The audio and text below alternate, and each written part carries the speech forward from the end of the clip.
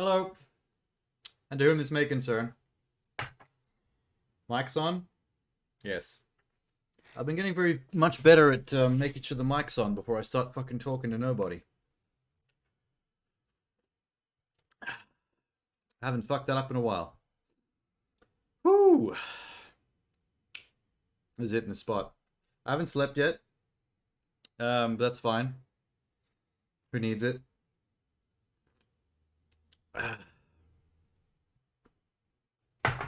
Disney Princess juice is better than sleep.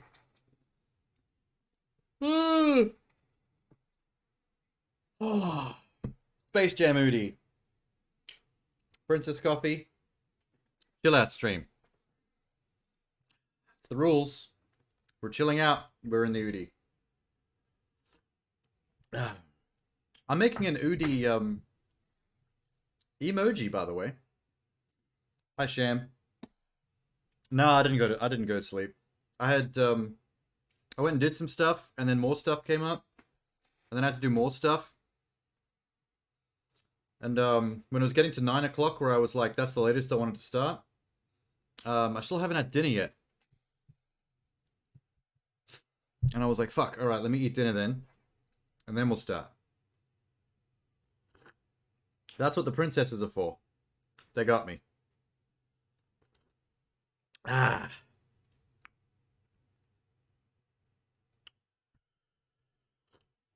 It's a bit hot, but I'm weathering it because it's good. It's real good right now. Oh, you know what? Kingston's.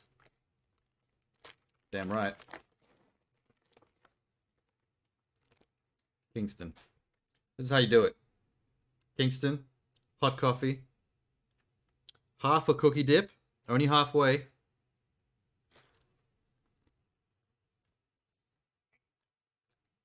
Mmm. That's the shit. Okay. That's half of it gone. Go by the tip. Do the entire thing down to your fingertips. You gotta get it quick though. Because if you pinch in the end with your fingertips and you dunk the whole thing, it'll fall apart real quick. You'll lose it. And then you'll be drinking cookie out of your coffee mug. Oh yeah. Alright. No more cookies. No more cookies on stream. It's rude. It's rude if you can't share.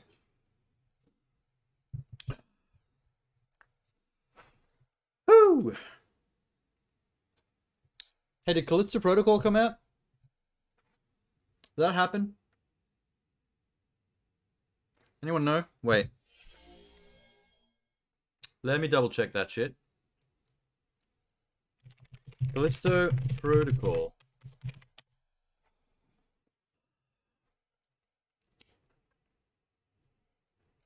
12/2/20. Is that 2nd of December? Sorry, Australia fucking flips it. Yeah, 2nd of December. Excited for me to fall asleep midstream. I'm not that kind of sleepy boy. I've stayed awake 3 days in a row once. And then I fell asleep. And then I face planted, but one day, one extra day, that's not a big deal. We can do that. We can live. What's the date today? 27th of November. So that's next week Friday. Callisto drops. Well, that's exciting.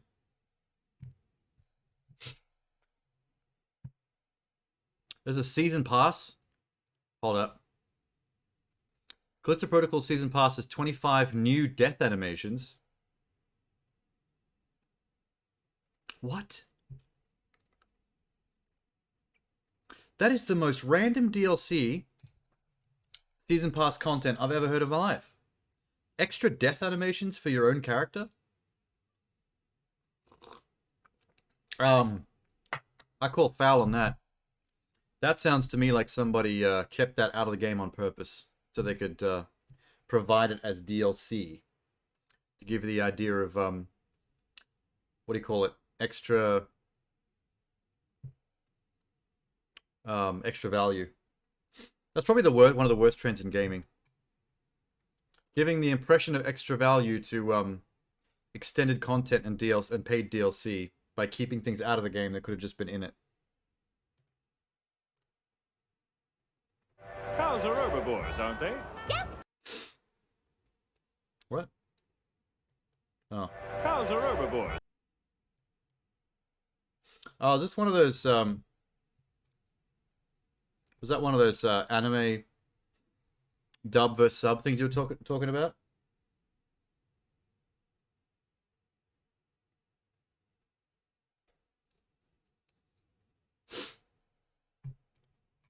I wonder if the copyright busted them. Wait, let me check their...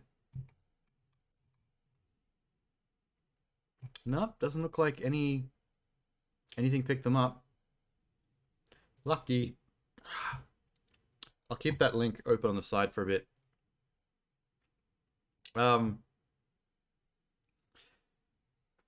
I have a feeling that Twitch is going to go nuts next Friday. Mark my words. Next Friday, Callisto Protocol is going to be a big category. Everyone's going to be playing it. Hey, Mustafa. I'm actually going to check in on that. If I'm streaming next Friday, no matter what I'm streaming, I'm going to check the Twitch categories and see if Callisto Protocol has suddenly shot up to the top or near the top. I'm pretty sure every big career streamer is going to be doing that. Makes sense.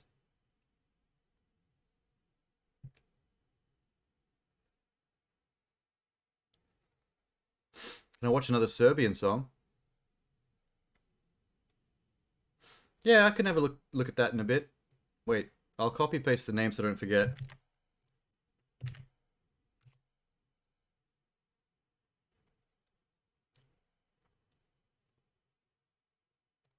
And I'll keep that open in another tab. I'm just having a look at some stuff.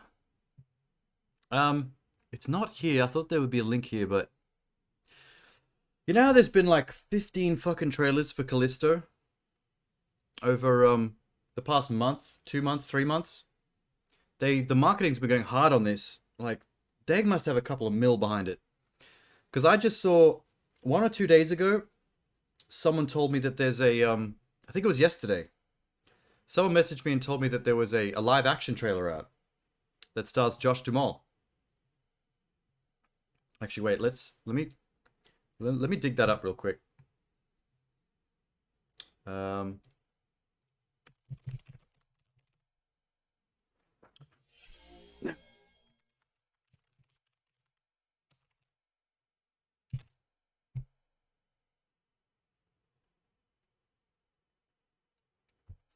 Are you watching Australia in the World Cup? No, I don't have time for that stuff, unfortunately. I went into a cafe to grab a coffee yesterday, though, and they were listening to it. I think that's what it was. I heard sports.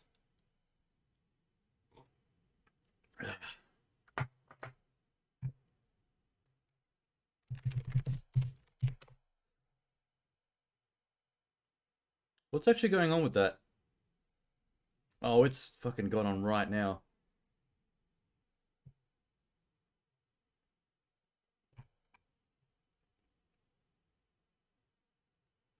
France versus Denmark. Japan, Costa Rica. Okay.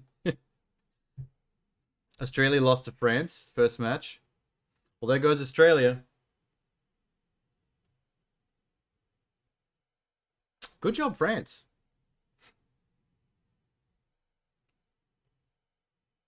The first thing that came up when I typed it in was France also winning against Denmark. France is doing good. Okay, hang on, I'm just looking for this Callisto live action thing.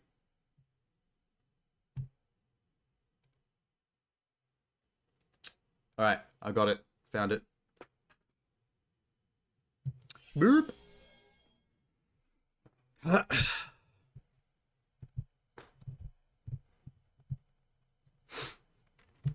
Let me just fix everything. My desk is still a bit of a wreck. Alright. It's better be good.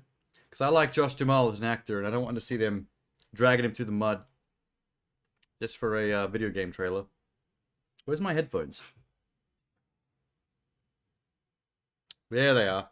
Ah, fuck.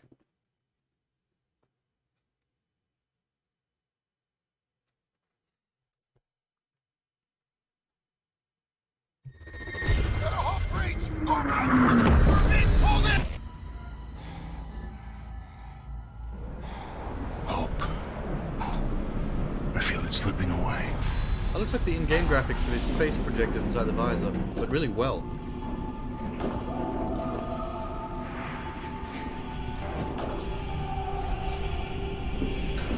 Considering how this game came out of nowhere with the former Dead Space devs, I'm shocked at the production value they're putting into this. Fear grips me. But I've got to escape.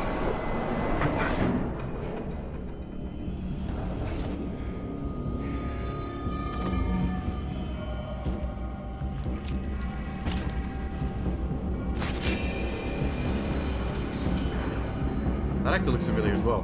Dead body.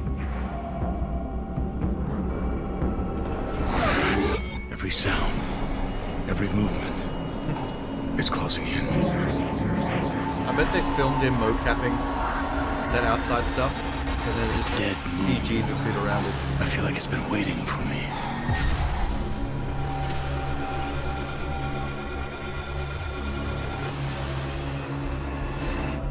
Like it knew I'd end up here. It's not done with me yet. Holy shit, dude! Can you get that off the screen?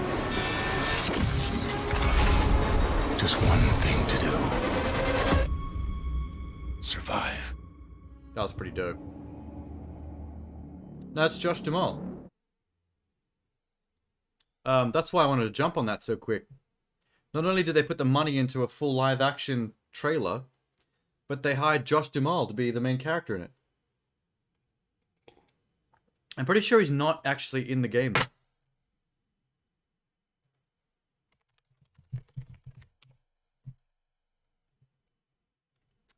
Josh Duhamel. Like, I don't think he voice acts anybody in the game, like all the main character. I think he's just the trailer. Actor.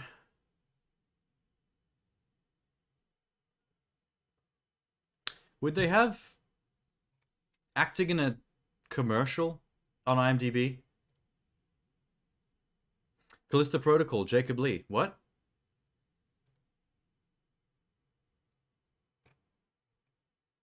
Stars Josh Duhamel, Karen Fukuhara. Oh my god. They got all the money. Somehow they've got all the money in the world. Where is the rest of the cast? So he does voice somebody in the game. Why is this the first I've heard of this? That came out of nowhere. That's pretty convenient for them though. When you got Josh Duhamel voicing a character in your game, you can just shove him in the trailer in live action. Pull some views on YouTube. What a seller.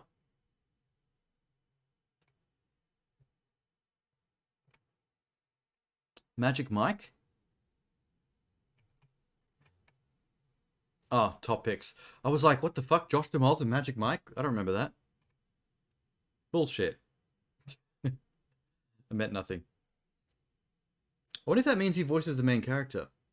Because I've heard the main character's voice in other trailers, but it never clocked that it was Josh Duhamel. That is so fucking random. Cool, though. Alright. Let me see what this, let me just see what this, Serbian thing is real quick.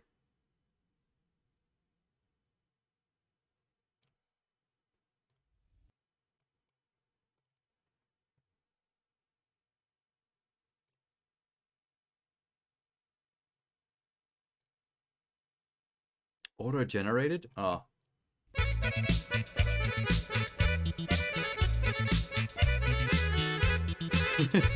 Wait, is that an electronic accordion?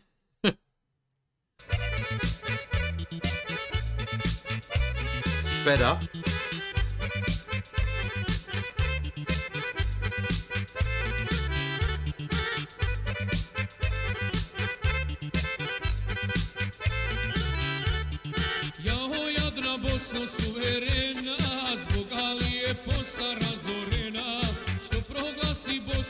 Wait, what is... Hang on. Is there lyrics below? There is not. I don't know what the fuck's going on.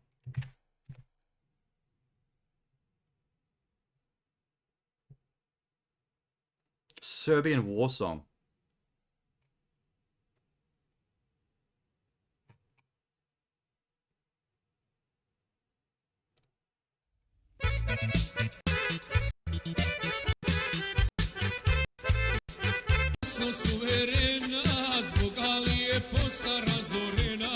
Still lyrics and English. Okay, here we go.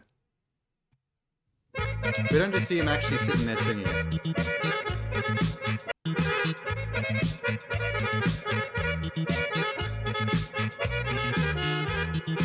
god, it's licensed. That's gonna cause me trouble later.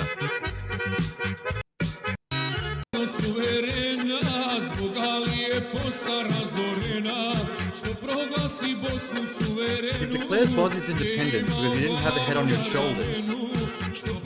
You have declared Bosnia's independence because you didn't have a head on your shoulders. Are they talking about decapitation? It is time for Serbian revenge. All the mosquitoes will fly amongst the clouds. There is no anti, Azim, or Tito.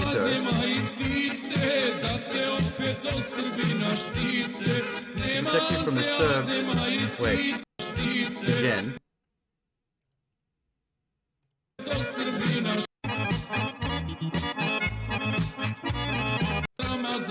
It is pointless to follow Ramdan's fast. Wait, hold on. Nor Allah nor Virgin Mary shall save you. No one is strong as the Serb. It really is just like threats in polka form. Serbs won't be enslaved. No one is as strong as the Serb, and the Serbs won't be enslaved. It is time for Serbian revenge. All the mosques will fly amongst the clouds. There is no Ante, Azim, or Tito. Protect you from the Serb again.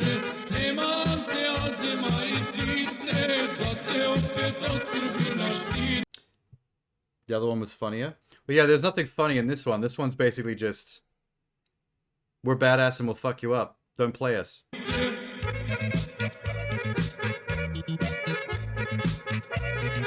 Turkish tweets. I remember that one. That was actually hilarious. You will carry a salwar on a stick. Hang on. The second time I've heard them mention these in one of these songs. Indian salwar kameez, also known as a salwar suit, very widely used throughout India and subcontinent, comes in a vast variety of own style. Okay, it's this dress. Cloth worn from the waist to the ankles, covering both legs separately. Okay. Your doom is already in sight. When your daughter is learning politics. Oh my god. Your doom is already in sight when your daughter is learning. What does that mean? It is time for Serbian revenge. All the mosques will fly amongst the clouds. Are going to blow them up. I feel like that was a low-key sexist lyric as well. That while your daughters are learning politics, your doom is in sight when your daughters are learning politics. It's like they're making fun of the other culture for letting women have rights and do things. And it's going to destroy their culture. It sounds like that. I could be reading too far into it. Hopefully not. Otherwise, the Serbs are being a little bit misogynistic there.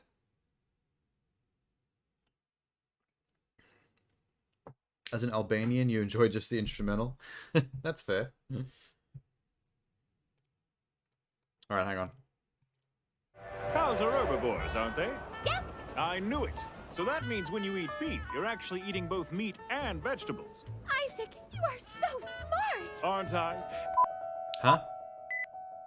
Anime is pretty closely associated with Japan, which is one of the reasons why people might be adverse to watching it dubbed in a different language. After all, wouldn't that dilute the flavor of the setting or style? Yes. This might sound surprising coming from us, but honestly, there's nothing wrong with that reasoning. As long as you're not a dick about it. No, I'm gonna be a dick about it. That was a good punch. It'd be pretty easy to bring up Western-inspired anime as an argument against that worldview, but I don't think it's that simple.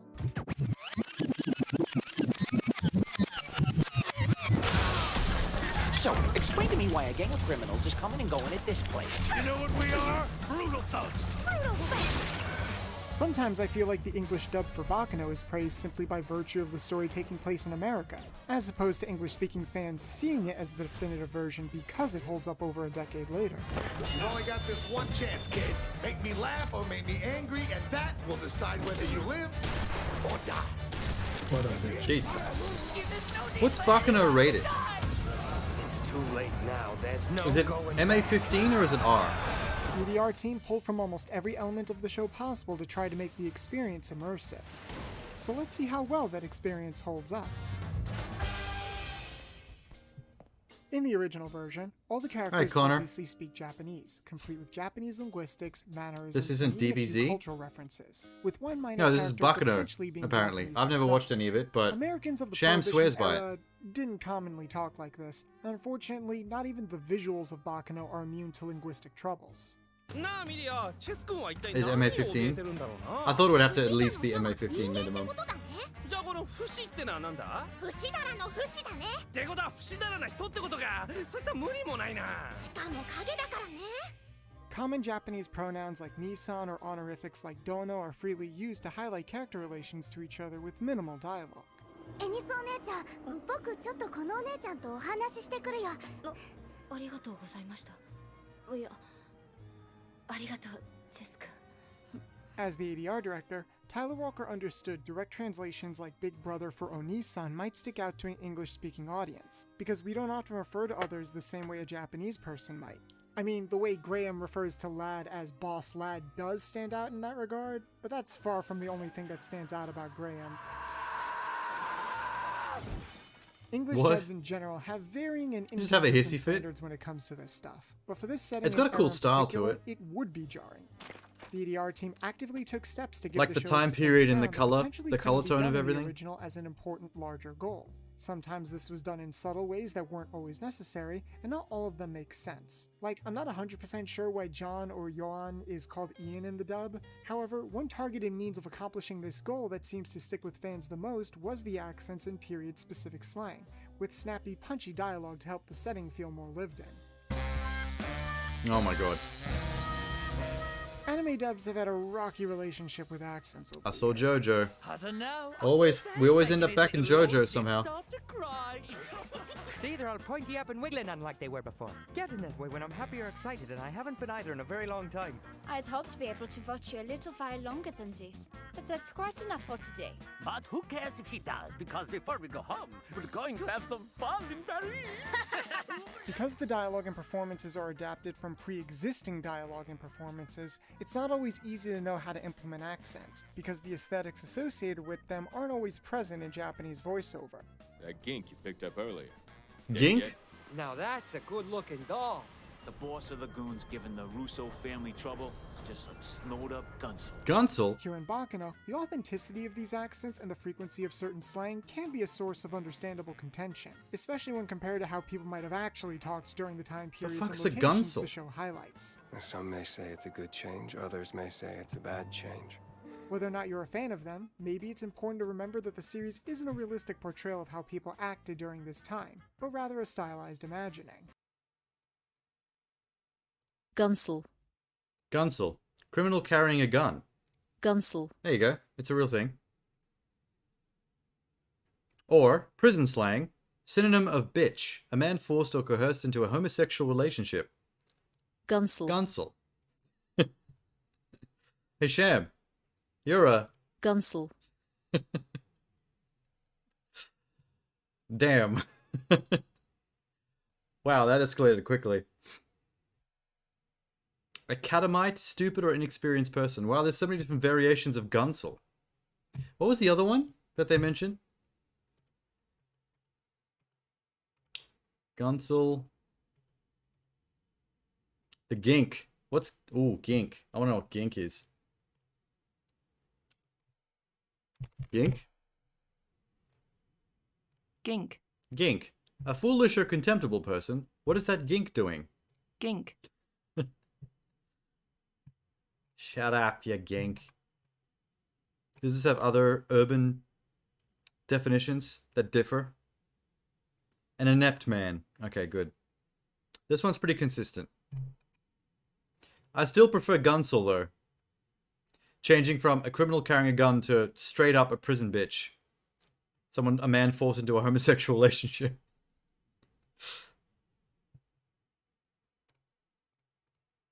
The gink you picked up earlier. Oh god. Dead yet? The Ryogo Narita did extensive research on American gangster and pop culture, with Capone, the man of the era, and the Untouchables being key inspirations. The latter's portrayal of the ongoing battle against corruption during the Prohibition era might have even influenced one of the main villains being a ringleader for an underground organization, who spends most of the show trying to acquire bottles that many people mistake for alcohol.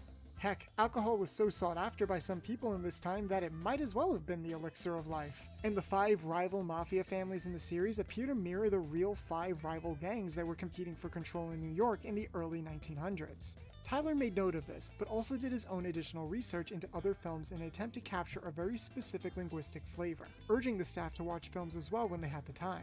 He looked into acclaimed gangster films like Miller's Crossing, and even noticed that Lad's uncle strongly resembled Johnny Caspar, reworking his performance and slang to emulate him. For the help you think, you should know that if you don't do this thing, you're not gonna be in any shape to walk out of here. That guy had the most quintessential Italian mobster voice cheap crap and sold and way of talking I've ever seen. Miller's Crossing is a very stylized gangster flick. It's, you know, the Coen brothers, so that the dialogue is really, really on point. No one that ain't got ethics. What about the fighters you pay to tank out? We only pick fighters we know we can put the fear of God in. While That guy's a also bit looking at intense. films that were actually made That at the guy was time, overacting like that part Little Caesar and The completely. Public Enemy. Oh, I ain't forgetting all about the money. Yeah, money's all right, but it ain't everything. Now, be somebody. Look hard at a bunch of guys and know that they'll do anything you tell them. And listen, don't take any back talk from those speakies. Just tell them, here's the beer you ordered. The use of accents and slang in a period piece setting have both been largely praised by fans, as they do help capture an atmosphere reminiscent of the anime's inspirations. However, there was no special accent training done for this project specifically. This isn't the full Monty of what was done with the Hellsing dub, so it all came down to the directing, the strength of the adaptive script, the uniqueness of each performance, or a combination of all of that. What we report is neither unaffected information nor perceived information. It's the precursor to a conclusion. Huh? After the opening, the very first frame of the That was a entire ridiculous series sentence. contains a book with an Ouroboros on the cover, the mythical snake eating its own tail. This could have been to foreshadow how the immortals gain knowledge by feeding on one another, or the general connection Wait, so to alchemy. Bacano's got a supernatural element to it? I thought it was all going to be Self-referencing gangster stuff. storytelling that the rest of the show will revel in. Up to now, it The seemed like original really light grounded. novels are also non-linear, but only insofar as telling complete stories out of order, while the anime mangles them all together at once. Which, by the way, is something that also happens in gangster films from other parts of the world, like Pulp Fiction, Amores Perros, and The City of God. It's a series of glimpses into the lives of various characters, some of which have already had their own stories that led them to this point or will continue to have their stories told after the series is over. So it's very fortunate that Tyler was able to appreciate the show in its entirety before working on the dub, because while maybe not impossible, I'd imagine it'd be very difficult for the ADR team to fully plan out the specifics of their approach if they could only dub one episode at a time as it came out, especially since the source material wasn't available in English back then. You could argue that a more fast-paced and chaotic production might have produced a dub that would have been more in line with Bakano's sensibilities, which is what Tyler mentioned to us in an interview. But I suspect that would have led to decisions that were far safer by comparison, leading to a product that might have been closer to mirroring the original performances, while arguably at the expense of watering down a lot of the flourishes that caused this dub to stand out in the first place. Aren't you the little play actor? I don't know if you've noticed, but the boy could stand to be a bit more social. Oh, they'll never get wise to it. It's gonna be a cinch. They're careless. It's weird hearing the period accents coming out of like an obvious anime design. That chick was like so. Bakano had probably one of the largest so open anime. audition processes of any other show at Funimation to this day. And while we can save the implications of that for a bigger conversation at another time, when talking about how it affected this show specifically, it's easier to get a sense that almost every performance has a very deliberate approach behind it. What about the newspaper? What they gave us was less than nothing. They wouldn't give up anything on Dallas. Again, there were a handful of performances that sounded silly even by this dub standards, but one of the great things about Bakano is that everyone in the show comes from different walks of life, yet no one is really happening takes in there? center stage amongst all the chaos. Just a room even full when of they women wiggling arguably their butts. should, which is fitting for a show whose title can loosely translate as ruckus or commotion. You know, some people, especially like Lad, right? Like Lad was very aware of pop culture, and he was aware of his own. He had mythologized himself. I saw him as taking, you know, mannerisms and vernacular and kind of things from maybe the culture at the time, and he saw himself as this movie star, you know, larger than life gangster, and so some of the stuff he said was a little over the top. Thank you! Fuck you! The star is here! Crazy bastard. What was that? However, even if one of the points set up at the beginning is It's that a the shame he was story wearing a doesn't white really suit. need to have a main character, it's If not you're like gonna go into characters combat, don't themselves wear a will white believe suit. that, and the acting needs That's to a lot of reflect blood that sense of stains. presence. So what better way to review good voice acting with a lot of presence than through the careful articulation of a good voice actor with way more presence than I will ever have. Let's break it down. What went wrong? Everything went wrong. Yo, what's up? It's me, Sea-Dog, and today I'm on the Cartoon Cypher channel to help them review some voice acting in one of my favorite anime dubs of all time, Bakano. So in Japanese, a lot of them sound very smooth, very sleek, very reserved, and some characters are kinda close to that in the dub, like Dallas. What you say? My problem's with you. He definitely sounds less aggressive and violent than the Japanese, but there's still a bit of gruffness to him. Plus, it's cool looking back on it because that was one of Ian Sinclair's earliest roles, and he went on to be fucking Space Dandy. No one out dandies Space Dandy. But then Claire and Luck, pretty similar in Space both Dandy. languages. There's some minor differences in texture and tone, and it's insane that they're played by the Japanese voices of Ichigo and Dio. Oh god, no. Then there's Jacuzzi Splot. Jacuzzi Splat. Jacuzzi splat! Actually someone's name in the show. Joel McDonald makes him sound a lot breathier. Another anime giveaway, whinier, the way they and name younger. characters. Like, it is impressive how that's clearly not Joel's natural voice, and he's probably doing this intentionally, but I get it. The voice can kind of suck the humor out of the moments where Jacuzzi just gets scared for no reason. In the dub, he sounds more nervous, cause he's just this sweet little boy who's just too innocent for the crime world. But in Japanese, he's more mature, but just naturally a sensitive guy. The crying bothers us. It's a nervous condition! It's not crying! That nervous condition line was only in the dub. But by overdoing the fear and the shakiness in his voice, maybe dub Jacuzzi makes those moments where he's overcoming that fear more meaningful. And it's cute to see that this kid's totally losing his mind from the pressure, but he's Why do they still have a like those goddamn hero when the burn time comes. marks and rashes But who cares? and bruises For on all their the faces and extra arms? tears I've shed, I can just tell them that I was crying for you. So now, no matter what you have to face, you won't need to cry because I've already done it for you. In the dub, the way he's giving his voice a bit of extra timbre really makes you feel like this is the conclusion of his arc. It tells the audience everything he went through is leading up to this. This guy is about to risk his life. I think Joel's interpretation will definitely stick with you more, but it's debatable whether or not it sticks with you for the right reasons. I told those jerks they should have got out of there! I know I told them! There is one actor in the dub who plays two major characters, Jason Liebrecht. But he makes them nice and distinct, especially with their accents, so you probably won't notice. Speaking of which, the accents. They're important, and not just for the fact that they're there, but how they're used. The Camorra is an organization born in the cell blocks of our mother country, Italy. When you choose this path, you have to be willing to suffer for us to exchange your freedom for imprisonment. He is the son of Raymond Genowat, a man you took upon yourself to kill without any instructions from me. He also just happens to be the younger brother of another man you killed on your own named Jeffrey Genowat.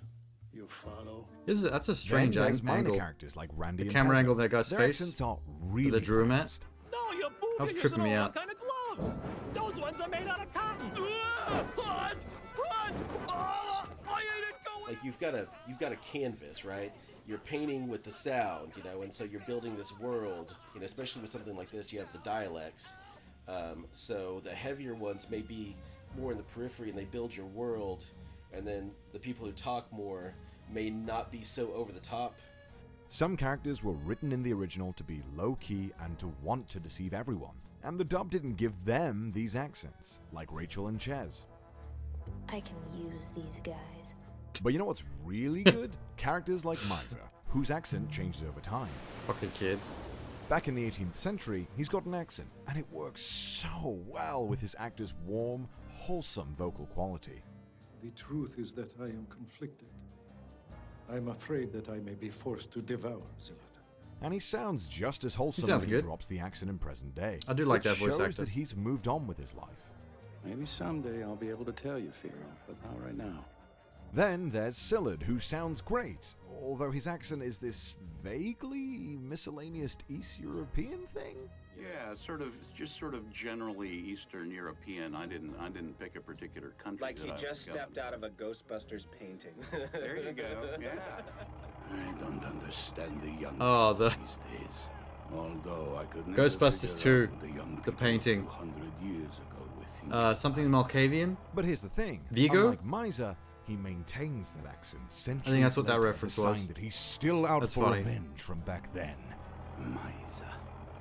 Since that young pup went mad, I haven't trusted anyone younger than me. Like, I don't think they did anything like this in the Japanese version, but doing it in the dub adds a whole other layer that's still totally in line with how these characters were originally conceived. What are you thinking, Miser? You're not going to share this knowledge? Nobody else must ever know its secret. It's too powerful. That is precisely why we must know how it is created. Why are you so obsessed with the elixir? It's quite simple. My one desire all these years has been the secret of the elixir you keep hidden. You can feel that 200 years of bitterness between them just through their accents. It's so good.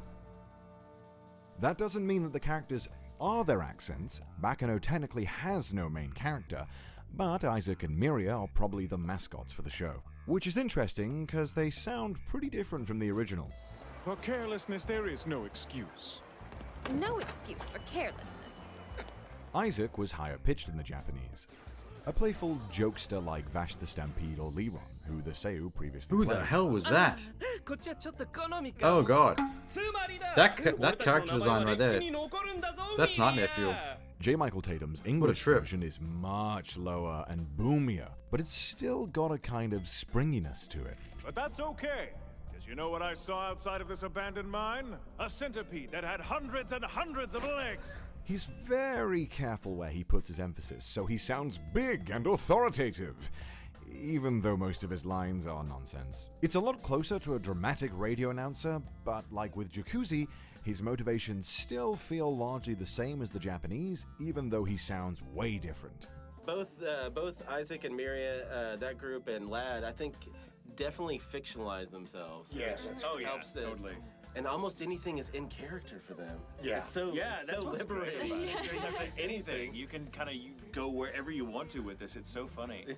And Michael really indulges himself in a musical. What are they doing? Like he's a showman putting on a performance Can't as tell the what they're glorious doing, man. star of his own life. Every line is a chance to show that off, especially in front of Miria, who always cheers along. But I have guns, and I'm not afraid to use them if it'll help us make our daring escape. Incredible! Okay, so let's back it up a sec. In Japanese, Miria is played by Sayaka Aoki. She plays Cream the Rabbit from Sonic. Oh my and god. Gion's sister from Haruhi. She does high-pitched, cutesy voices really, really well. In the dub, I was Caitlin not Last expecting that also voice to makes come out her of that inflection woman. Go up near the That end came of out the of nowhere. sentence, even though her voice isn't that high. We're doing good now to make up for all the bad we've done. Sometimes it feels like she's getting stuck between the squeakiness of the Seiyu and, well, sounding normal. Maybe they were going for an American mid-Atlantic accent back from the early 20th century films, where the women deliberately sounded more vulnerable and babyish. Think less of a cute Japanese mascot and more of a, oh my prince kind of vibe. Because in the Japanese, she has a rather special word. Huh?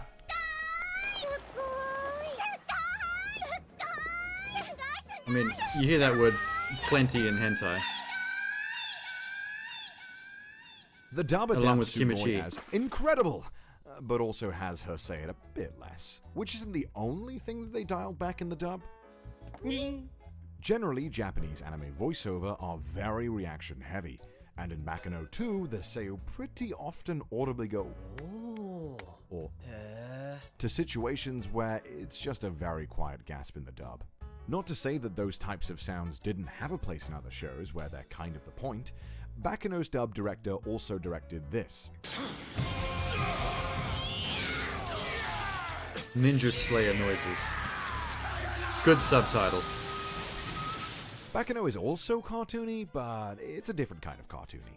And by not using those kinds of stock reactions for the most part, it's possible you can make a more targeted or intentional move with them later on.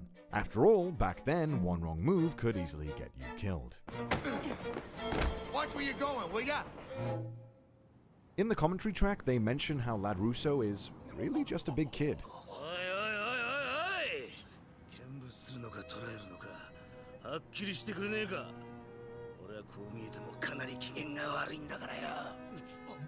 Keiji Fujiwara is sadly no longer with us, but he was one of the most iconic voices in the entire industry. And he's given us some amazing performances in some of my favorite shows. Oh, Full Metal Alchemist. To be clear, in both Japanese and English, Lad Russo is best waifu.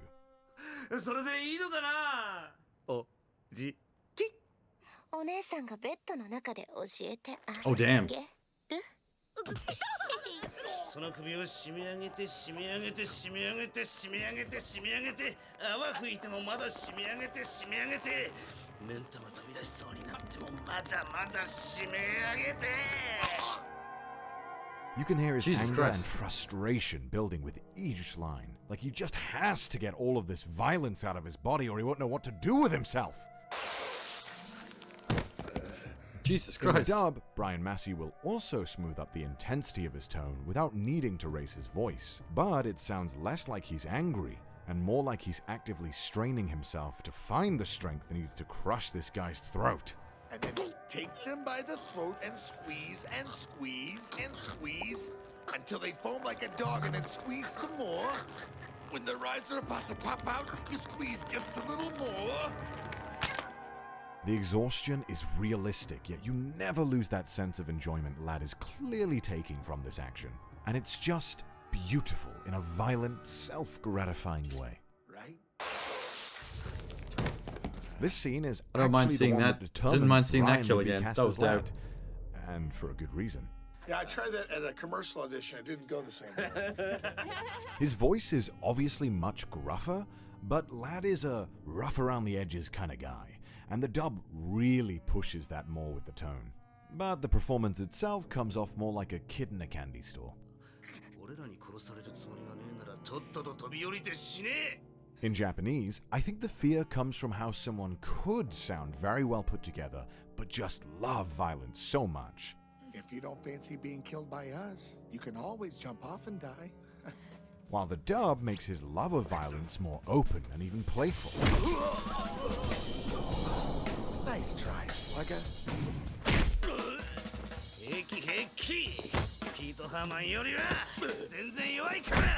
You know, it'd be a real Japanese trippy Lad starts experience very calm and collected, watching an anime like this slowly where every building other up line his it switches energy as the between scene English and goes on. Japanese. Like it just did then. While in English, Lad leans more on the physicality of the boxing. Come on, put up your dukes. You think you're Pete Hammond? You're like Jack Dempsey. Or maybe Jack Johnson.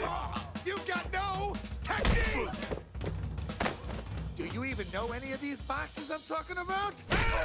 The way Fujiwara spits out these really fast lines makes him sound evil and bloodthirsty, like a savage killer who's progressively savoring the moment.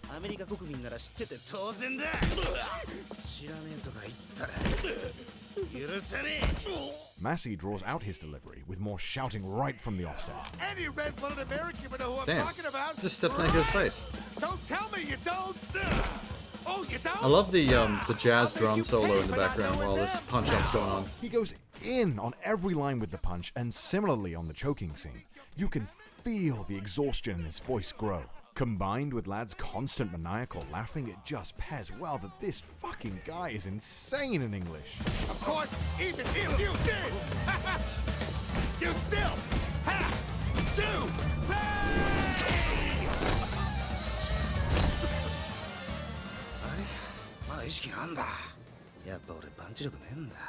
While the Japanese version sounds more disappointed, the dub goes for a more condescending and playful tone. So you're still conscious, huh, pal? I guess I have to work on my right hook. The way he pitches his voice around to really rub it in that he could have hit harder. You think you're so smart? He's absolutely fucking And insane. that jazz child drum is playing with going his off toys. in the background. Even if it's different, it's still a real masterpiece. That's a of whiplash vocal performance. control. You are my absolute favorite people to kill. You are so beautifully amazed when you die.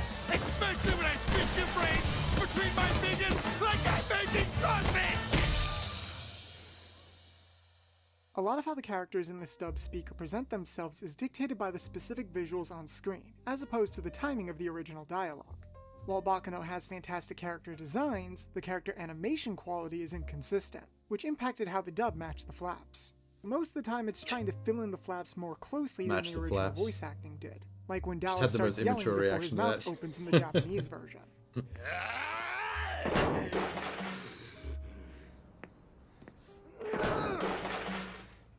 Even small things like grunts and reactions are retimed more precisely. It can be the difference between this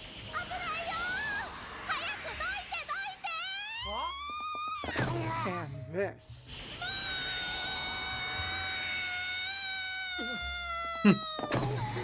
God have mercy!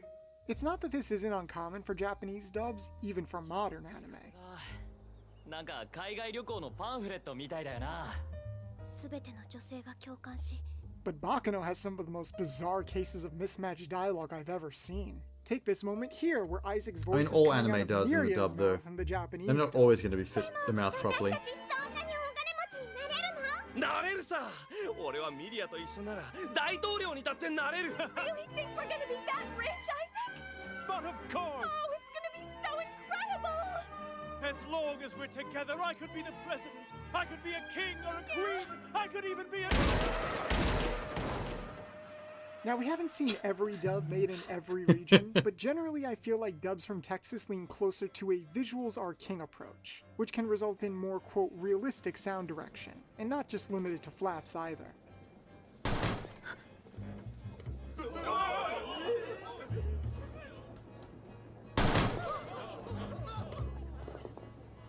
Some key scenes take place outside or on top of a moving train, where realistically it would be difficult to hear anything. All right, guys, up there. The deliveries of the seiyuu sound pretty much normal, but the dub has them try to shout and speak over their surroundings. 一つ前の連結部で待ってて。任せろ。黒服にはくれぐれも気をつけてね。な。行こう。Donnie, you go through the car and wait for us in the next coupling. You got that? No problem. Hey, watch out for the guys in black suits, okay? Right. Let's go! Good effort. Nathaniel Harrison was Make the it more mix realistic. engineer for the dub, but Tyler couldn't remember who suggested this approach. Why is there GBZ on the Sometimes computer those behind him? decisions could arise from the staff being out of touch with the intentions of the material, while other times the staff might seek to add in elements that they think would have been there if the original actors and mixers got to see the final product. Most of the time, foreign dubbers have the benefit of appreciating an episode's final animation and mix before recording. So if the staff notice something that takes them out of the scene in the moment, sometimes it's worth deciding whether or not such a thing was intentional or a consequence of a complicated anime production cycle. When I asked Tyler, he said, I can suspend my disbelief and accept those guys are wizards or immortal or whatever, but I cannot believe they heard anything that person said over the noise. This probably isn't something fans notice or even care about when watching the subversion, but we can understand why this would be considered immersion breaking. Some may say it's a good change, others may say it's a bad change. I am too stupid. They keep cutting to that. On the one hand, That one wolf shot, recontextualizing certain elements that can line. lead to situations where Like the it's a same meme. idea They could keep be memeing on it. communicated in different ways. In episode 8, Isaac tries to cheer Jacuzzi up by comparing him to one of the figures in Romance of the Three Kingdoms. In the original, he tells Jacuzzi to be like Yoshitsune, who, incidentally, was not a character in the story he's referencing. And the joke is supposed to be that Isaac, once again, has no idea what he's talking about amongst all the theatrics despite his well-meaning intentions. However, in the dub, the name Yoshitsune was swapped for Billy the Kid, and this change could serve a few purposes. In the Romance of the Three Kingdoms, Cao Cao and Billy the Kid killed thousands, millions, billions of guys! That didn't stop people from thinking they were great guys, and so the only conclusion is that they must have been great guys! The most obvious one being that, by replacing the punchline with something that leans more towards what an American audience would understand, you're able to better sell the type of joke that's being communicated. It's possible that Americans might not even know that Yoshitsune had nothing to do with the Romance of the Three Kingdoms. I sure as hell didn't. I could see how that would be misleading. But even without knowing that story, referencing Billy the Kid instead makes it apparent that Isaac Always is the dancing, sharpest those tool in two. the shed, and couldn't put all of his random knowledge together in a coherent way. Granted, there might have been better Western equivalents to Yoshitsune that would have highlighted Jakuzi's specific struggle, but while it is a change, it's not a complete deviation from the spirit of the original intention. Due to the specific setting, the other few added Western references in this dub actually feel less out of place than the ones in the Fooly Cooly dub, or even the subtitles for Parasite. I love Fooly Cooly. But while that does set it apart That was one of my from favorite some other animes dubs, there's still the argument that back in such the an day. approach is unnecessary. While the series does take place in a Western setting, it's still being appreciated through a Japanese lens. Most So the people I know absence of call it more FLCL appropriate though, mannerisms can be seen instead as of Fooly Cooly. respectful. Plus, even if a lot of those anime-ish reaction sounds could be considered stock, the seiyuu do help elevate the believability of the given emotions.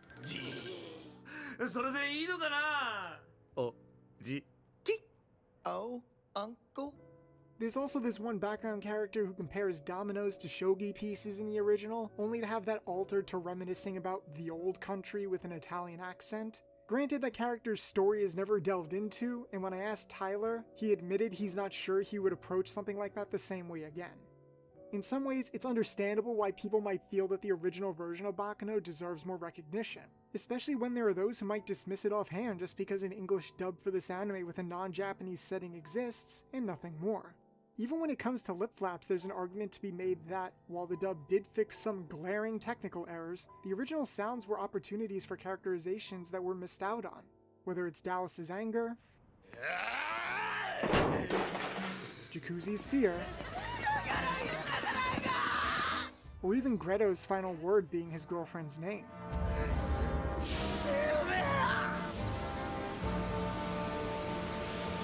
Whoa, dude.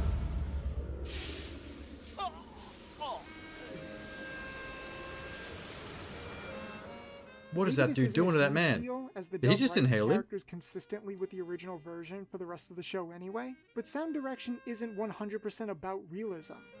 ヒューイ・ラフォレット様とやらの一番のお気に入りで、お前もその信者なんだってな。 You're the personal prized possession of a guy called Huey LaForêt, and you believe in him fanatically. Granted, the Baccano dub didn't go nearly as far with changing the sound direction as, say, the first Evangelion dub. Why did you cut? However, When there's you still the potential when that he the two mentioned will Evangelion, the communicate first shot he different cut to experiences was different audiences Shinji at with cum on his hand. Not only will it sow discord among enemies, but also among people who love each other very much. Baccano has been one of the community's favorite dubs for a long time, and having looked back on it, it's clear that there's a lot more to this English adaptation outside of it just existing. It's funny, isn't it? The way people bump into each other. Maybe every encounter is some sort of miracle in its own way. Don't you think that's just a little bit random? Yeah, a little too random for me. Damn. It'd be a shame if some people use the dubs they like to dismiss the original by default. That's definitely a mistake I've made in an earlier video. It's better to acknowledge those meaningful differences rather than pretend they aren't there at all. Because not only is it good to appreciate the original audio that laid the groundwork, but it's also important to appreciate the efforts that went into bringing this amazing world to a new audience. Just please, remember me. The directing, the performances, the adaptive writing, they didn't just come from the setting. They came from people. People who at the time saw the potential of this story. Stories never begin, nor do they end. They are comprised of people living, an endless cycle of interacting, influencing each other, and parting ways. We can start off as friends, but you think you could fall in love with me? As to whether it holds up right now, there's obviously some things that wouldn't be done nowadays and some areas for improvement. But from what I've heard people say, it remains something that inspires both fans and staff alike as to what dubbing could be. Hi, Lemmy. Seeing a story as a unique entity, and trying to enrich it while being careful not to subtract too much. Obviously that doesn't always work, but you don't know until you try. If you've avoided the original audio for Baccano because it doesn't match the setting, maybe give it a shot. And if you have some predispositions to watching dubs, maybe this one will give you a different idea. After all, Baccano is an anime that constantly retells I like how this itself from different entire perspectives. A story that never began, and a story that never ended. I love how like this documentary basically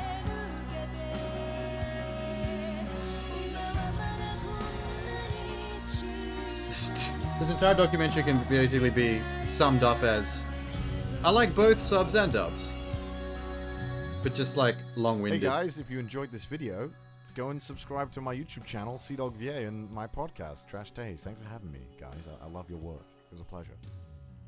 Hey everyone, Eric here, and we hope you enjoyed this video on the English dub of Bakano. Shush, Eric. Huge thanks to...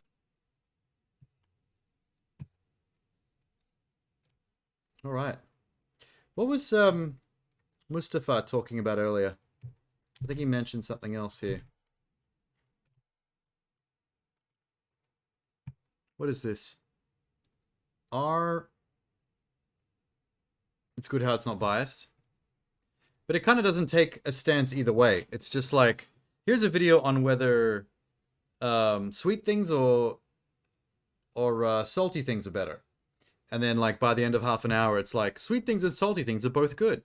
And you're like, okay, dude. Good for you.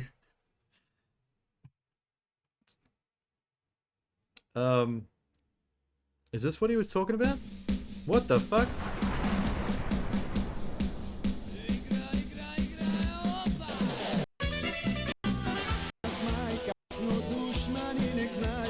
Wait.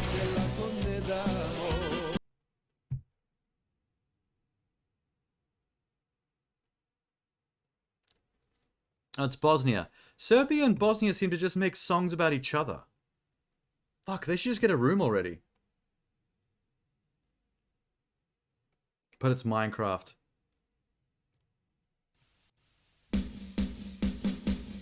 Who even licenses this music, I swear? Wait. A hero after hero born by our mothers. We guard our Bosnia. Sing Bosnia, let the enemy know that we won't easily give up. Bunch of names, they lie close to my heart. Bunch of names. Every fighter is a jolly fellow. Artillery. I'm a Bosnian drunkard. Okay, that it was worth it for that part.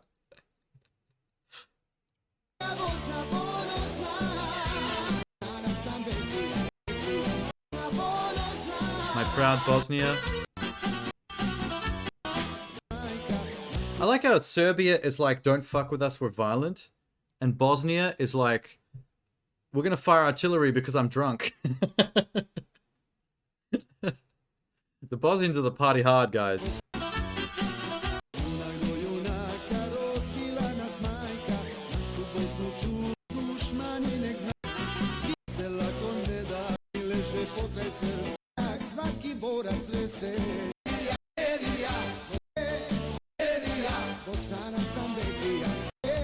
Okay, they're just repeating that Bosnia is firing artillery while drunk now. Okay. Poland like didn't exist for 100 years and then re-existed. Oh fuck. Hang on, I got a link on the side here that I've been holding on to because I remembered this existed, so I pulled it up. Pixar's next trailer is out. Elemental. Yeah, here we go. I've been holding on to this for like a week. Been a while since I've actually watched a Pixar movie. What is this actually? She's Ember, he's Wade. Welcome to Element City. One guy made a fake Elemental clip and tricked the internet. He did? Well, this isn't the fake one, because this is actually Pixar's channel. A feature film set in Element City where fire, water, land, and air live together. So it's Avatar: The Last Airbender. But the actual elements are the characters. Awesome. Alright, cool.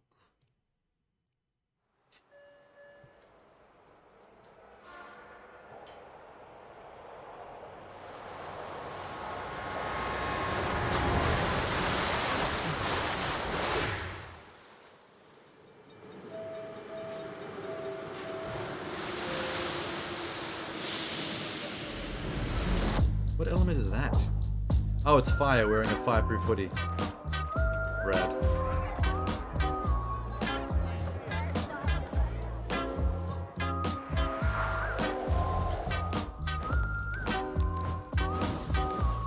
Fire's kind of sexy.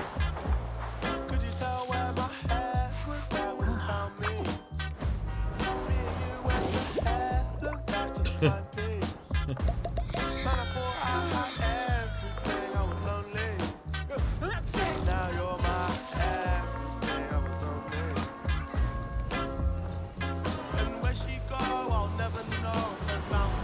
wears headphones over their hoodie?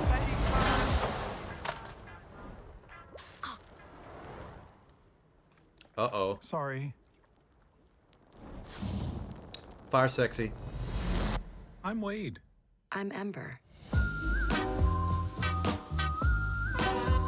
So it's gonna be like a Romeo and Juliet thing, where fire and water are in love, but they can't hook up because, I mean, if fire and water try to get it on, the water's gonna kill fire. He's gonna literally put her out. Fire's kind of sexy, the most normal Sean quote. Like really, they can't hook up, or the dude's gonna kill her.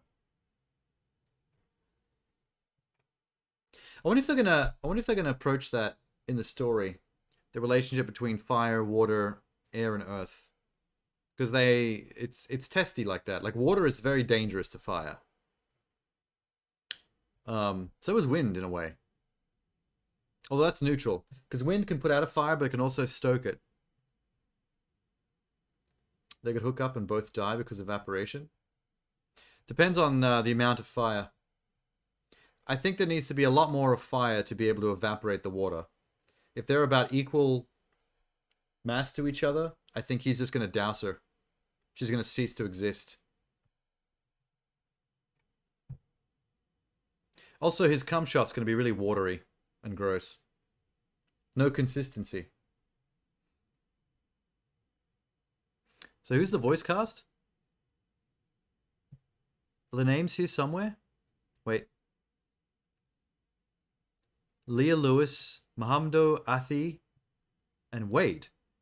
Just Wade. No last name. Wade doesn't get a last name. I'm keen. You got high hopes after Turning Red and Encanto. I mean, they don't miss, usually. Pixar and Disney Animation. Because people sometimes forget that there are two separate divisions. Like a Pixar movie is not a Disney Animation movie, and vice versa. What was Encanto? Was that Disney or was that Pixar?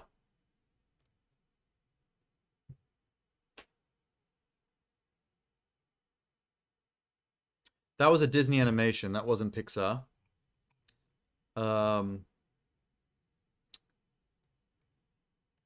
Coco? That was Pixar. Turning Red was Pixar. I'm pretty sure. Holy shit. That wasn't what I was supposed to do. Turning Red.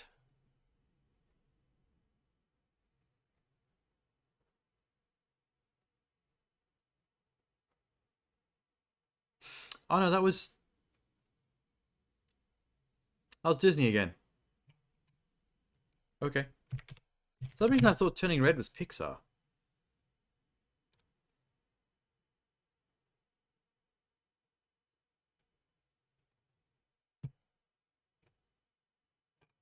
Where's the list?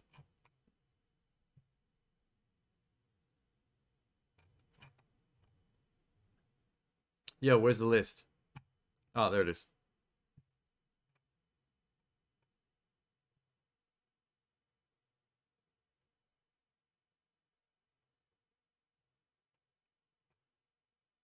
Lightyear. Okay. It was Turning Red. That was Pixar. So not Encanto. Encanto was Disney Animation. Turning Red was Pixar. Pixar also had Luca and Soul, Onward, Toy Story 4. There's Coco. Before Incredibles 2. I forget how long ago Coco was. Like, for some reason, I feel like Coco is more recent than Incredibles and Toy Story. And Onward. I thought it would have been here. But it's all the way back there. I did see Lightyear, though. I missed Turning Red. I'd like to see that, but I saw Lightyear and that was okay. Didn't mind that. I'd love to see Soul. I heard really good things about Soul. Trent Reznor?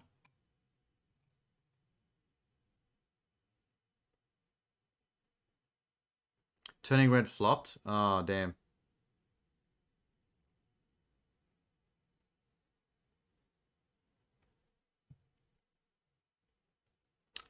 That's pretty cool that Trent Reznor did the, was one of the composers on Soul. I would not have picked that. For a movie about, like, jazz, I would not have picked Trent Reznor. That's so cool.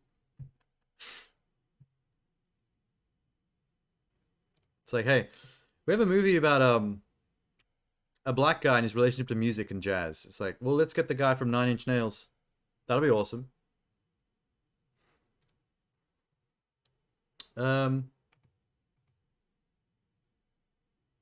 Gumnut, probably one of the most unique and interesting plants in the entire game. Based on a woody fruit of the same name, this adorable little character belongs to sunny Australia's eucalyptus tree. I mean, Whilst I know. inedible, stick around as I take you through why exactly I think gumnut is both a brilliant and overpowered plant. Released I mean, no one cares. and when the time is they're clumped together. This leaves the zombies no Is that choice him? but to eat their way out of this sticky situation whilst blocking. Now I know what he looks like. lanes on Now I know what the guy this looks like also that has a an nerdy voice. He additional looks just as benefit dorky as he the sounds. gumnut won't get used, so it'll stay on the lawn ready for the next zombie. Now, the really as a tall nut. However, it doesn't stop there. So this second stat, the gum health boost, is actually. You know, I've never really seen many gum nuts here in Australia, which is funny. For an Australian plant, I can't remember the last time I've even seen a gum nut here, which is bizarre.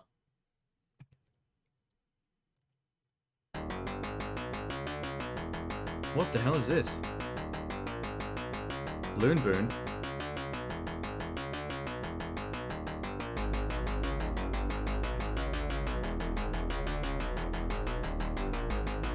Is there a reason why there's a pea guy in a pea costume with the word pea, but not like the vegetable pea, like the wee pea?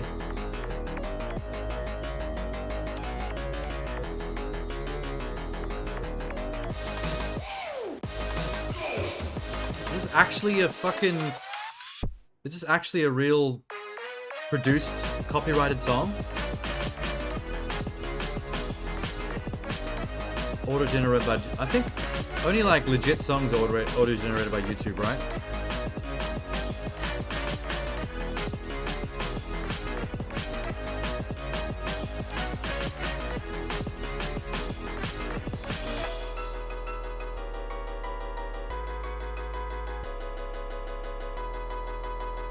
It's kind of cool hearing the actual original theme in there.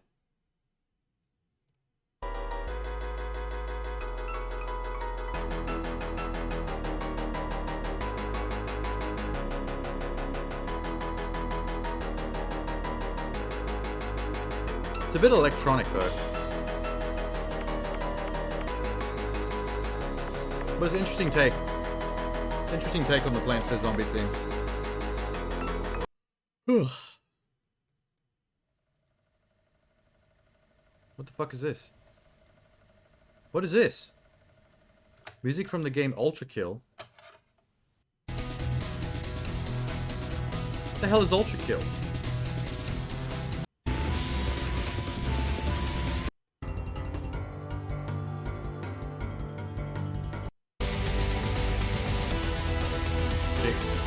I really like to know. Ultra Kill. A first-person shooter platform video game developed by R.C. Patella and published by blah blah blah. Oh, there it is on Steam. Early access.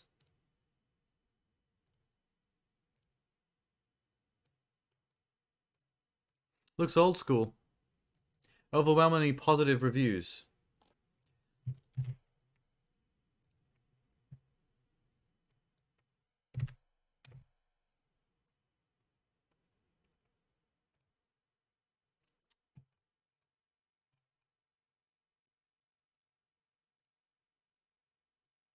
I mean, the graphics are cute, especially the blood effects. Ultra Kill feels like a full game. Well, it's not a full game just yet. Still in early access. Oh, they're the guys that made Dusk. I remember Dusk. I know what that is. Never heard of a medieval. Is that a medieval, old school first-person shooter?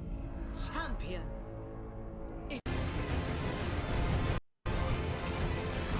Oh, this is like Hexen or Heretic. 7 evils to vanquish. Oh yeah, dope.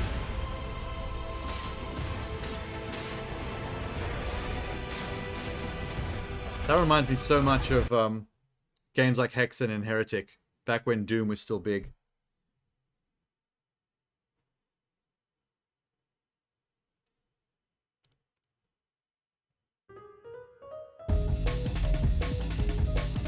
This again?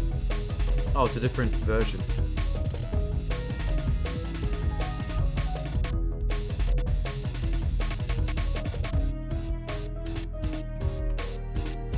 I think I broke it. It's skipping.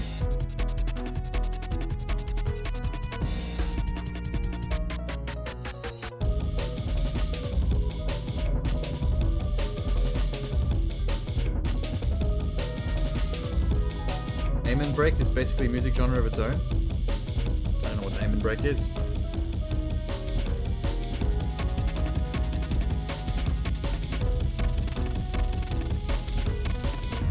Okay. Sure.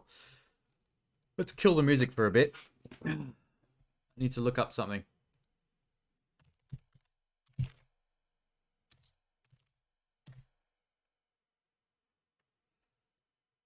There's a trailer app for a new Broforce thing.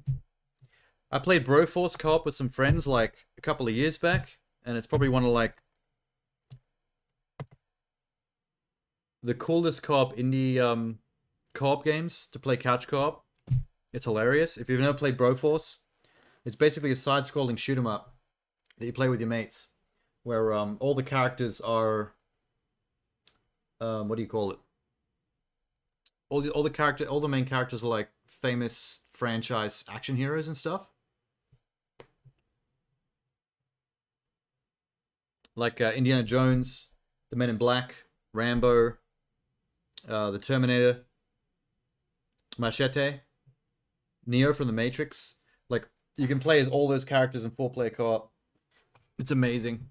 And there's some kind of new trailer out for it. I don't know what it is. It might be a sequel. I'm hoping it's a sequel.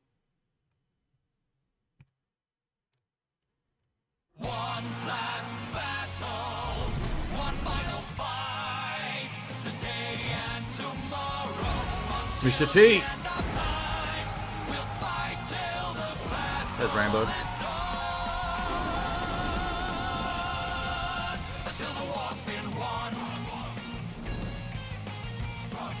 What is it though? Okay, Broforce forever, but like... Okay, wait, that's not a sequel. That seems to be like an update. The biggest update to Broforce yet. New bros, new missions, new freedoms. Oh my god. Hang on. I gotta send that to somebody.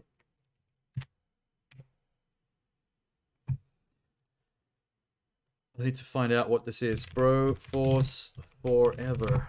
If there's a massive update, I want to know what's in it.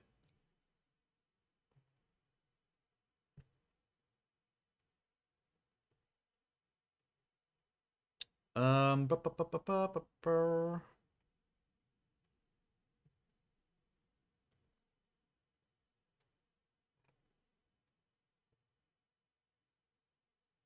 Details are sadly thin, with Devolver simply saying Broforce Forever will be the biggest update to Broforce yet, and will feature new bros, new missions, and most importantly of all, new freedoms.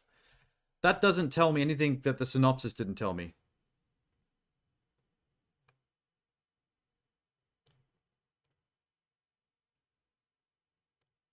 I want to know what's in it.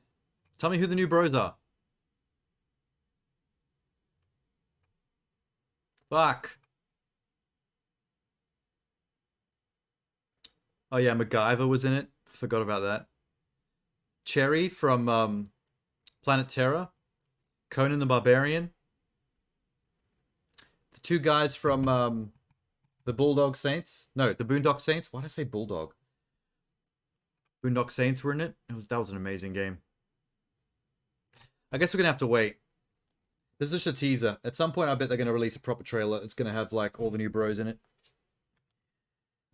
I can't imagine who the new bros would be though, because they hit so many of like the classics. Like, who's left? Unless they're gonna start adding like video game franchise characters like Marcus Phoenix and Master Chief or something. But I think they have to be film. I think they have to be film classics to fit with the theme.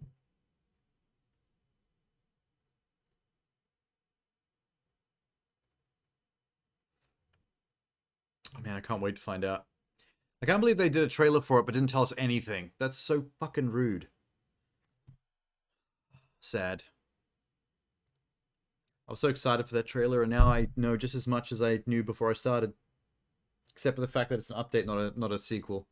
I would have gone full sequel. Why? It's been how many years? When did Broforce come out? Broforce.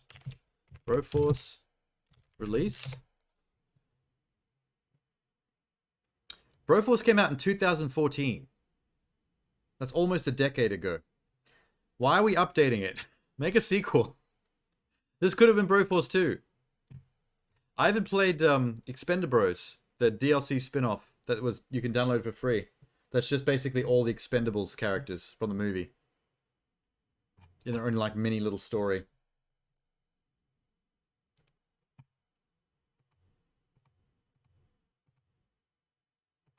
What are you dropping here?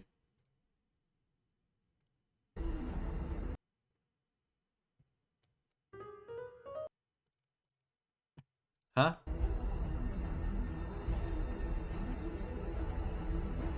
Oh, it's Morbius. But in 1 minute.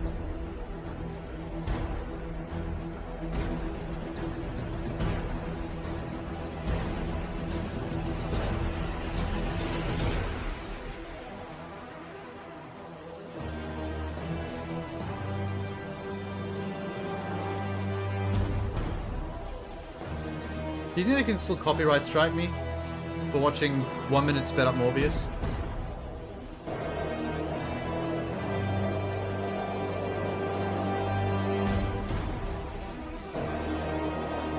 What's the music from? Oh, fuck. It's actually the music from the movie. God damn it. I'm still gonna get copyright struck. Son of a bitch.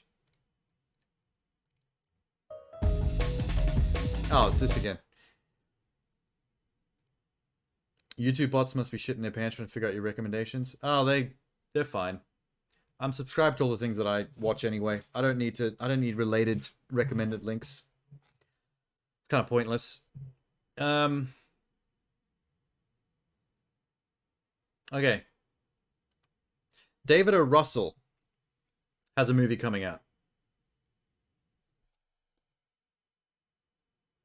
I hate David O. Russell as a person. He sounds like a dickhead. But his movies are amazing. I like all of his movies. I somehow missed out on Amsterdam.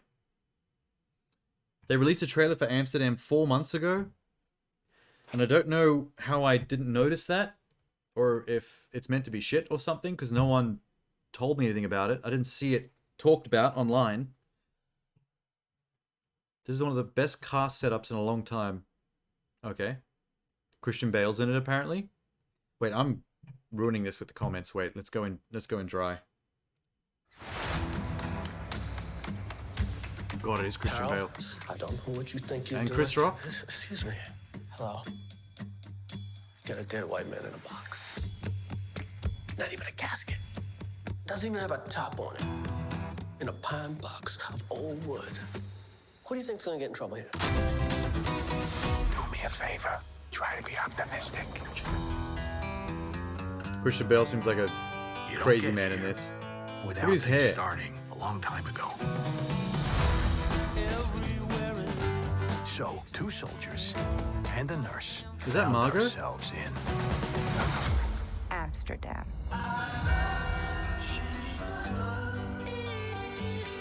We formed a pact, and we swore to protect each other. no matter what. Tax the rich. We find ourselves in a situation where we're accused of killing someone, which is not true. You and Woodland He has a fled the glass scene. eye. The killer pointed at us. We didn't do anything. Why would you possibly think that was us? Well, there's not too many people that fit the description of a doctor looking for his eye on the ground with his black attorney. Columbia Law School. Life is funny. We need someone to help What's that actor's name again? to find the truth. The lawyer. My friend was killed. I got Robert De because Niro of as well. something monstrous that he had seen. This is all turning out to be a lot larger than any of How us. does David O. Russell get so many huge You're actors gonna in have one to take movie? my lead getting out of this. I had to stab a guy. I had to hit a lady with a brick one time. What? It's a long story, but with It's you just two, it'll be Harlequin a shit. cakewalk. These are dangerous times. You be careful. I'm about to do something that could cost me my life. The cuckoo is in the nest, and the cuckoo's about to be trapped. Cuckoo? Is that Mike Myers?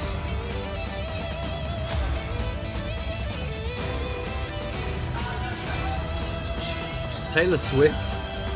Rami Malek? It just keeps going. This is one of the finest innovations from Zurich. It removes all pain. Guys like me, we have to turn to booze, the morphine, and that can lead to addiction. Oh, that's fast. That is advanced. It's like the longer the trailer goes on, the more extremely expensive celebrity actors appear. It must be his track record. Like, he's got an immaculate track record of movies. Hi, Niha. Wait, is that how you say that? Nia? I'm just gonna say Nia. That's easier. I'm actually shocked that 20th Century Fox puts nothing in the description. Only a lot of this actually happened. A film by David O. Russell. You'd think you'd put that cast list in your description, because the algorithm would grab those names. And people are searching for names like Christian Bale, Margot Robbie. They're dropping the ball, man. Although they still got 8.2 million views, so I guess they don't give a fuck. That looks nuts, though. How did I miss that trailer? 4 months ago? And I love his movies, too. I really slept on that. Maybe it wasn't really well marketed because production companies are like reeling a bit from all the bad stuff people say about him. So maybe they try to shove it under the rug.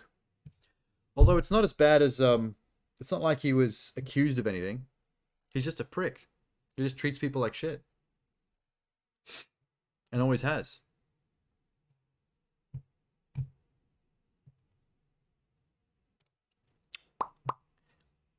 Oh, by the way, it's not space pajamas. It's a Space Jam Oodie, which is a big fluffy hoodie. Look, there's a hood.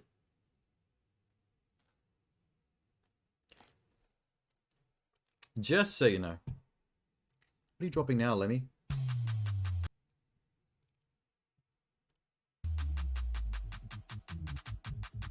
Oh, it's Loon Boon again, but the actual in-game version.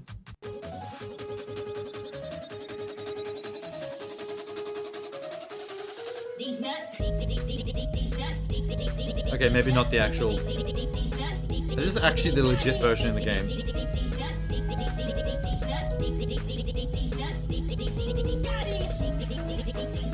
It's full of memes, man.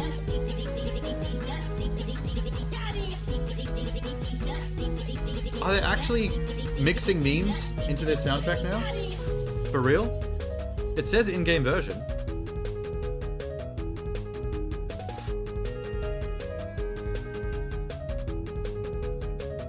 It isn't. Is that a lie? Is that a lie? Please read the channel description. All right. Bye-bye. Better playing for zombies. Selection of mostly Nintendo video game music. I don't know the rights. All content willingly submitted by a team of content creators. If you use a video for your content, credit the channel. All right. Didn't really tell me much. Netherlands. He makes fake ribs. Fair. Oh my god. Hang on. I got something related here that's just blowing my mind. Apparently there's an RIPD 2. Remember the first RIPD? It had Ryan Reynolds in the lead, based on a comic book. There's an RIPD 2. There's a trailer already. RIPD 2 Rise of the Damned. Holy shit. Wait, who was the other actor that was in that with RIPD with Ryan Reynolds? Jeff Bridges. And Kevin Bacon. And James Hong as Grandpa Chan. Okay, that movie was shit, but how the fuck did it get a sequel? And now, after how many years? Wait, how many years? Wait. Wait. 2013. 1 year before Broforce came out. Damn, that was a long time ago. And all of a sudden, now, a decade later, sequel. When did this trailer come out? A month ago. The Wild West has gone to hell, literally, and the world's best hope of being saved lies in the gunslinging hands of Sheriff Roy. It takes place in the Wild West? Oh, they're just doing any fucking old thing. Alright. Oh my god. Right off the bat. We're back to straight to DVD bargain bin shit. I haven't seen one of these in maybe a decade. Hands up! Oh, good lord. Welcome to the RIPD. We're bounty hunters for rogue souls that escaped judgment. I got this. Our job is to find them and send them to where their ticket got Some of the punched. visual effects are okay. Hell, Roy. We send them to hell. That was unexpected. That one was it. Oh my god. Oh my god, I regret watching that now. Okay, for direct-to-DVD bargain bin shit, that wasn't the worst CG I've ever seen. Some of that swirly demon shit was okay. But good lord, did that look cheap. I feel like they went the Wild West route because it was the cheapest way to film the movie. Like, write the story so it takes place in the Wild West, and we'll just go to the outback in the desert, into one of those shanty towns that they built just outside Hollywood that they use just to film westerns. Cheap as chips. All you gotta pay for is the insurance. Fuck, that came out of nowhere. Wait a sec. I gotta send that to someone as well.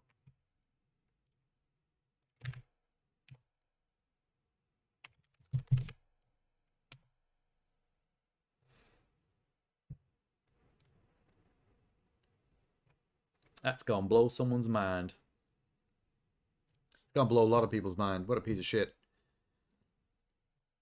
What a goddamn piece of shit. Now what?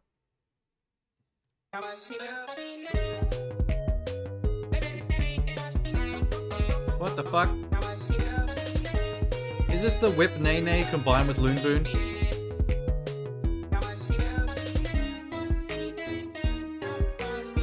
DS version? What exactly about this is DS?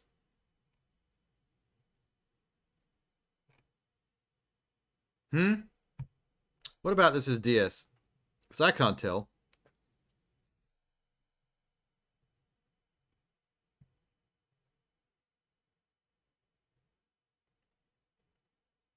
Nickelodeon clips are real. Ew. Ew. Ew. What's this one? Still this channel. Oh, it's a Slam Jam. That goes in my Oodie. That's on theme. Oh, it's creepy.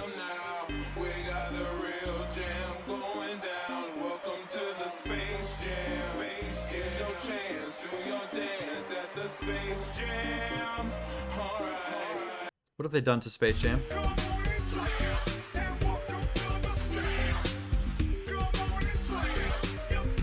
It kind of works, because, I mean, the Slam Jam kind of works with everything, to a degree. But I don't like it slowed down, it's creepy.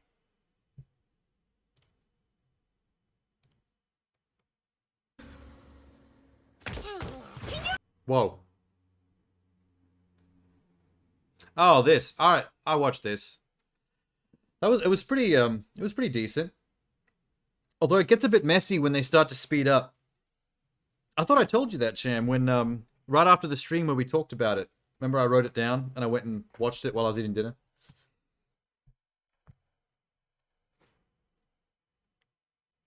I think when they're building up with the first half, when they're heating up, it was pretty decent. But then when that chick starts to go off at the end, I think it gets a little bit messy. Especially how she finishes it.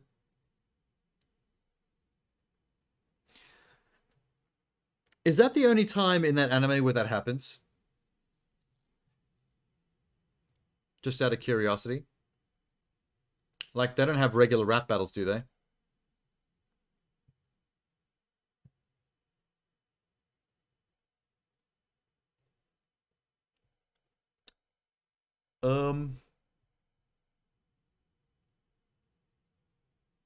Oh, holy shit. Idris Elba? Hang on. What's this Beast movie? It's got Idris Elba in it. Hang on. Boom. Go back to the calls. Oh my god. Just play it then. I'm gonna lose my mind if movies keep doing those little teasers before their trailers. It kills me. Hey, look out the window. Welcome to my party, guys.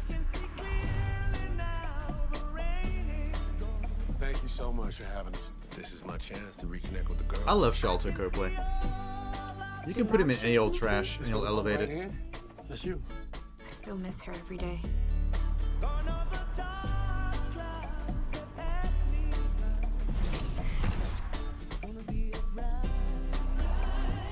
What's that? Is something crossing up ahead? Keep the girls in the car. Stay in the car. Wait, what's this movie about? I didn't actually check before I clicked on it. I just saw Idris and Sharlto. Devil. I've never seen anything like this. I was one of those lion serial killer movies. Multiple attacks without eating its prey. Lions don't do that. At least no lion I've ever seen. Yeah, it's a lion serial killer. Amazing. Back to the calls. Idris Elba's gonna have a punch up. With a lion. Holy shit.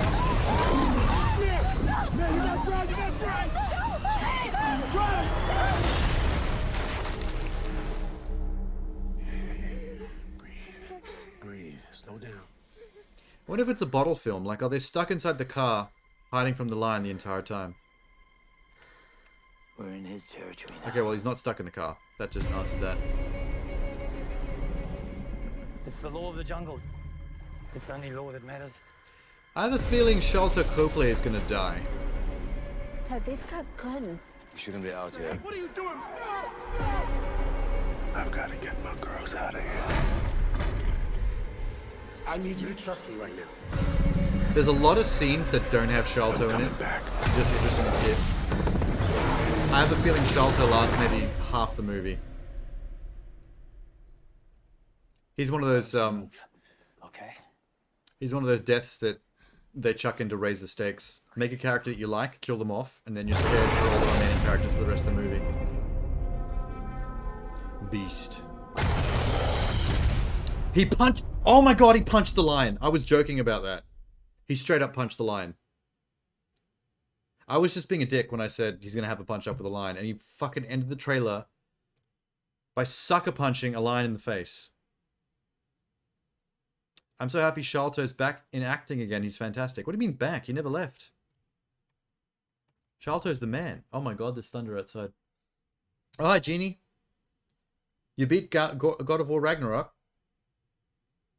So you slugged through all the endgame content? Finally?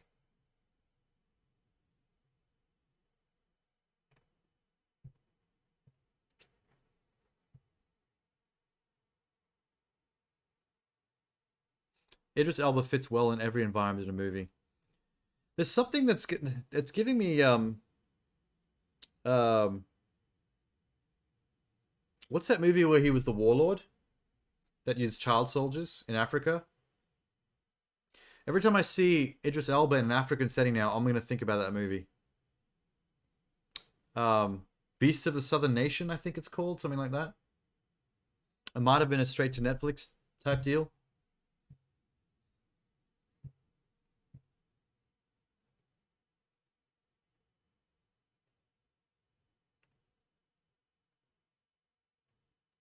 Giving Ghost in the Darkness vibes. I remember that movie. That goes back to the 90s.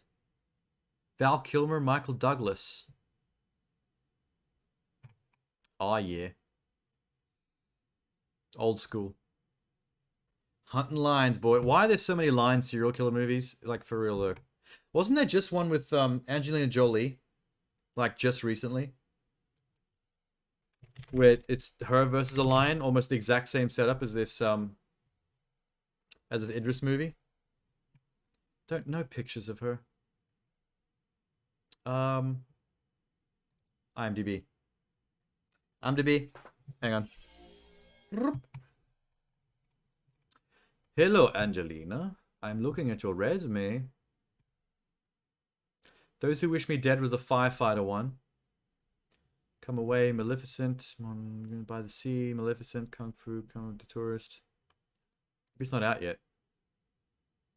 Nope. Eternals? Oh, yeah.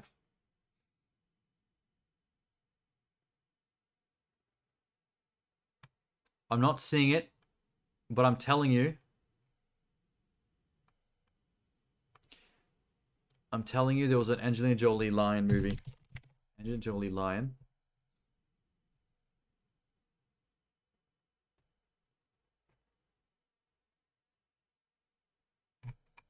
Oh my god. It's killing me.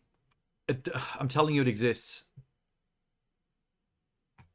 Unless I've replaced Angelina in my brain with someone else. A similar actress. Lion movie.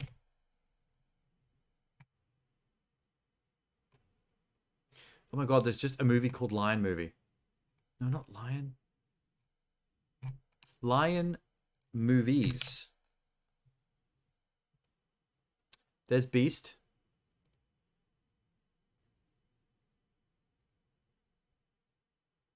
The Wolf and the Lion, that's not it. Van Damme, Lionheart?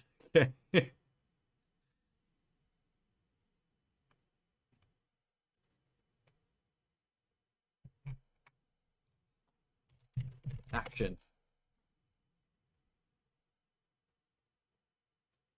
Rogue. Oh, holy shit. It wasn't Angelina Jolie. It was Megan Fox. Oh, I'm so embarrassed. I feel bad. Not the one. Rogue is also a movie with an alligator. I'm talking about this movie. Megan Fox is like a military vet leading a team against some other mercenaries or terrorists, and then lions somehow get involved, and she has to survive in the African wild with only her military training and a fucking lion trying to kill her. That's a real movie.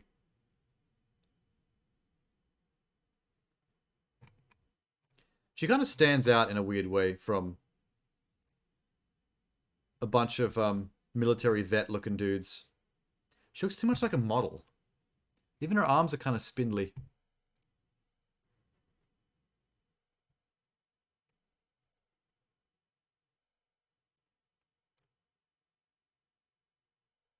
Yeah, I don't know. I think even the pictures of her in the movie, like, she looks too done up for what her job is. Like, she's too sexy for the role. She might be miscast. It's kind of like in that James Bond movie, the one with Pierce Brosnan, where what's her name was cast as a scientist, and it looked like a Playboy centerfold pretend scientist. She had the lab coat and she had the plastic glasses. Oh, Denise Richards, that's it. Like, they didn't sell her as a real scientist at all.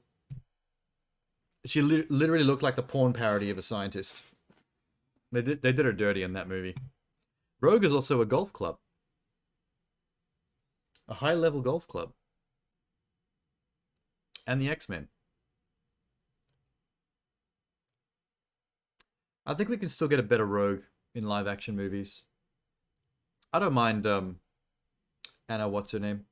Anna Paquin. I don't mind her, but I think we can get a better Rogue.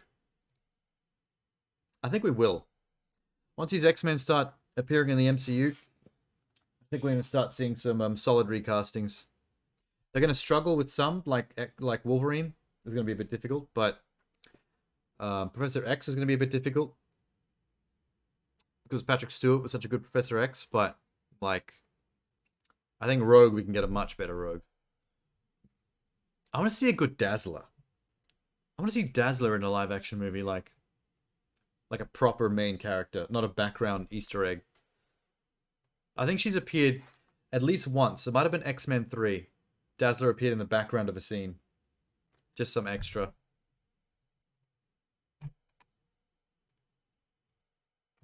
Blip, blip.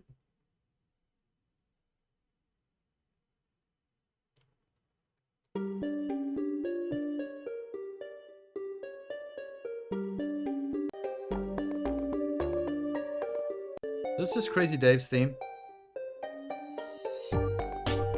This is just unedited Crazy Dave's theme. Crazy Dave was never the bad guy in this game. I didn't think he was. Who are you trying to convince?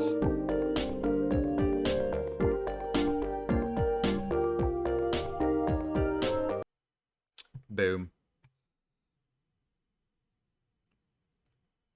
The Joker's bad guy?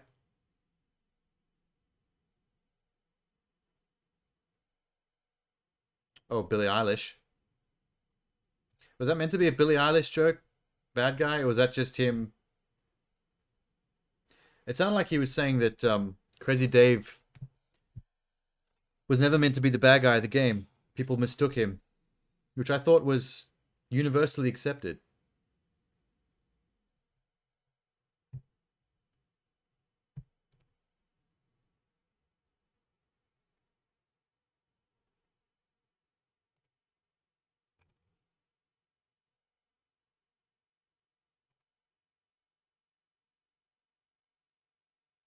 What the fuck? Hey, Rowan Atkinson's back. Hold up. Rowan Atkinson's back in a movie. This has been out for a while. Oh my god, 6 months ago. Have you ever heard of a movie called Man vs. Bee? I haven't seen Rowan Atkinson in a movie for ages. Probably not since Johnny English. And then before that, the Mr. Bean movie. The Hollywood one. 6 months ago. Man, bee, dog equals disaster. Is that the plot? That's a great synopsis. Wait. That's a bit better. Look at that. The actual synopsis of the movie. Man, bee, dog equals disaster. Rowan Atkinson stars in Man vs. Bee, a comedy series that will get the whole family buzzing. You. How dare you?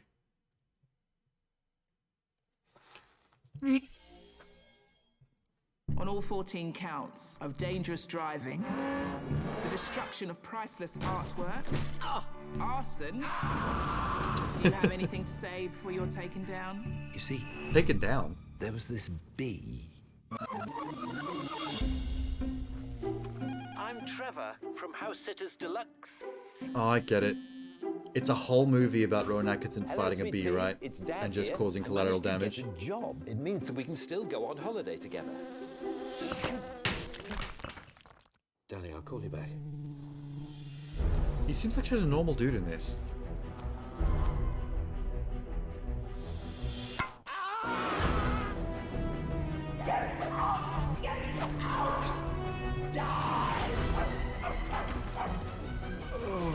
Is everything all right?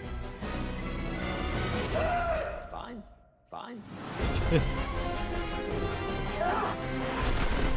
What? That was a very After Effects pump explosion.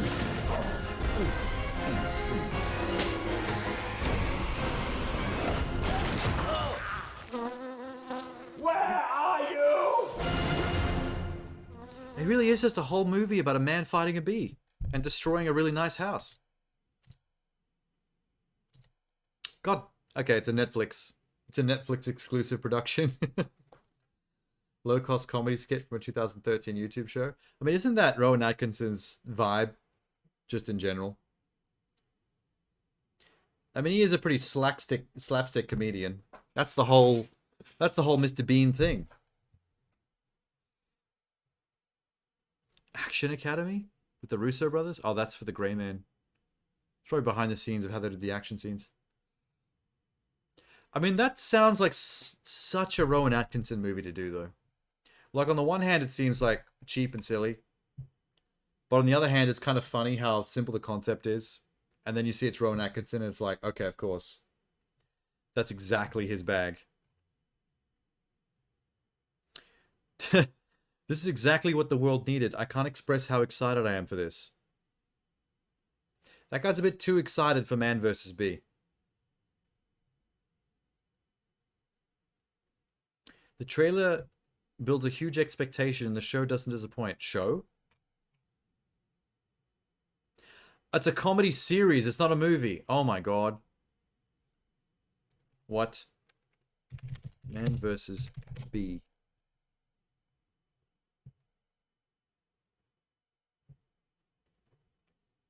But actually, it's a fucking series.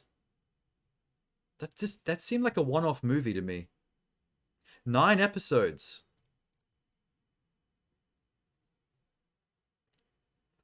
Okay, now I'm a bit sus. They stretched a gag into an entire series. Yeah, that's the problem I'm having. If it was just one short movie that was like 85 to 90 minutes, I'd be like, okay, I get it. But a 9-episode series of just a man fighting a bee in a house.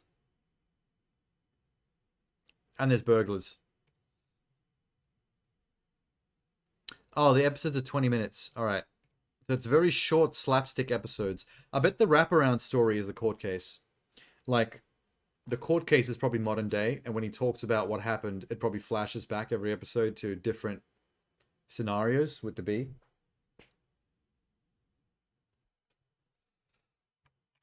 When did this come out? The trailer was 6 months ago. Oh, June. Okay, so it's been out for a couple of months. Fair. Yeah, I don't know. I'm more dubious now that I've seen it's a series. That's a bit strange.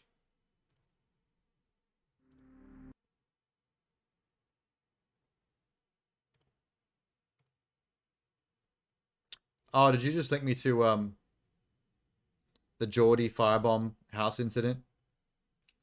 I watched this earlier, actually. It's kind of fucked up. Like, he's an interesting commentator. I don't follow Australian politics too closely, so I don't watch his content too often. But I've seen choice clips of him quite frequently, making good points about things that I actually do understand. I can't believe it got to the point where people are literally setting his house on fire that disagree with him. It's not worth being a political commentator these days. I mean, what do I mean these days? It's not worth being a political commentator at all, ever. People just get pissed at you. Like, no matter how many people agree with you, there's always going to be someone angry enough at you to come to your house to try to kill you. You know what I mean? No matter how right you are or how on the right side of an issue you are, you just can't win. Like, don't even play the game at that point.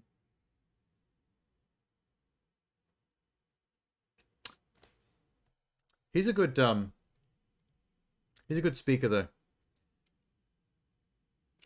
I don't know how many of his clips of his you've watched, but he gets his points across really well. He's a good speaker. What the fuck? You sent this again? This is the same clip.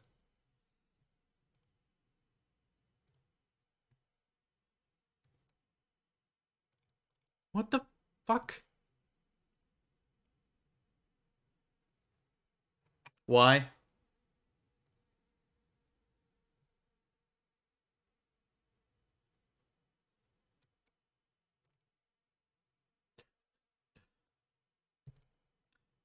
You love Geordies?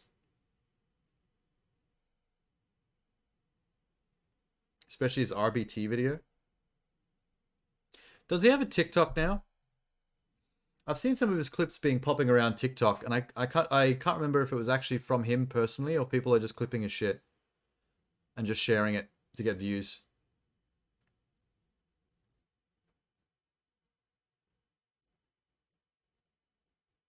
He puts up with a lot of shit though, like court cases and people trying to sue him for stuff.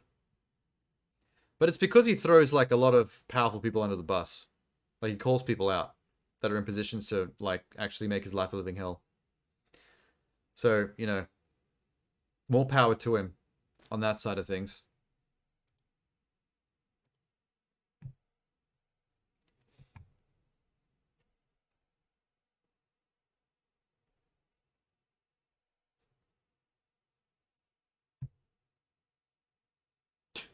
I like the title. That was a good title. Wait. Hang on.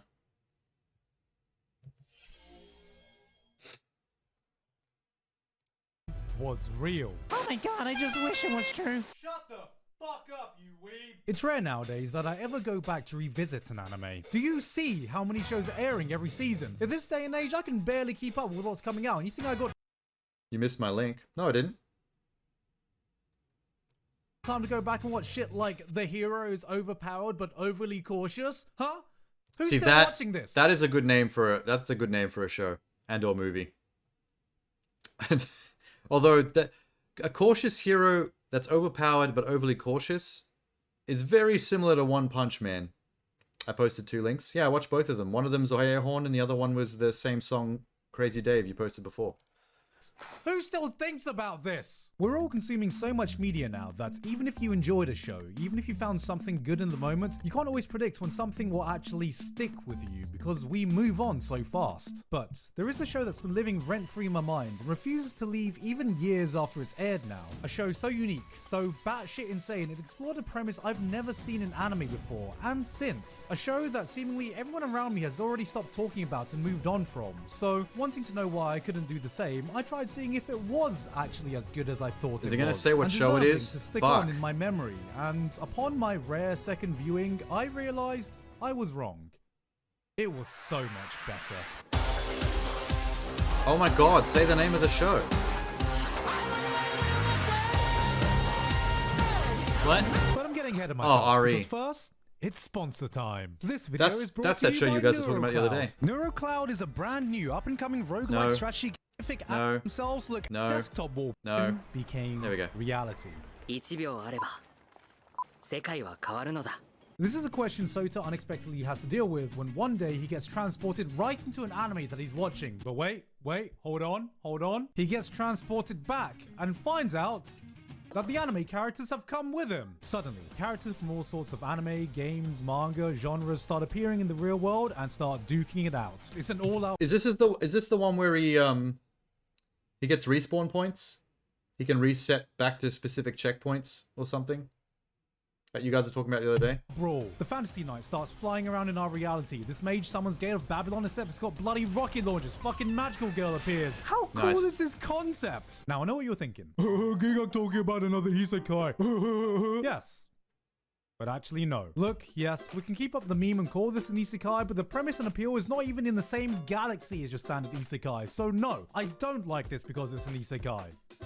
I like it because it's fate. One thing I absolutely love in any medium is seeing elements that don't traditionally exist together clash with each other in a story. Like, that was the biggest reason I initially started to get invested in the MCU in the first place. Growing up, I was never massive into superhero movies, and when Phase 1 first released, that's mostly how I felt. Who was then not Avengers massive came into out, and I was superhero like, movies wait, during I that get to see period? a billionaire engineer fight a Nordic god and a super soldier in the mix? Now you have my attention. Hulk starts wrecking shit. Aliens blow up New York, and Hawkeye's like, guys, I have a bow and arrow. Then, Hey, slowly, Hawkeye's we a start fucking seeing the pimp. world Leave changing. Hawkeye out of this. Governments have to acknowledge the threat Hawkeye's of the alien heart. invasions. Space travel gets introduced as a normal regular thing. human, Doctor keeping Strange up comes with all out, the great, superhumans, I guess we he's a have wizards badass. now too. I won't hear any bullshit okay, about now Hawkeye. There's a secret advanced civilization. Thanos invades, and Hawkeye's still like, guys, I still got my bow and arrow. Okay, motherfucker. This Hawkeye shit, I'm about to hack your channel and delete it. Hawkeye is the best. No super soldier serum. He doesn't turn into a monster. He's not a Norse god. He's not a trained fucking Black Widow assassin. He's a dude with superior accuracy and can keep up with the superhumans. He's just a guy with a bow? Exactly. That's why he's the fucking shit. Give a random Joe Schmo a gun, you can beat Hawkeye? No, you can't. Because Hawkeye will put an arrow between the guy with the gun's eyes before he can even see him from 200 yards away. He happens to have better than 20/20 vision, which is why he prefers to be up high and at distance, because he sees better. Like a fucking elf in Lord of the Rings. Thanos, you better. He's also the only one that managed to beat Scarlet Witch when she mind controlled everybody else in Africa. He was the only one she couldn't sneak up on in mind control. Just give Superman a gun. Why would Superman need a gun? What the fuck are you talking about? And you got a better Hawkeye? Wait, that doesn't make sense. Superman doesn't need a gun. He's Superman. He has laser eyes and super strength and super speed and all that boring shit.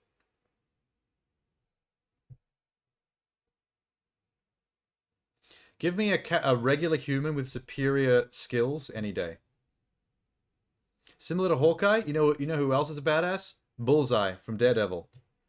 The dude with the perfect aim. I want an MCU movie or TV show where Hawkeye and Bullseye go head to head. Both ultimate aim characters. Both plus 100 aim. And see which one wins. Watch out! I'm gonna shoot you with this arrow. It's a really sharp arrow. Pew pew. Magic, space, technology, gods, super soldiers. You have all these elements, all coexisting, all coming to head in the same universe. Not as a gimmick, but building off each other for a Why is he grander talking plot. about Marvel? And this I thought we were talking is about the anime. basis of why I love Recreators so much. Oh, This okay. is what happens when you take every finally cliche back. genre in anime and crash them into each other. Take a look at this scene. We start off with the magical girl and definitely not Saber arguing ethics with the equivalent of a scheming yandere Izaya from Durarara. That's going about as well as you imagined. Then, You don't like Hawkeye, but you love Ronan? They're the same character. That's like saying you don't like Seankichu, but you like Seankichu wearing an Oodie. It's the same dude.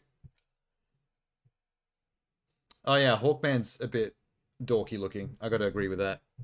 Superior Arsena and a Final Fantasy mage jump in. Negotiations have broken down. Not Saber uses her noble phantasm. It starts Final wrecking Fantasy shit. mage. Her and Superior Arsena go at it. Suddenly, a Guilty Gear character casually walks in. He doesn't have magic. He's got a fucking gun. I started blasting. Bang! Bang! Magic versus guns. What wins? Guns. What beats guns? JoJo stands.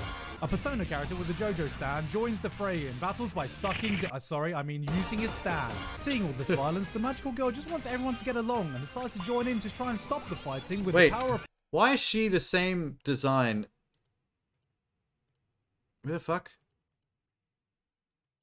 That is exactly the same character design as that magical girl. What's that show called? Hang on.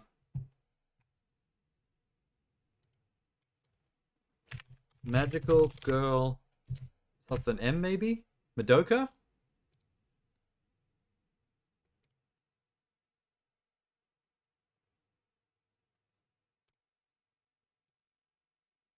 Yo, dude.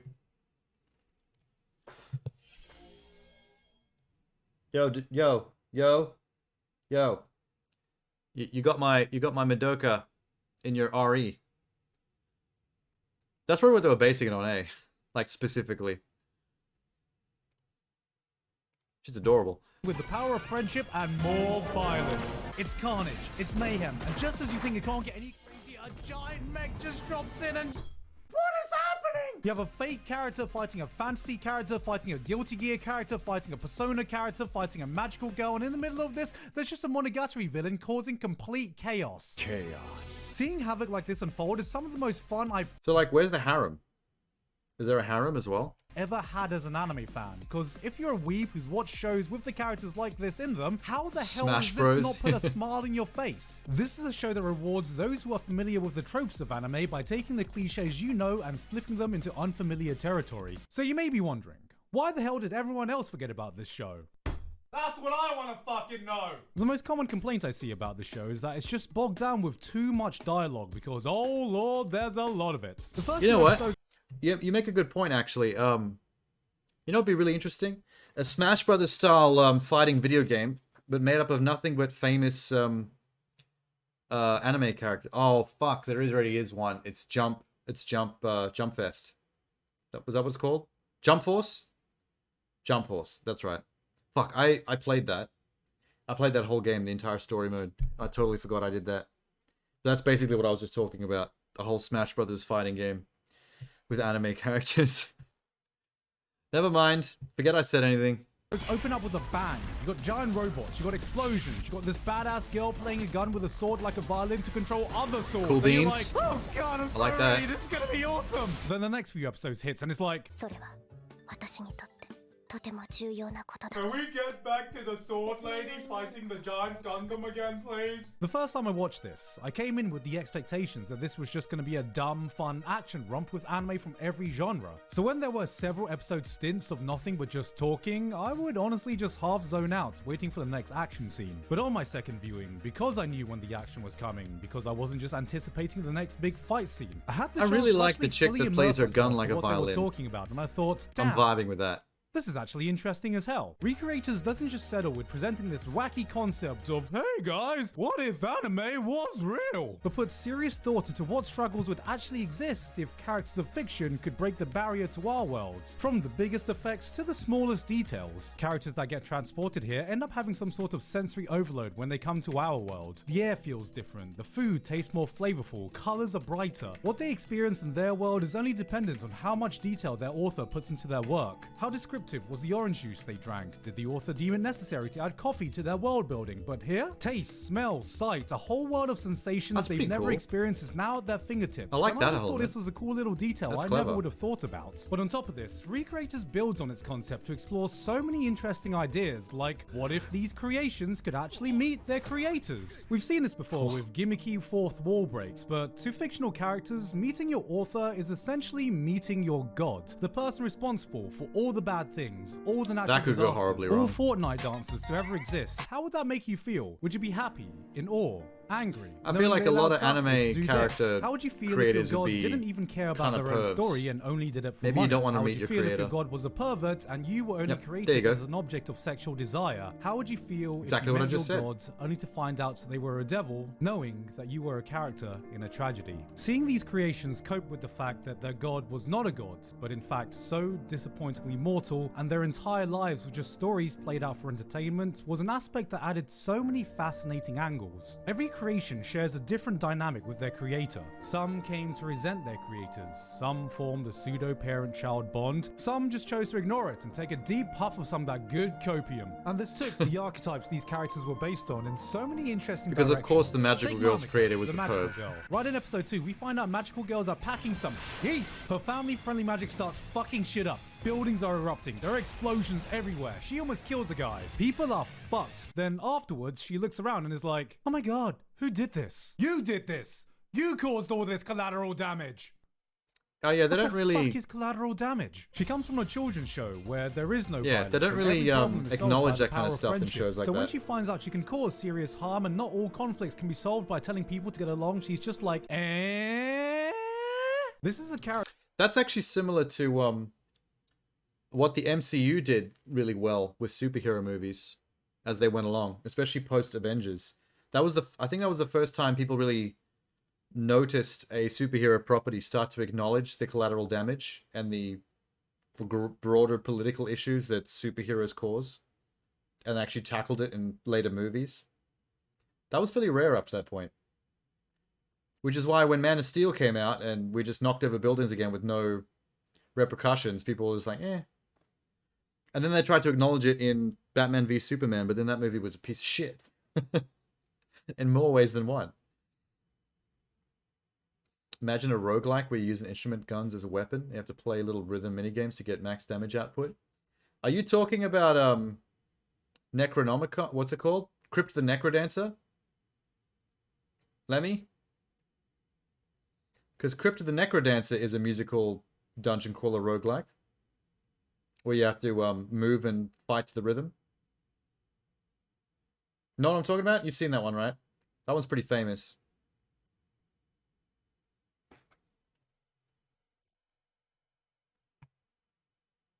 If you haven't, check it out. Yeah, there you go. Basically a roguelike, but you move to the rhythm. It's pretty good. Character that's completely out of her depth, but through these interactions, she starts to learn a new worldview. She changes her perspective, changes her approach, realizes the world is more complicated than it. I mean, it's kind of a cross between the Necrodancer concept and the first-person shooters that have been coming out recently. The musical ones, like Metal Hellsinger and BPM, where you get different guns and they fire differently and reload differently on the beat. Like the shotgun and the revolvers, they have very different firing rates and length of reload, which happen on different beats or off beats to the music, and you have to match it.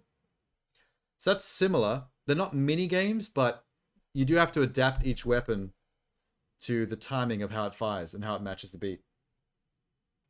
Is in a children's cartoon, and eventually starts taking actions in a way her original archetype never would have, while still remaining the same core character of wanting to save the people around her. This is something that rings true for every creation we see in the show. Alistaria, a righteous fantasy knight understanding a world where justice isn't just black or white. Blitz, a character who has to come to terms that he was created for the sole purpose of suffering. Celestia, Kanaya, Yuya, Magane, character archetypes we recognize are forced into situations we would never usually see them in. And because of that, they can slowly change into far more interesting characters than they ever would have got the chance to in their original stories. It's shit like this that had me hooked the entire run, where most shows would take this premise and go, anime characters in real life, duh. Recreator sits down and goes, okay, what if that one person was like this, or that character was like that? How would they react? How does that change the dynamic? And that spawns another idea, then another. You mean screenwriting? So many unique concepts. You mean they sat down and actually wrote a screenplay and thought things through? Turbo Fisto fun, but at the same that time, should be like the baseline to just sit down of writing any movie or show. Is putting that kind of thought into it. Struggling to live in the world. Does this make up for all the excessive dialogue? No.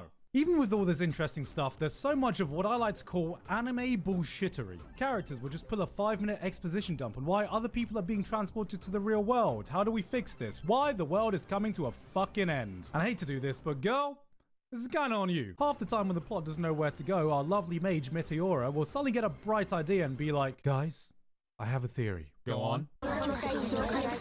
Oh my god. That is a fascinating theory. Do you have any sources? My source is that I made it the fuck up. The show spends so much time and makes up so much bullshit trying to explain its own mechanics, and while some of it is cool, a lot of it really did not need to be that complicated. Recreators, looking at you, nobody gives a rat's ass of your PhD level of bullshit you used to explain why anime characters are here and why the world is coming to an end. If you needed to add stakes, you have an OP villain who hates the world. Just give a time limit before her power becomes fully active or some shit. Come on. Look, we're not here for this. Shut up, bitch! We're here for this.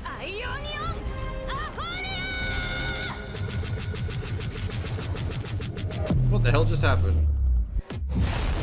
She got Hellraiser as well, like Magane's power makes no sense and is just broken in every way. The final conclusion takes so much suspension of disbelief and it's just anime bullshittery shot up into the fucking stratosphere, but honestly, I don't really mind. The more time passes, the more I've just appreciated what this series tried to do, and watching it again made me rethink some of the things I thought I hated about it. I remember the first time I watched this, I absolutely despised Sota. Sota is a shriveled scrotum of a protagonist. Early on we find out that he knows the origin of the villain everyone's trying to find out about, and he just does Doesn't nothing. that cover like Doesn't tell 50% anyone, of doesn't anime do protagonists? anything. The plot goes on standstill just for him. And I remember the When they're first just time an I watched ineffectual this, I scaredy was cat fuming. Livid that getting this dragged along by Shinji-ass the plot. motherfucker was taking up valuable screen time when I could be watching a giant robot turbo fist a fucking flying knight. But then you find out the reason for it, and I was like, oh, I think I get it now. Sota isn't a hero like the characters he's standing next to. He's just a normal dude who likes anime. Shy, socially awkward, living with his own trauma, afraid to face the problems in his life head on. Frustratingly afraid to take action, but frustratingly real. He's someone who needs the heroes you see in anime to give him something to aspire to be. And that's when I realized that Recreators is a story about stories. Why is it that fiction exists? I kind of assume that's Why where do this we is need going. heroes, villains? Why do our stories require conflicts for our characters to overcome to be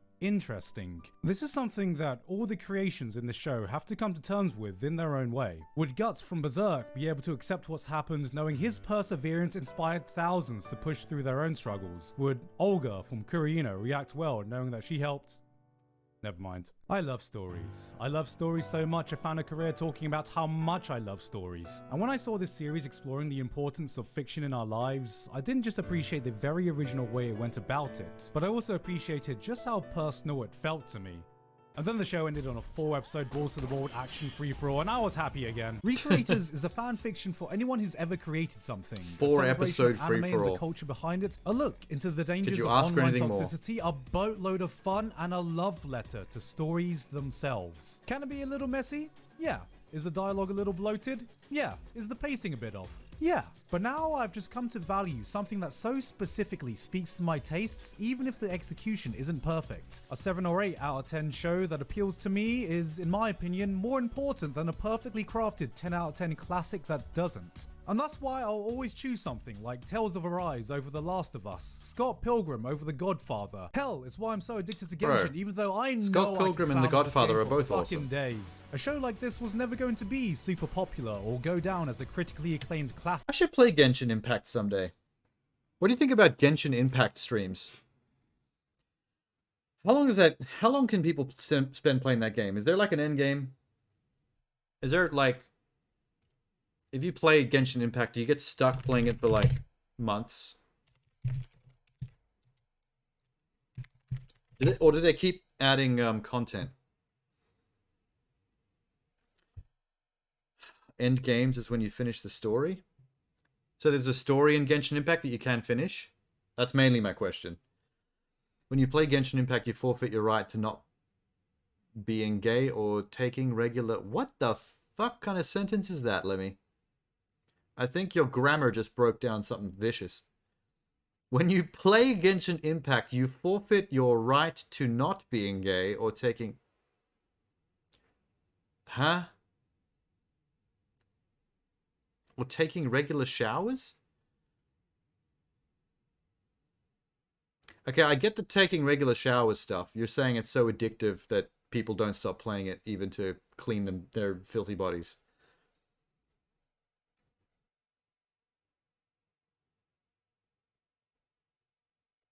Hey, there's nothing wrong with being a little gay occasionally. You know. Hey, one of my favorite songs is It's Raining Men, the cover by Jerry Halliwell from the Spice Girls. That song pops off, man. I probably look totally gay while listening to it, but who gives a shit? So be it. Let people think what they want, man. I'd probably go up a social standing if by people thinking I'm gay, to be honest.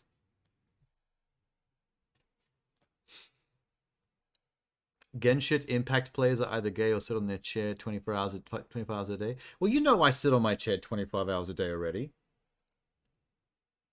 So I've got at least 50% of that down. I'm guessing by the fact that you called it Genshin Impact that you're not a fan.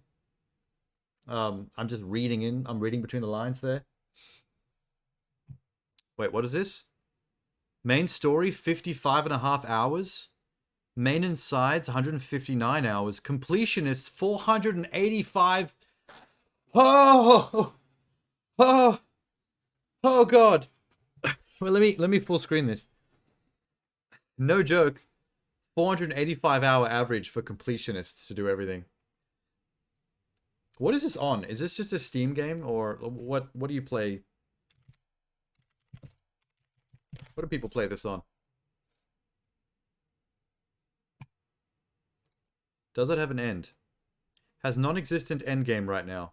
If you wrap up all the story quests and hangout events and permanent challenges, your schedule starts to feel empty. Okay, so the game does keep going, but there is a story quest end. If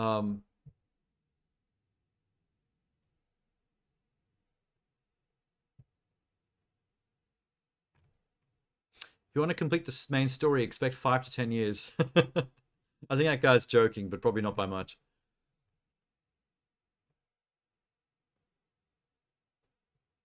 Wow. Wait, Genshin Impact played on what platforms? Oh, it's on PlayStation 4 and 5. Also Android, iOS, Microsoft Windows, iPad. So I'm guessing Microsoft Windows means Steam.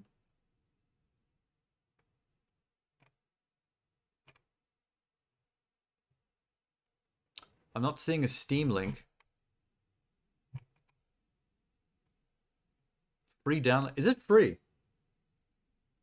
Is Genshin free? I don't know if it's free to play. Oh, but then again, it's one of those games with all the loot boxes and like gacha stuff. Spinning the roulette wheel to unlock characters with real money kind of thing. I'm surprised it's on PlayStation. I thought it would be a PC only thing. I did not know that. I learned something today. Okay. But it's a series brimming with so many interesting ideas, so many original concepts, so many fun moments that never fail to put a smile on my face, and a core that speaks to my love of fiction. There is no other anime like Recreators, nothing else I can recommend to you. This was a batshit crazy idea for a show, and somehow someone was equally batshit crazy enough to approve it. Give me a choice of a popular, highly acclaimed anime like Jujutsu Kaisen or Recreators, and I choose Recreators every time. We've seen variations of this show before. They were called Bleach or Yu Yu Hakusho, and no, I'm not calling them the same show, but you know what I mean. Fuck, just look at the beginning of Chainsaw Man right now and tell me the premise and plot structure isn't almost identical. There's gonna be more Jujutsu Kaisens in the future. I mean, anime do tend to fall into specific categories. There's gonna be more Narutos in the future, but there's only ever been one Recreators. I mean, I don't think that's true. I mean, it's not exactly the most difficult concept to come up with. I feel like we're going to see plenty of shows like this. Alright.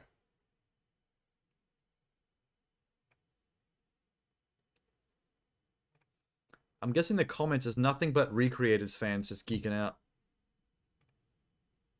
I actually cried. Recreators is not a perfect anime, but it is a great anime. Okay, it's all Recreators fans going off.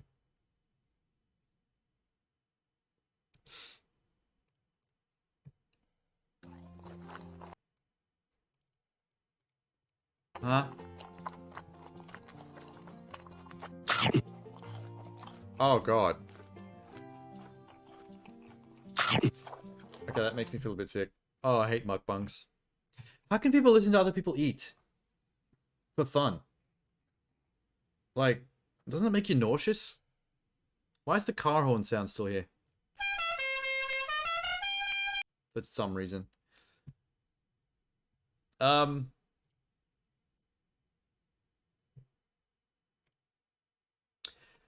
Someone mentioned a Tekken show. A new Tekken show the other day.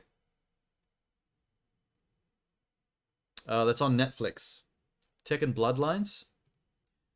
I wanted to see what that was. I just remembered.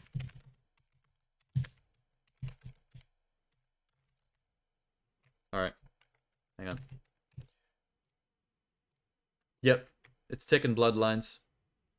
Netflix. Oh, holy shit. The teaser was 8 months ago. This has been around for a while.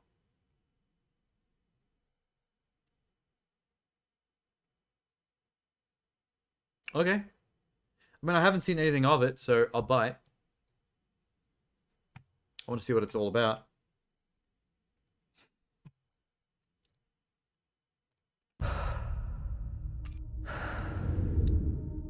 The first I think opponent Tekken you is one must of the defeat in any fight is yourself. fighting games I know less about Have mastered the least about the moment. characters in the story. Then and only then can you start moving ahead. Are you gonna run back to your mom? Hold up. Is this a combination 3D, 2D? Only then That camera can move you start moving looks suspiciously like a 3D model with a 2D cell shaded texture. ahead. Are you gonna run back to your mommy? Control your anger.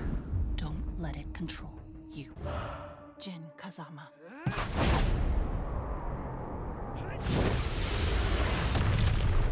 Damn, boy! I think I just heard his skull crack in slow motion. Demon. Why are you here?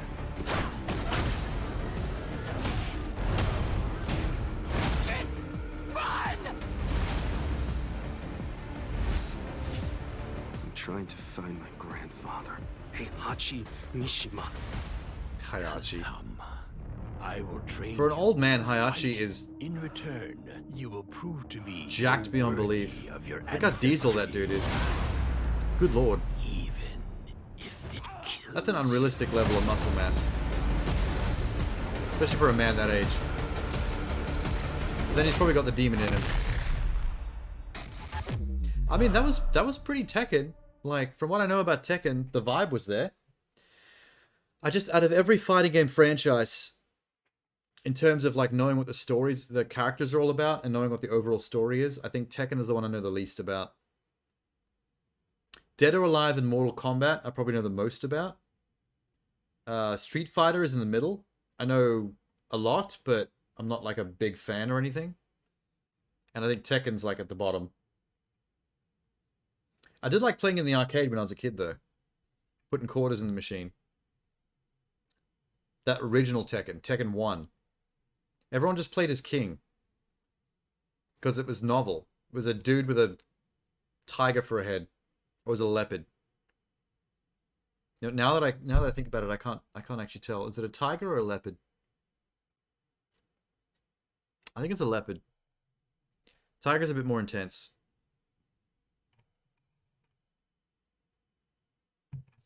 Okay, wait a minute.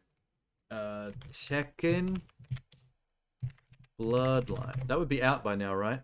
That's out. People have seen it.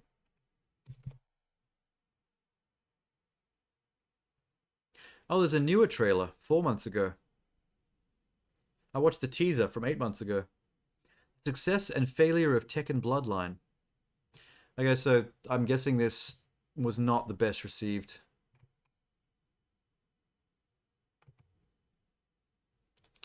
Tekken Bloodline.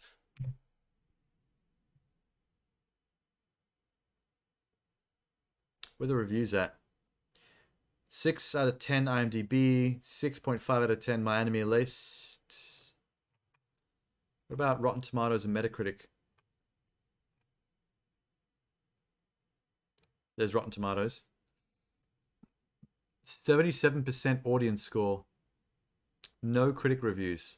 Oh, there's 3. Not enough to actually get an average. 1 fresh, 2 rotten.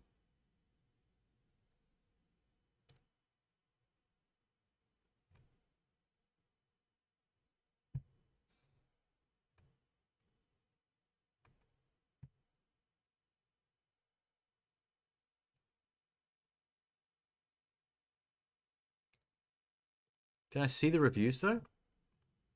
Where are they? Oh, here they are. Like every Tekken adaptation before it, the anime series fails in the places that matter to fans. Even though it pulls much of its inspiration from Tekken 3, one of the best brawlers the PlayStation has to offer, it relies on slow, uninspired story beats, plotting battles, and lackluster animation to unravel its tale. I kind of expected the lackluster animation thing. When I saw that it was like 3D character models with 2D cell shading. That doesn't tend to go down well with people. Here's the one fresh review. Proves that a fighting video game can be adapted well and remain perfectly faithful to its original source. Full review in Spanish. So one Spanish guy liked it. Polygon and Decider did not. The fans are split 50-50. All 4 5-stars or 0 1-stars. Right down the middle. Alright, wait. Let's see the full trailer. What is it that haunts you? I bet Netflix were expecting this to be a big hit. Because of stuff like Castlevania. Like, their animated adaptations of other games, like Castlevania, went off so hard that they probably thought, hey, let's take a shot at Tekken. And then it was a splash in the pond. It was a ripple. I peer at you from the dark. I see you watching me with those eyes. Oh my god. Kazama, think of your helplessness when Ogre killed your mother. Who's Ogre? Is that a character in the game? Because I don't recognize him. You must purge the Kazama pacifism and stoke your Mishima fire. You've got your secrets and I've got mine. I'm going to tear you down completely. Then Holy shit. will build you back up. It's got the special effects from the game when they hit each other. The sparks and shit. A weapon. Mishima style is the only way. It's time. Welcome. Only the best are invited to compete in the King of Iron Fist competition. Oh, so they actually do the tournament. The teaser didn't really Hi. say anything about that. She doesn't look too dangerous. That's the spirit. You two are friends? No. I'd love to teach one of Heihachi's goons a lesson. I'll see you in the ring. Good luck tomorrow, kid. So you A lot of the moves they're showing Need off in to the look. trailer are from the I've game got as the well. Skills. Do not advertise you're related to Mr. Kazuya Mishima. Kazuya was evil in its purest form. The Mishima bloodline is tainted. The last thing you want to do is get tangled up with the Mishimas.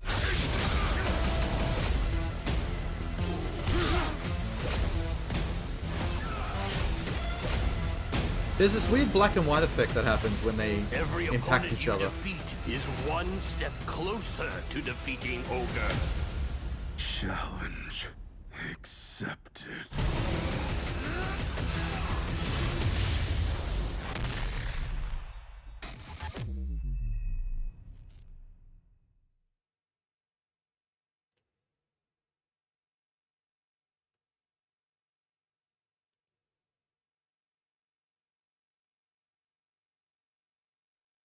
Okay.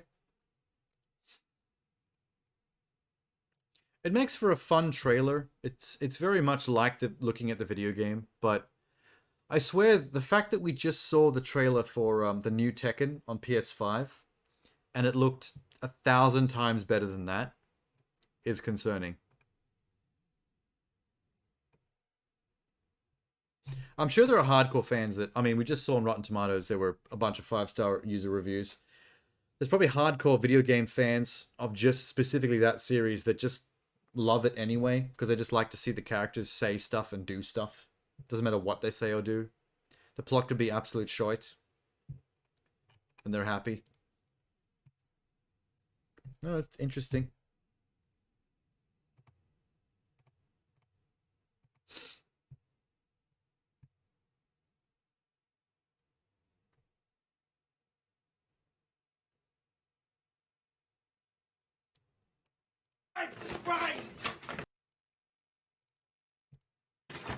Oh, this guy. Put it down. Oh, it's my finger. Oh my god, I hate this person. How has this got so many views? Is this just a compilation of him crying? Already playing games with me. Jeepers creepers. I swear he makes this for children. What the fuck, man? Oh, my soul. I can't believe he's so successful on YouTube for just being the most annoying, chunky shit.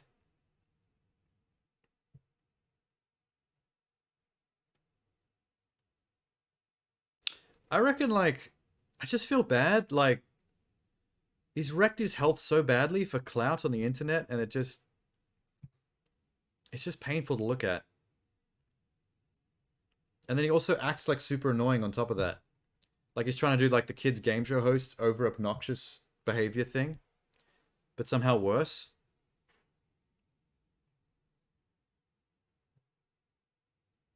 Hey, Tutor J. Oh my god. Okay, I have an idea. What's this? Okay, how far away do I have to be? About this far? Alright.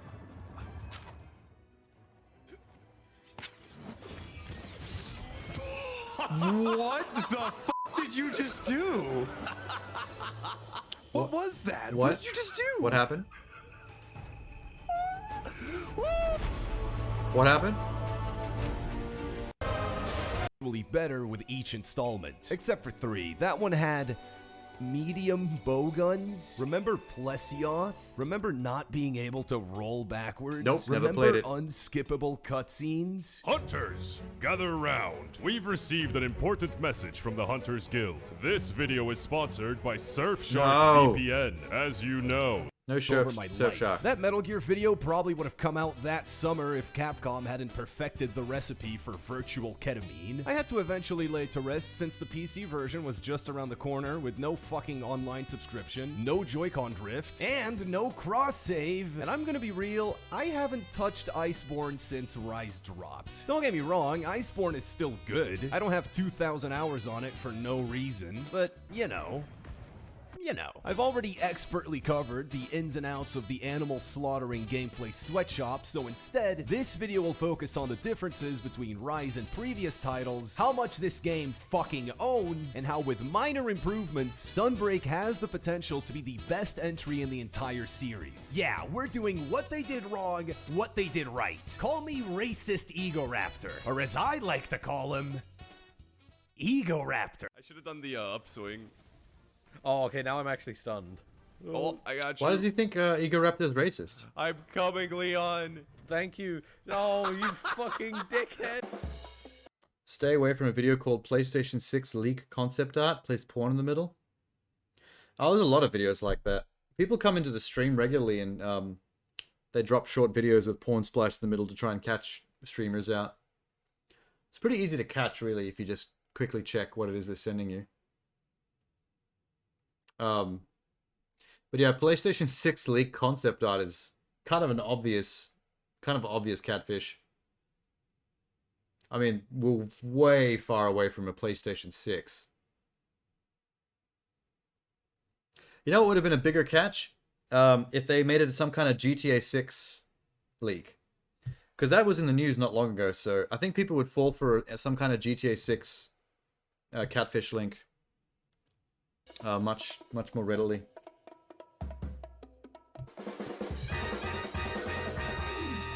Remember how in 2013, every single video game on God's given Earth decided Rust was the new hotness? Nope. Thankfully, we're out of the year of the bow phase and now sit comfortably in the decade of the Rust did not grappler. stop Welcome to people's interest in Rise, bows. where Are you the crazy? guns are bows and the bows have grappling hooks. 2 ungas with 1 bunga. I can't think of a single video game that wasn't improved by a grappling hook, and Monster Hunter managed to do it twice in a row.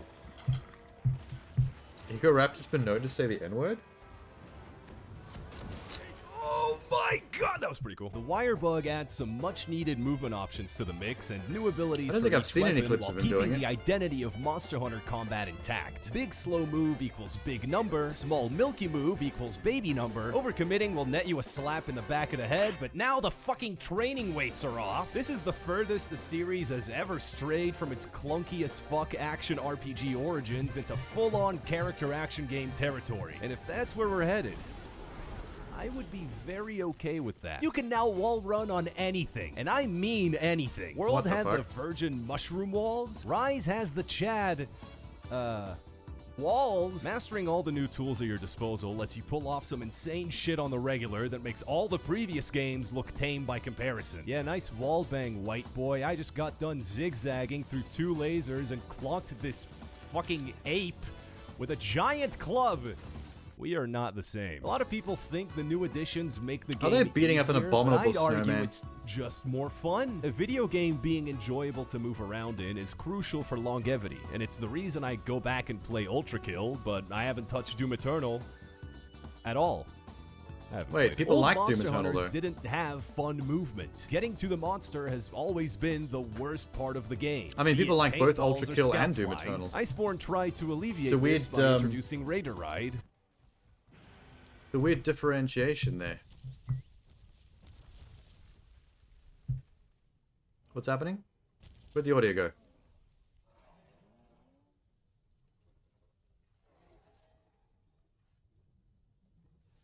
He's riding a very quiet raptor. Yeah, I'm already Oh, fighting, there we go. bro.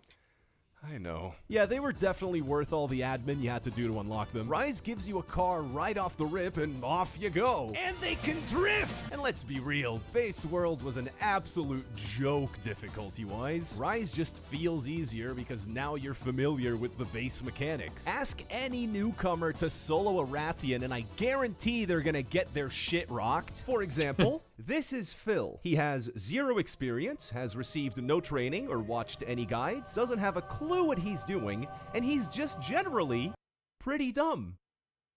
He's also never played a Monster Hunter game. How do I stop crouching like a fucking dickhead? Oh my god, I keep pressing circle and he doesn't have it out. That'd be me. Oh god. Yeah, I'm really not. I mean, me trying to play my first Monster Hunter game. Fuck off.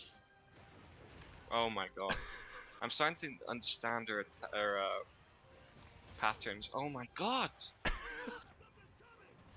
Oh for fuck. Was I even close? Oh, do you want me to be honest? Please. Not at all.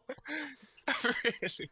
Not even slightly, bro. The old games being slow and clunky technically made them harder, yeah, in the same way that it would be harder for me to make methamphetamines without. I'd be saving a lot of money, but it makes the whole process video broke there for a needlessly second. annoying. Why isn't it slow and shitty? Dude, that's never been a part of the series' identity, which in my opinion has always been unique looking and creative boss fights, hyper-autistic min-maxing, a simple but effective gameplay loop, and rewarding dense combat that I highly doubt could get any deeper considering we're running out of buttons for this fucking thing. You'll now be Play it able on to PC. swap between different sets of switch skills on the fly, using the new Switch Skill Swap function.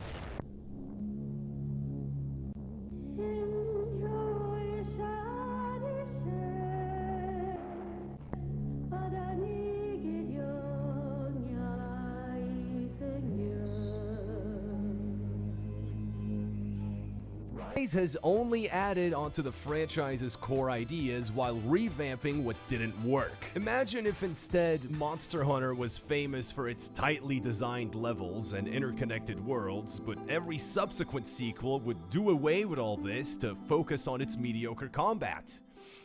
What? That would suck.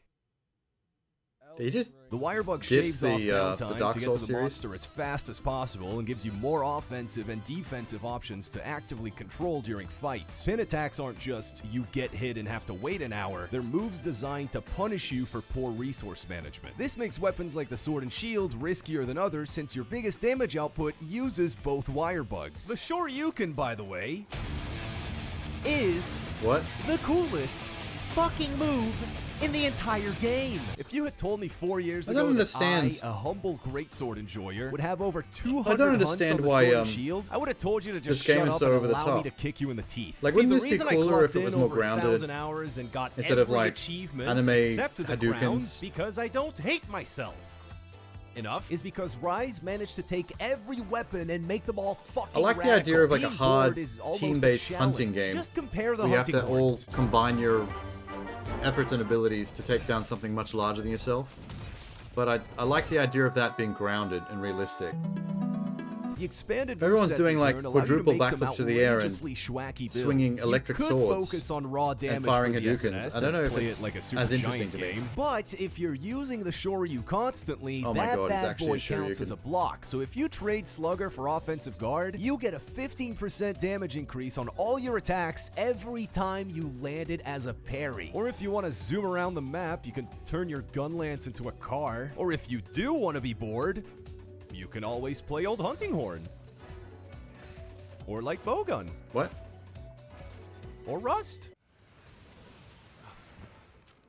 No! I saw. That was so. What just happened? I don't know what's happening half the time. Like, I don't know what he's laughing at. Yo, he died. It's so out of context, man. Whenever a new Monster Hunter game comes out and the honeymoon phase wilts away, that's when all the worms start popping out. And I gotta say, Capcom, I'm a huge fan of your worms. Indestructible has been stuck in my head since '09. Ultimate Marvel 3 had Ghost Rider. Prolapser looks cool. Resident Evil 8 was really good. The game award for best performance goes to... It is Maggie Roberts. Of course. Good. She was incredible. Oh my Nice god, dress. dude, her Nice suit.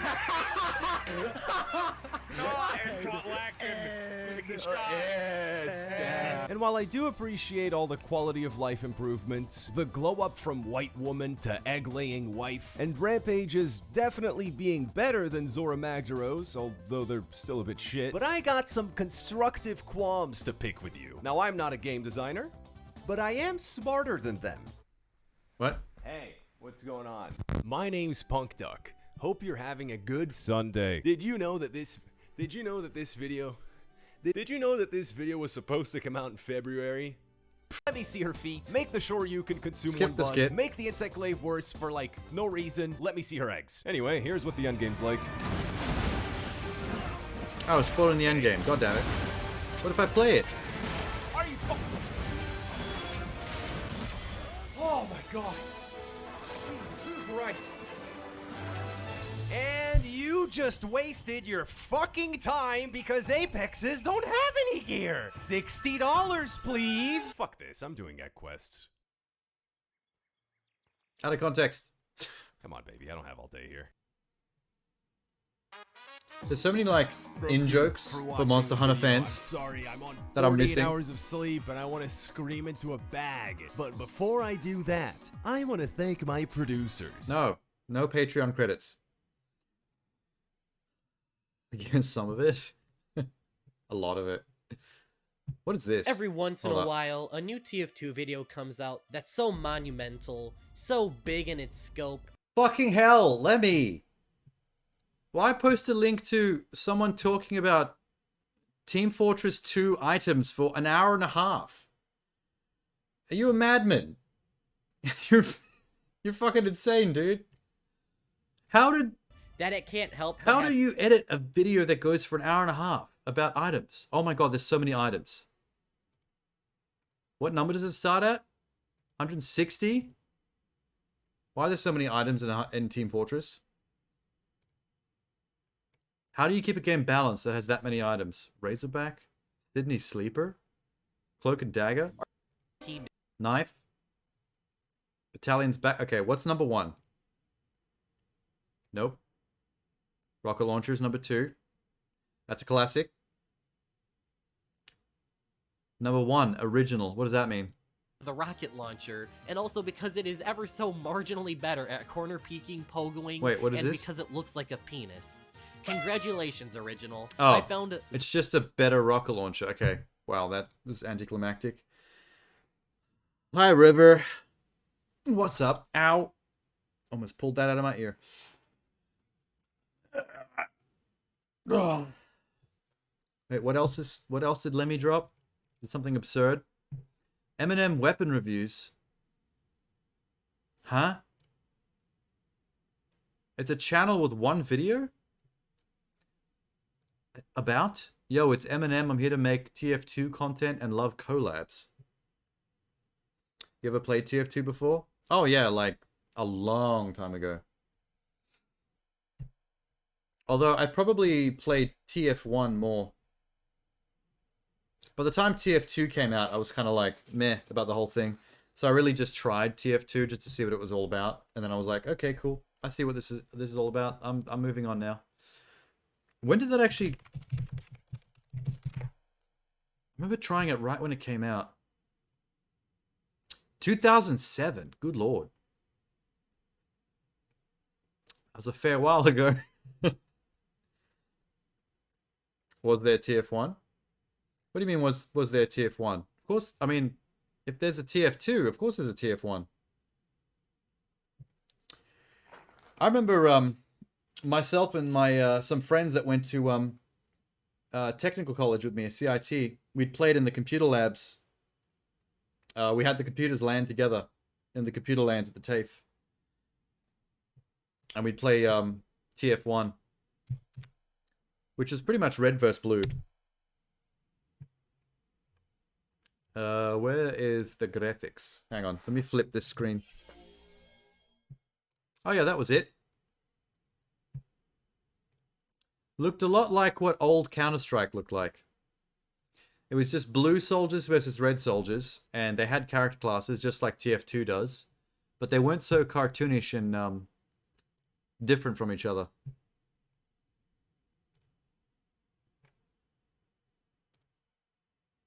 Yeah, I remember this map heaps.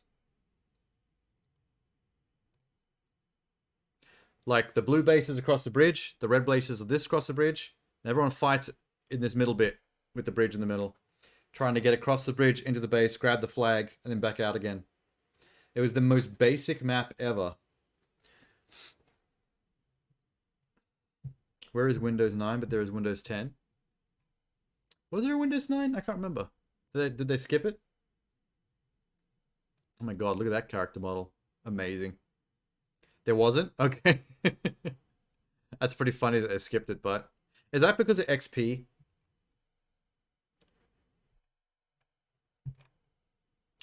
Man, TF1 was so much fun back in those days. But then everyone kind of jumped ship to Counter-Strike. Counter-Strike ended up being the more popular one over time. And then TF2 kind of brought a lot of people back, and then it made its own fan base.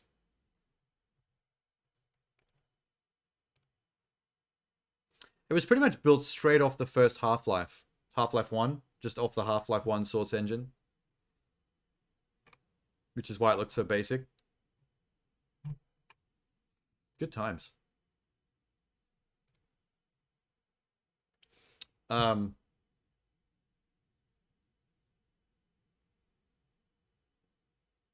What the fuck is Lyle Lyle Crocodile?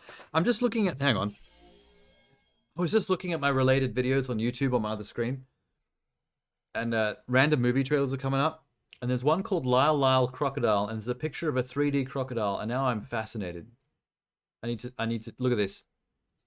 Wait. It's just a 3D crocodile. Okay, I'll bite. Crocodile. He's a 3D crocodile. It's very fake. Oh, it's Sony. Is this like a Clifford type thing? A kid's movie about a 3D animal? Or Paddington?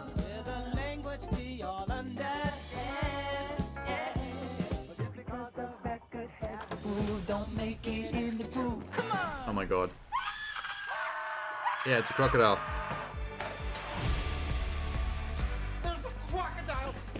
Does he eat anybody? I'm guessing no. Hello. You must be the new tenants. Hector P. Valenti at your service. Yeah, Javier Bardem's in this? Excuse me? This man is a national treasure. What is he doing in Lyle Lyle Crocodile? Oh my god, Javier Bardem. There's nobody else that I recognize name-wise, just him. Okay. I guess he was collecting a paycheck. I see you've met my crocodile. He's an extraordinary talent. His name is Lyle. What the fuck? Mom, I swear to you, he's not dangerous. He's a crocodile. Okay, yes. My man has fallen on hard times. You mean Javier Bardem? He's not like that. He wears a scarf. You think with the movies he's been in, he wouldn't have a hard time getting roles. I'm gonna assume they dropped the bag on him. Are you sure this is safe? A check with a lot of zeros. And living is a dangerous business. Oh my god, yes. He actually ate something. Oh. That was awesome. This film better end with the crocodile eating the child.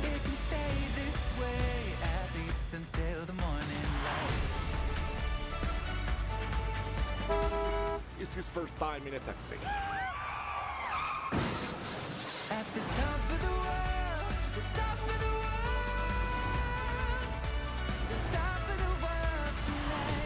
Performed by Shawn Mendes. So I'm guessing other artists do the crocodile singing voice when it's performing. What the fuck did I just watch? A best-selling book series by Bernard Weber. Good job, Bernard. You probably made a lot of money from that. Live-action CGI musical comedy. They move to New York City. They discover a singing crocodile who loves baths, caviar, and great music living in the attic of his new home. They become best friends when Lyle's existence is threatened by an evil neighbor, Mr. Grumps. Mr. Grumps. Mr. Cranky Pants. The Prims must band together with Lyle's charismatic owner, Javier Bardem, to show the world what family can come from the most unexpected places, and there's nothing wrong with a big singing crocodile. Well, there kind of is, because even if he can sing, he's still a crocodile. Like, he still eats a lot of meat. Like, either they're going to have to be buying a lot of raw chicken from the store, or that child is going to go missing overnight. Who's directed this? Will Speck and Josh Gordon. No idea who they are. How dare you? Shawn Mendes as Lyle. Who's Shawn Mendes again? Oh, the Canadian singer-songwriter, Shawn Mendes. Gained a following in 2013 from Vine. He's a Vine star.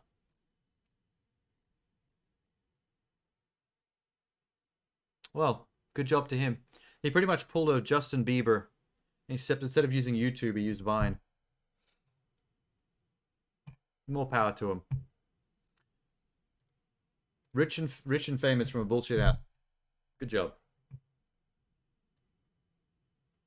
What else is coming up? Oh, the menu. That's right. I've been meaning to watch this. Okay. People are talking this up really hard. This is a 5-month-old trailer. But this has been out recently in America. And in the cinemas. Here as well, I think. People have been really talking this up. And I don't know if I've seen the trailer or not. Or a teaser. But I'm curious to know what this is all about. Wait, where's the synopsis? Anya Taylor-Joy, Nicholas Hoult, and Ralph Fiennes. Sweet. Sweet, sweet.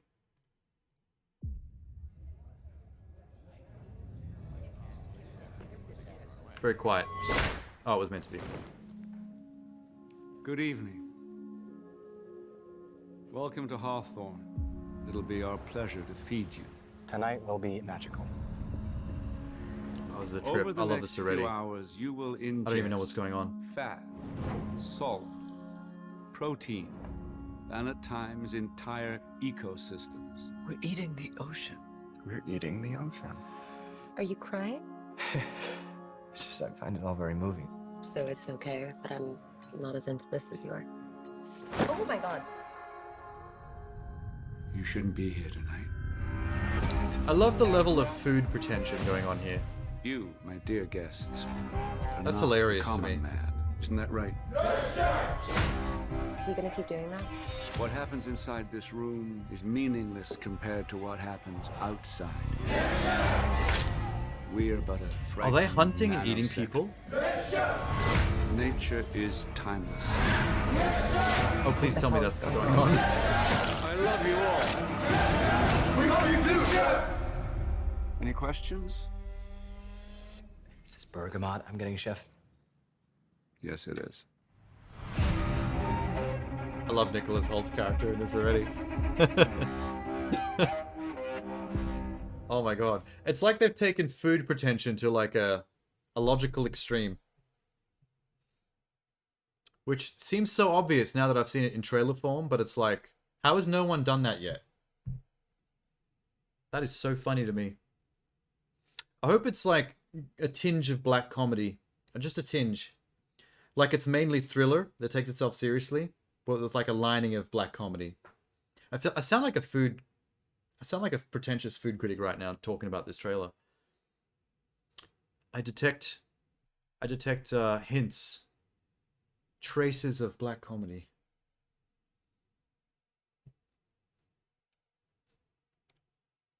So that's getting a good... All right, wait. Let me see what the actual critics say, because the word of mouth is really good. IMDb 7.5, Rotten Tomatoes 89%. Cool.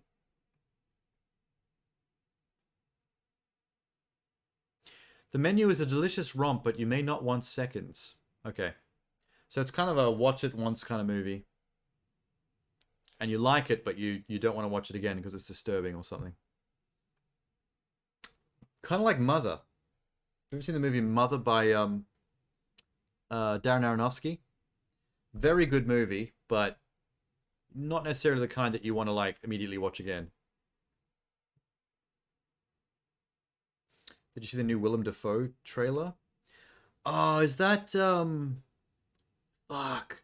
I didn't watch it, but I think I saw a thumbnail and the name of it earlier, like a day or two ago. Was it Silence? No. No, it's the wrong name. Wait, I'll just go Defoe. I know what you're talking about, though. Inside. That's the one you're talking about, right? Story of Nemo, an art thief trapped in New York penthouse after his heist doesn't go as planned. Cool. Man, I love Willem Dafoe. How can you not like Willem Dafoe?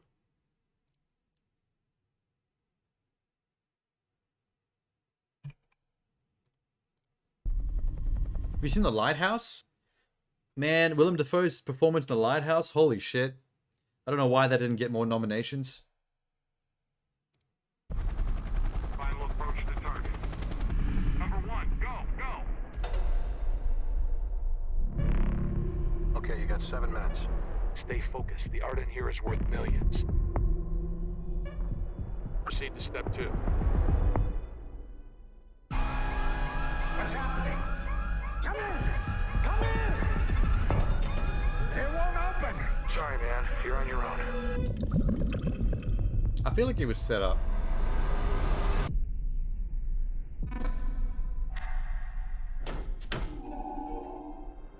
Come in, number 3. Number 3, come in. That's my prediction. He cannot not go insane. Yeah. Help me! Get me out of here! He's losing his shit.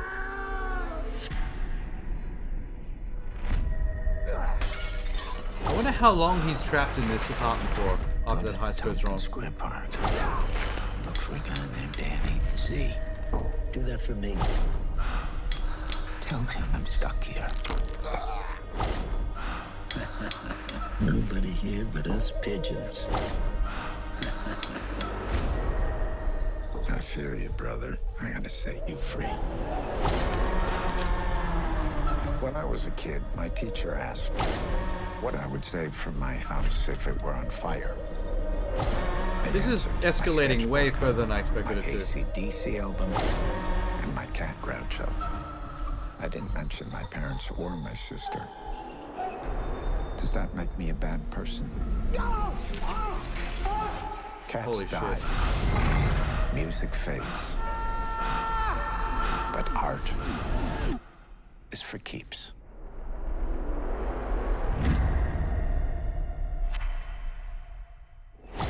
Wow, man. That was cool. That went way off the rails. Way, like 90% more off the rails than I predicted it would. It looks like they really took that that concept and ran with it. Like stretch it as far as it'll go. You gonna try Genshin or Dauntless, Lemmy? Maybe Genshin, isn't it free? So you don't have to pay for it?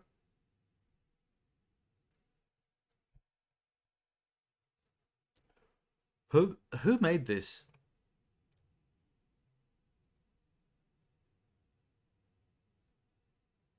Doesn't even say. Oh, Dauntless is free as well.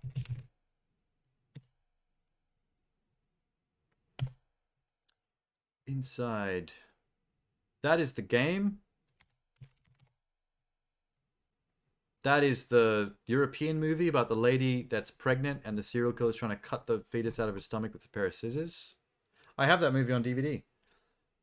Film 2023. I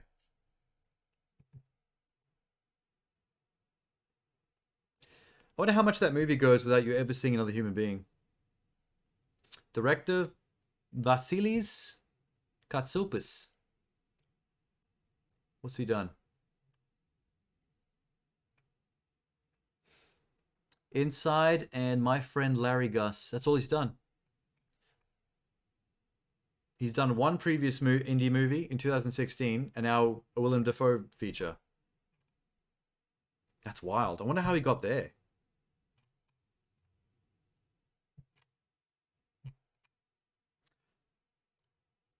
When did this trailer come out? Where the fuck is the date? Oh, November 18. 10 days ago.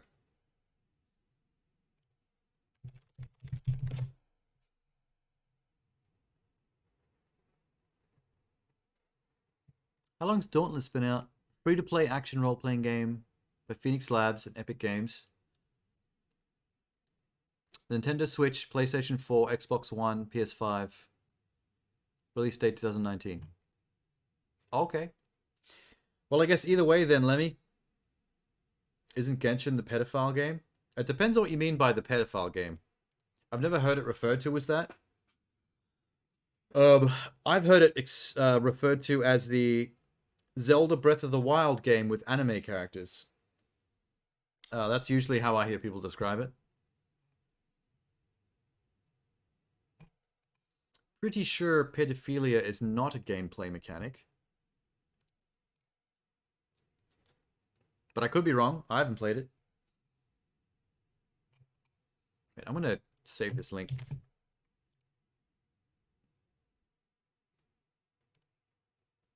Or wait, maybe let me just do this. Bookmark. Yeah, there we go. Boom. That was great.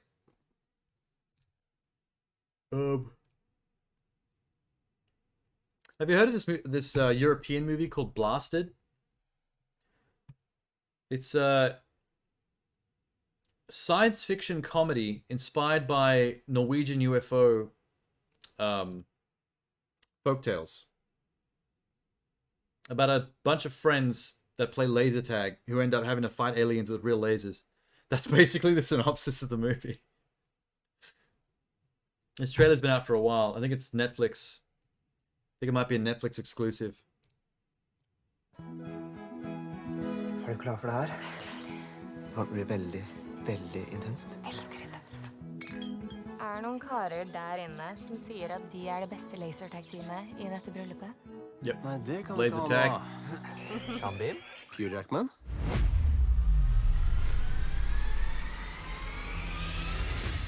Audun, det må bli det beste utdrikningslaget noensinne.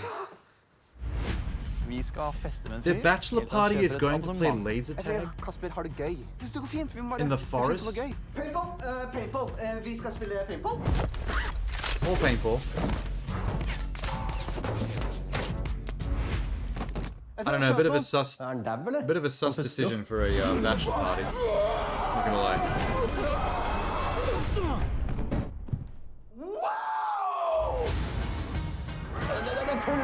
Oh damn. Paintball på gullelapp paintball. Alien zombies? Hva er det? Det var jo, hva er det? Det må skrive mer om det akkurat det som skjedde. I heard aliens. I didn't know they were like zombie aliens. Politibil og skal skyte aliens med They laserpistoler. look like something out of Bilbelte på. Call of Duty Black Ops, the zombie mode.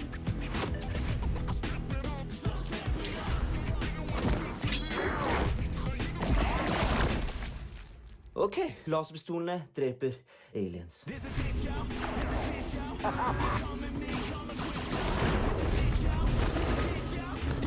They call them glowies.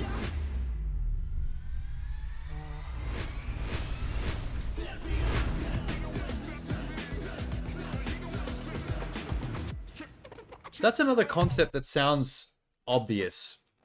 Like, how's no one done that yet before? But then you see the trailer and it's like, wow, okay. Like, I could have come up with that idea, but I didn't. What the fuck's wrong with me? Did you see that mad UFO butt? They don't have bad visual effects. Look at that thing. It's got a very, like, neon green, blue, purple kind of laser color vibe to everything. It's pretty rad, though.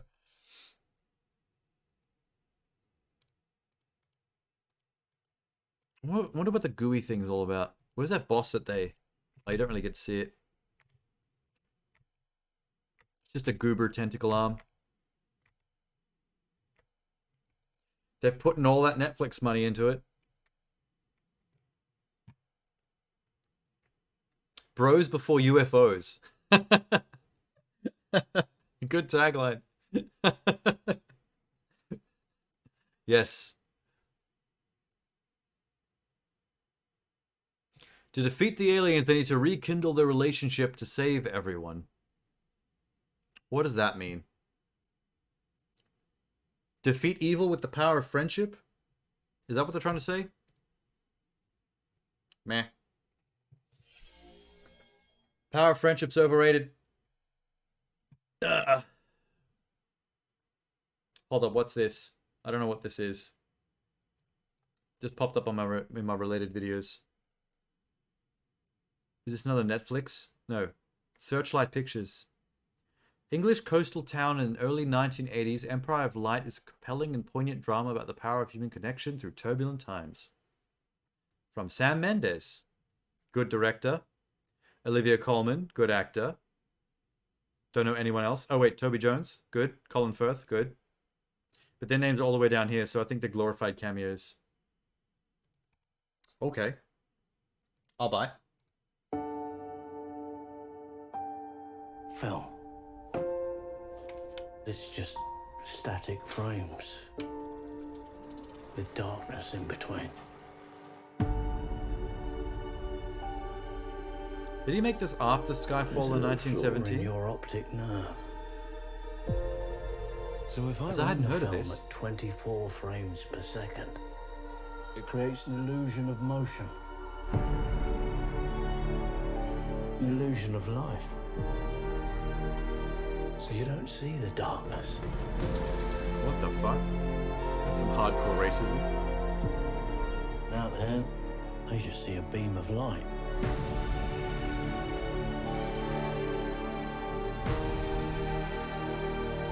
Not gonna lie, this seems kind of epic. I might be the soundtrack. Without light.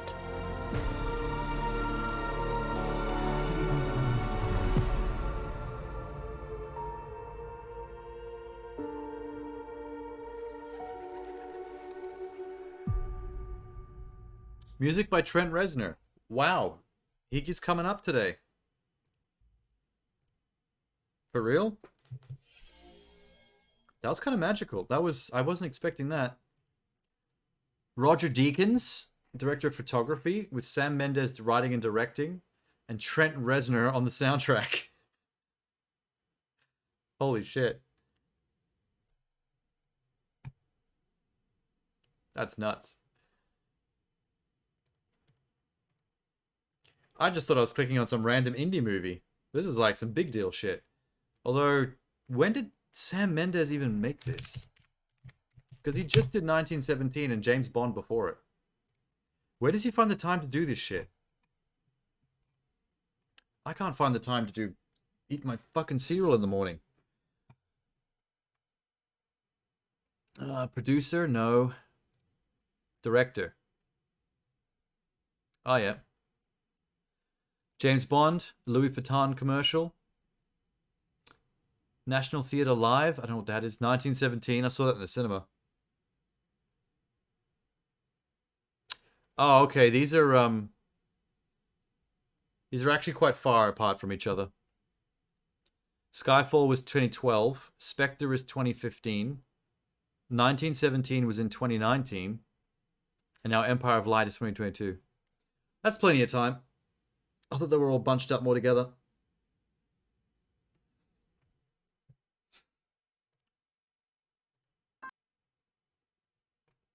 You're keen for this move? Oh, hang on.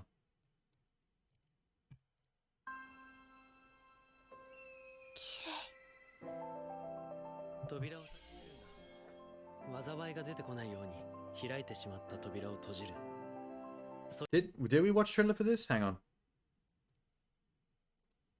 Oh, there's no description. Fucking always with these copyright music connections. Why? They're always doing this, man.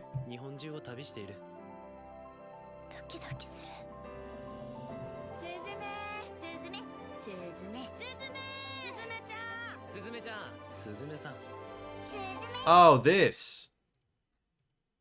That now I remember. The dude turns into the chair and the cat runs away. The cat turned him into a chair and she chases it across the plot, I guess.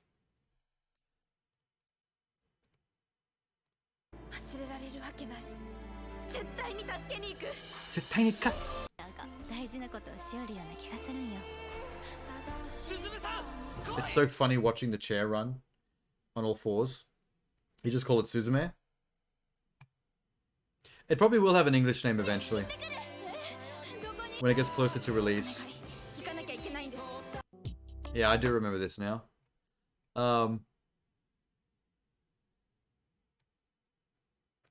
Maybe they've come up with one recently? Have you checked? The chair is cute as hell.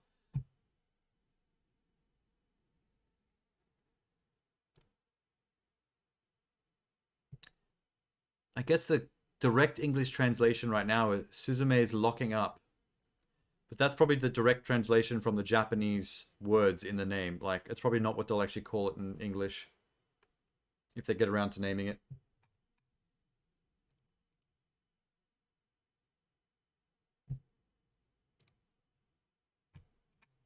Boop. Boom, boom, ba-doop, doom, doom, ba-doom.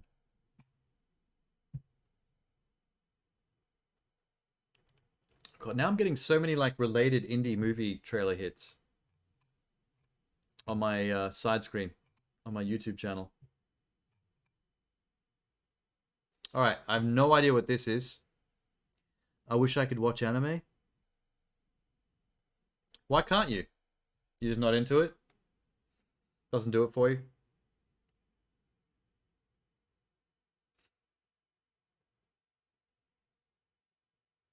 You just can't watch it alone? Okay, that's a very specific... Like, I understand when people say that they don't get anime or can't get into watching it from the point of view of, like, my experience with dubs. Like, I like watching anime when it's subtitled, but every time I've ever seen an anime that was dubbed, it, like, rubbed me up the wrong way. I just, like, couldn't get into it. It just felt really fake and goofy. But I like it when it's subtitled. When it's in the original language, like, I can hook up to it.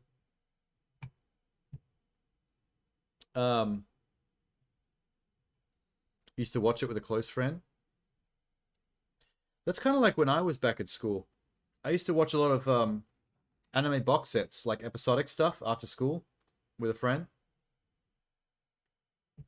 Like Azumanga and XL Saga. FLCL, Fully Cooley. Now you just feel weird about it.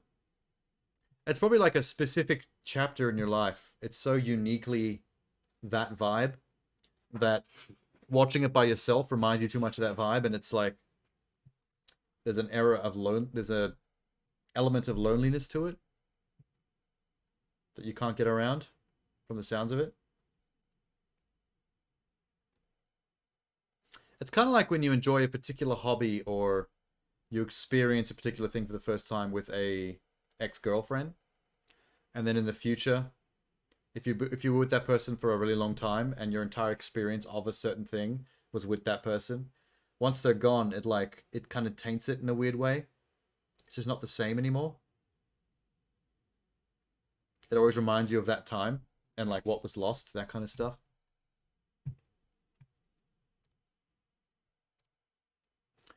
I'm just gonna grab one of these related trailers because I don't know what some of these names are. Like Here's one's called God's Creatures. A24. That's a good sign. 3 months ago. A24 produced really good shit. Probably the best indie shit.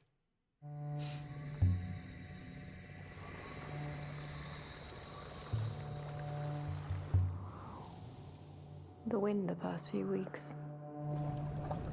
Keeping me awake every night. The thunder of paths getting in. Suppose every house around here has the same ghosts. You wonder how they'd tell them all apart if they came back.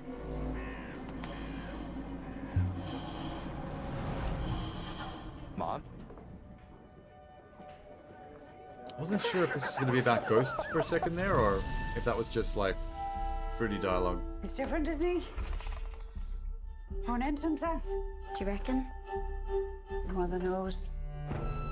It's exactly like it was back in the day. So long ago.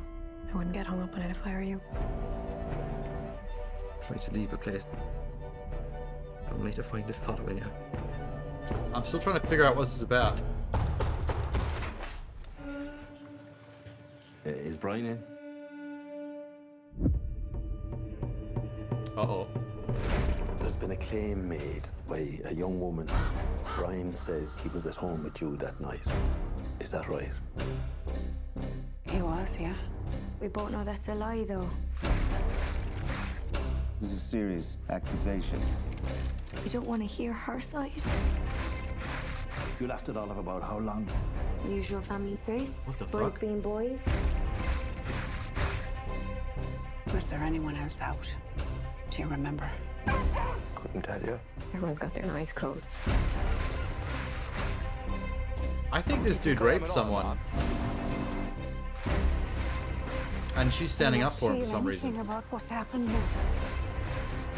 This got a lot more intense than I was expecting it to You get. have this impossible image of me.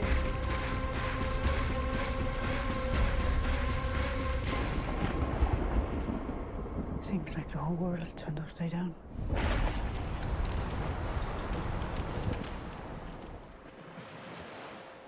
I wonder why it's called God's Creatures.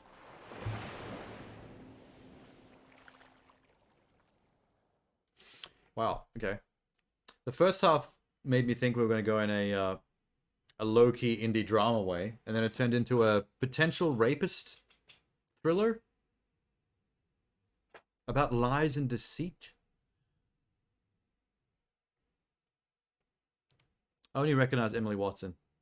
Nobody else. The studio behind Moonlight, Ladybird, Ex Machina, The Witch, 8th Grade, Minari, Uncut Gems, Hereditary, and more. That's how they're trying to sell the movie. They're just describing all the other movies, the famous movies that A24 have made. They left out The Green Knight. They should have put The Green Knight in there. That was cool. How dare they?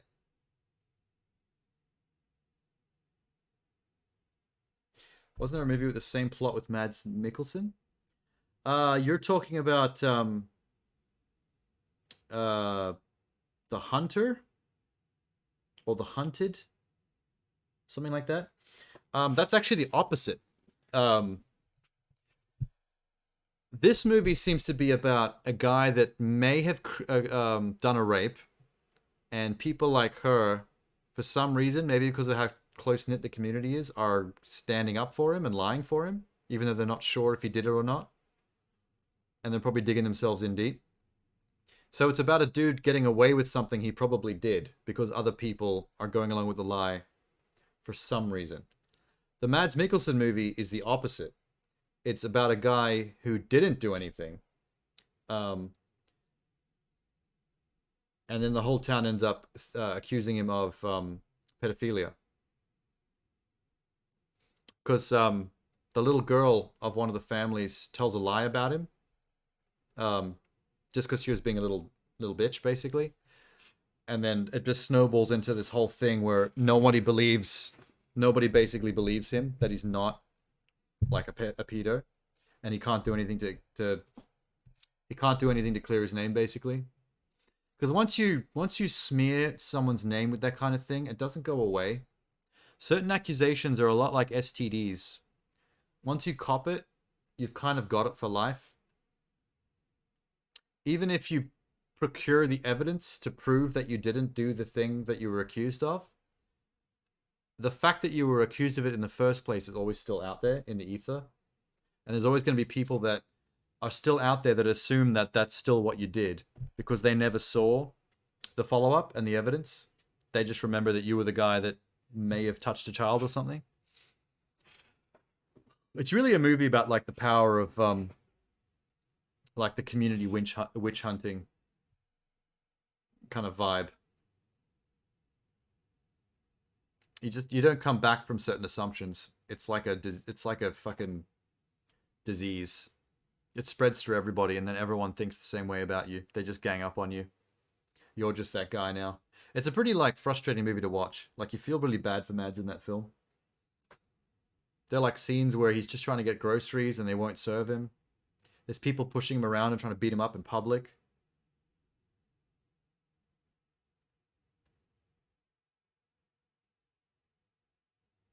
It has a great ending too. It's very low key. Because I think he leaves town and he's kind of cleared after a long period of time, and he eventually comes back and everyone seems to have gotten over it. And they're all like cool with him, seemingly. But then like they go to a social gathering for hunting. And all the men go out hunting. And then there's this moment where it's very quiet and like the tension's building. You're not sure where this is going. And a bullet hits a tree near him. And you see a silhouette of a person on the horizon that kind of like wanders off. And it kind of leaves it on this note of like, everything seems to be okay, but there's still this tension of like, it's not really. You don't know who that was that may have potentially taken a shot at him, or just was it a warning? You don't know, but it's clear that there are people that are never gonna think otherwise, or never gonna let it go, even if you're supposed to be innocent now. They're just locked into that way of thinking. It's a good movie. And Mads is great.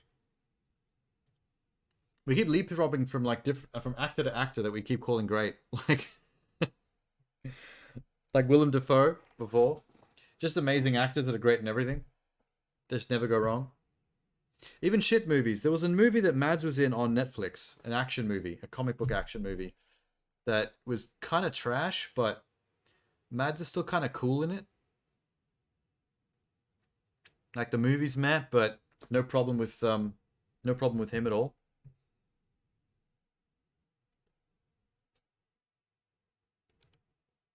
All right, what is this? Here's another indie name I've never heard of. Brian and Charles. No information in the description at all. I never thought I'd make anything as amazing as Charles. You built my body. I built his body. Oh my god. This is going to be weird. My name's Brian. This is my infamous inventions pantry. It's actually a cowshed. Things went a bit topsy-turvy in my life and I was very alone. Ah, fiddlesticks. That's when I just started making stuff. Any little idea I had, I just made. It's an egg bell, pinecone bag, flying cuckoo clock. An egg bell? I'll take an egg bell. Know the time. They Hell get yeah. up in the air and I'll be there. I want the grandfather clock with the traffic cone beak. They don't always work, and the stuff I build isn't for everyone. Well, I'm impressed. Thanks. My new project. I'm building a robot. Didn't look too bad, does he? I wonder what he'll do when I turn him on. What, for real? Would you like me to give you a name?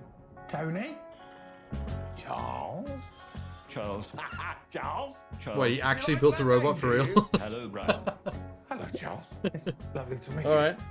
This is incredibly overwhelming. Imagine me and you, I do. I never thought I'd make anything as amazing as Charles. You built my body. I built his body. And my tummy is a washing machine. And his tummy is a washing machine. So happy together. You should show him to people. Why I not? should call you up. And what you want for him? Oh, he's not for sale. And you say you Why are you wearing that? I feel pretty cool, man. imagine. I want to go on an adventure.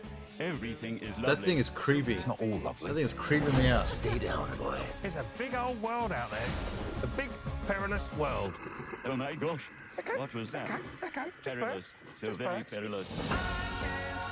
I love that it's clearly just like another actor No, you're not sitting in the front. You're sitting wearing in a the back. box. I will sit in the front. You'll sit in the back. Front. Stop saying front. Front. Front. Front. Front. I've never met anybody that could build a robot. It's kind of amazing. I like it. I'm not a child. I can look after myself, man. What's got into you? I tend to learn from each thing that I build. Bullseye! I am your friend, Brian. I'm your friend too. I want to go to Honolulu. Oh my god, his head can extend. It's my Hawaiian hula skirt. That makes it even creepier. I love it how there's just one major expansion of disbelief that the movie requires of you is that that guy can build an actual functioning AI. Like, as long as you can get over that part, like, it's hilarious. I guess it's kind of part of the joke, really. Ah, yes, a good old-fashioned documentary. Have I heard of a short film called Reasonable Request? Not ringing a bell. Let me just see what it looks like.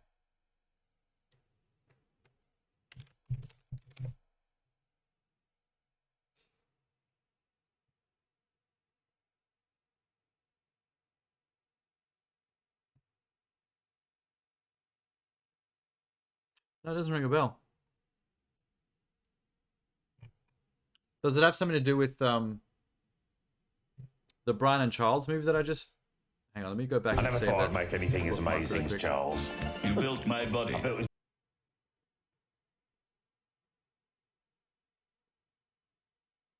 It's interesting that there's a 1:20 trailer for a short film. I have earned commissions for purchases made through the Amazon links above. What the fuck?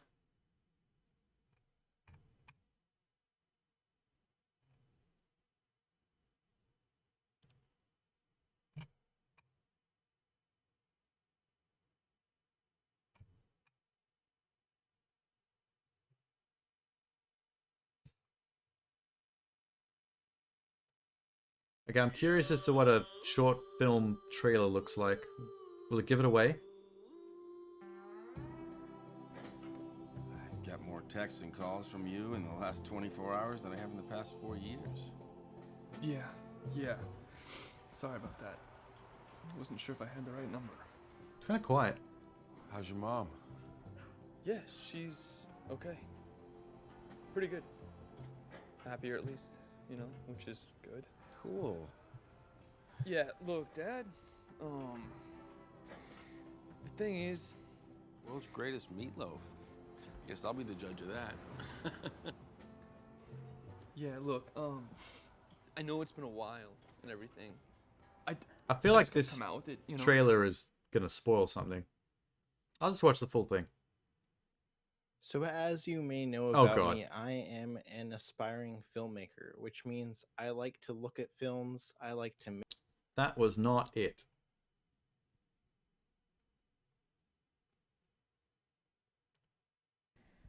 What about you, Adam? What would I suck a dick for? Respect. Diner scene. Oh my god. Is it like a Amazon short film or something?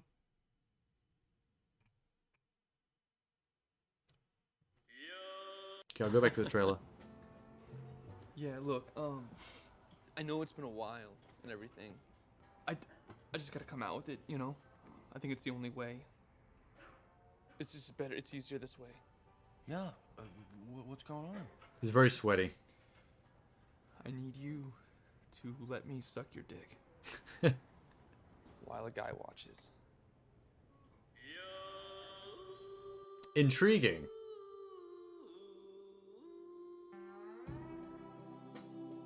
Doesn't seem like a very reasonable request. It's got 3 laurels though.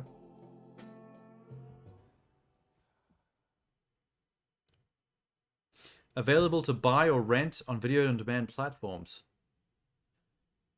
Since when do you sell short films? I've made 4 short films myself, and like they're just free because they're short films.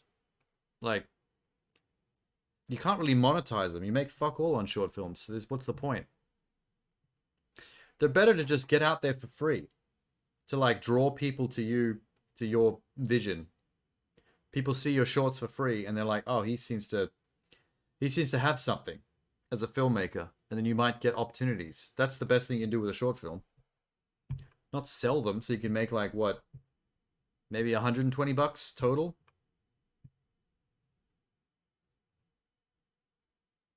There's just the most weirdest comment under this. This one guy's just like, "I'm gay.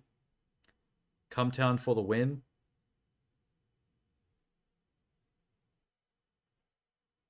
What the fuck?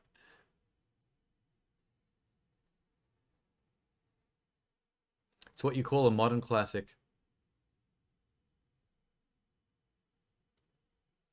You watched it free?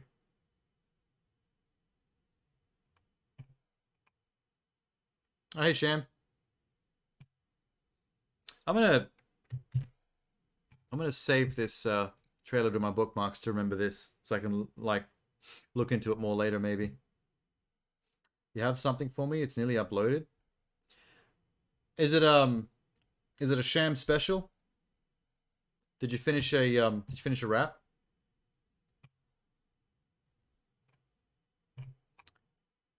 Is that what you've been doing tonight? Have you been editing?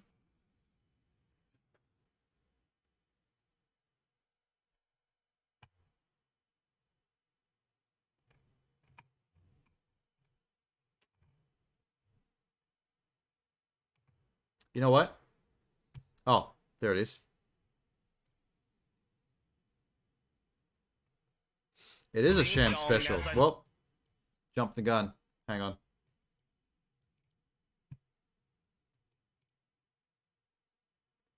Ding dong as I knock on the beat, then do some sing songs and I'll dance in the street. I'm channeling King Kong like an egg that's in heat. I'm speaking Klingon, but you understand me? But hopefully the motherlands, the brothers hype, exploit their ears, eventually get cancelled like it was Dolomite. Wanted to record, decided to hit the dollar mic. We can take over this medium, bro, we just got to fight. Unfortunately at times, you just be feeling damn. Album of the year, dudes dropping when we there's get lyrics? a chance. Shallow passion rapping, you're only getting fans. I hope I keep doing this Oh, for shit. many years because I can. That's a snapshot, but don't send it to Can. But spending most of my shitty life living round the I am the real life well, but there's no need to stand. Nothing fake about it, no prosthetics here or there. Take my thoughts cause I don't really know what else no recourse and I'm just sitting on the shelf by the old reports. They were talking about some old guy. He lived indoors, he was sitting in with his thoughts dry. Well, maybe that's the future for me. Sitting in an old apartment, staying up till it's 3. Being alone in your home, there's a bliss I can be. There's a freedom and solitude, but all I see is the feed. Dang.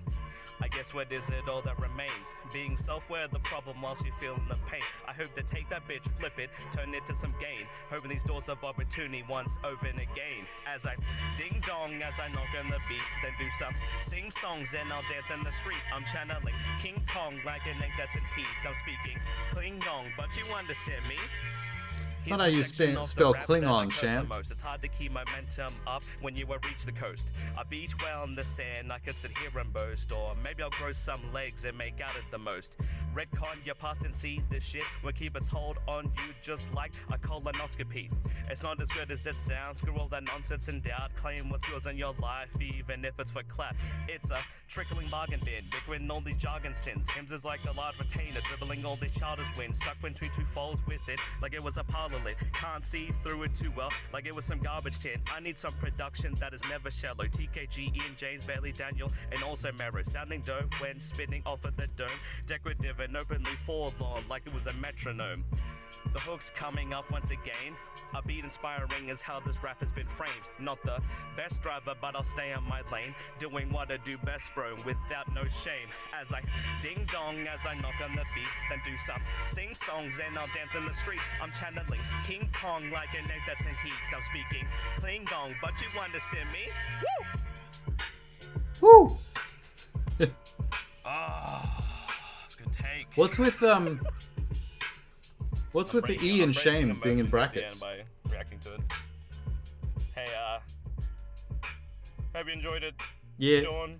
Yeah. You little bastard. You little Oodie. Okay, I'm gonna go now. I'm sorry. You called the Oodie. Bless. Oh, it's Sham. You bracketed the E, so you... Okay, I get it. Yeah. That's cute. I like that. It bothers me that Klingon is spelt like that, though. I know you're probably spelling it phonetically, but, like, I really want it to be spelt like the real deal. There you go, with the K. Edit it now. The take was terrible with the delivery, but I chose it because I didn't mess anything up. I mean, it's one of those things where, like, it doesn't really matter at this stage, like, how you think the delivery is and all that. Like, you're really just getting it all out there. Like, if you're really going to produce this into, like, a final track, you would do, like, a lot more, obviously. Like, you'd be recording, like, a paragraph by itself and then stopping, just, and doing that one bit over and over again to get it, like, super clean, get the breaths all right. That's why there's always a difference between, like, the studio recording and when you see them on stage performing it, where they're getting naturally exhausted because it's all in one. Whereas in the studio, you're just like, one sentence, fucking get that, the best possible sentence it can be. Spent the whole day doing that shit. Multiple days even. One day I should try to perform one of your raps. I'll just get the instrumental and just do, and take your lyrics and just do, like, my own take. That'd be kind of funny. Non-rapper tries to do rapper's rap. That's the YouTube category. Jargon. I like the King Kong line. Although I'm a Godzilla man myself, to be fair. When it comes to the Godzilla v King Kong thing, Godzilla all the way. What's a king to a god? Jay-Z. I should do more songs on my channel. Like, I'm not a rapper, but like I've come up with all these, like, parody ideas, like wacky ideas for songs. And I've only ever done one of them on my channel. And I just have, like, this whole notebook somewhere of all these, like, parody song ideas just to fuck around and make funny shit. I should do more of those.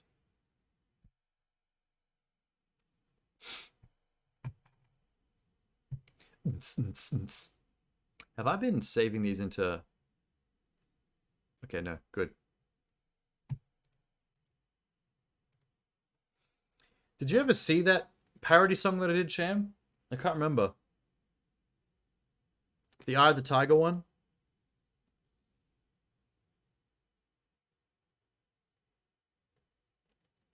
I can't remember at all if we talked about this or not. It might have been Minx. I brought it up once. It might have been Minx that I was talking to when we talked about that. It's a, I did an Eye of the Tiger parody, but instead of Eye of the Tiger, it was Hot Sauce Survivor. It's a whole song about chili sauce to the beat of Eye of the Tiger. But it's also sung like one of the rednecks from South Park. I don't know why I chose that as the lyrical character to do that song in. Wait, do you want me to put it on now? I can pull it up if you want. I made a graphic for the video as well, for the YouTube video, that has, like, the on-screen lyrics as well, using an image of a model friend of mine. That was actually, she was actually the one that came up with the idea, because she made a joke once about, she loves hot sauce, and she made a joke once about Hot Sauce Survivor, and then I riffed on it being like Eye of the Tiger, and then we were like, hey, that's a good idea, and then I went and made it.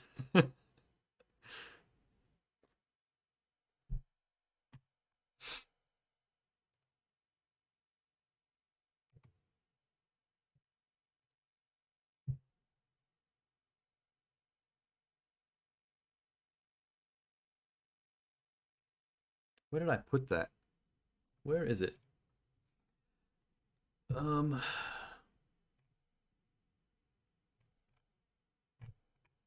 Oh, it's in my other YouTube channel. Whoops, had the wrong one open.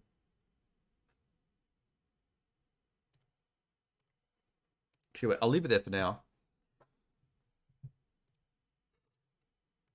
I might bring that up on stream at some point. That'd be fun. Maybe I should make 2 or 3 more things like that. And then like one of the Sunday streams I could just like play a bunch of them in a row. Like a playlist, just for fun. That might be kind of cool.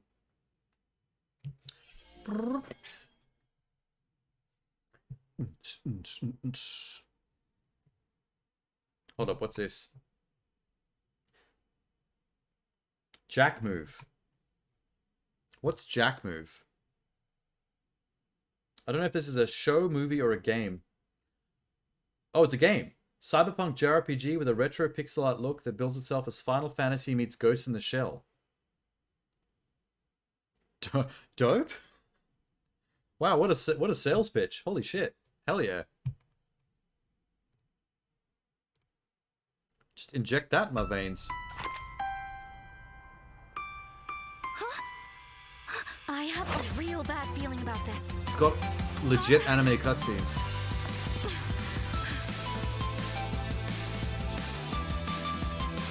I knew something was wrong the moment I saw that woman. Are we gonna get to see the game? They were searching for something in my father's house. Or is it all gonna be anime cutscene? I think this might be the trailer. This might be the whole trailer. Did they take him? Did they find what they were looking for? Looks like everything here is untouched. I will find you.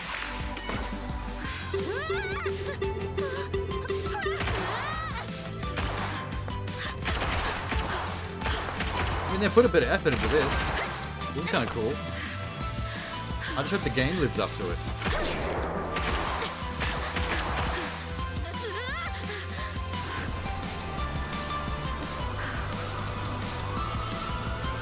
See ya.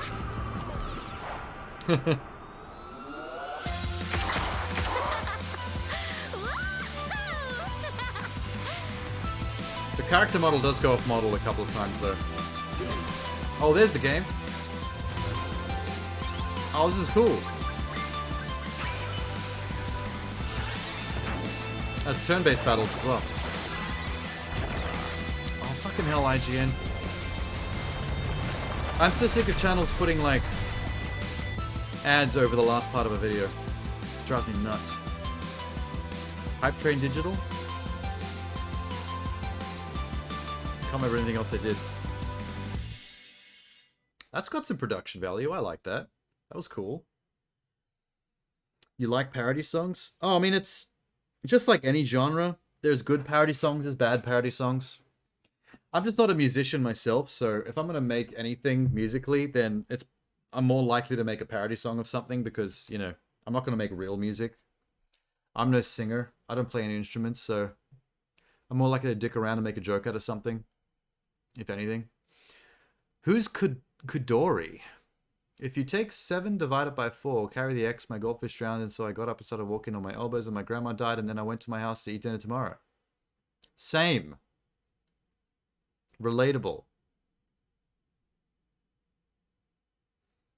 You found a guy on YouTube who just makes parody songs and unhinged audio story stuff. You know, the unhinged audio story stuff is actually quite a category on YouTube. I've seen a few channels like that myself. Not the combination of parody songs and the unhinged audio story stuff. I usually see channels that do one or the other, but not both.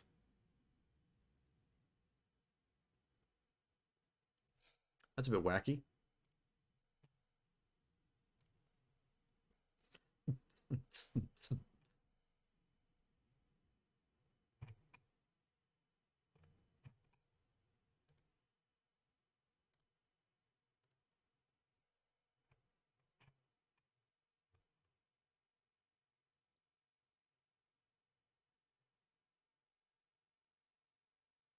Oh, what? Is there an Alien Isolation 2? Wait, I just saw that. Hang on, I just saw that come up.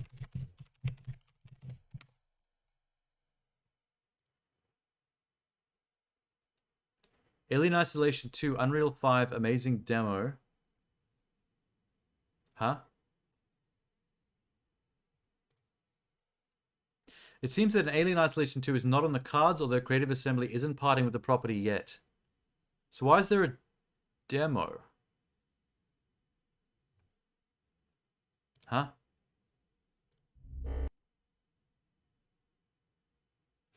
Alien Isolation 2, Unreal Engine 5, amazing demo concept trailer. Oh, okay. This is an Unreal Engine 5 demo using Alien Isolation 2 as a concept.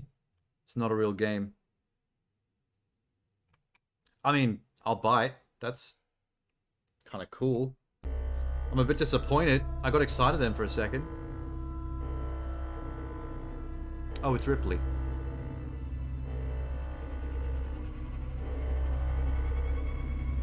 She doesn't look that great for Unreal Engine 5.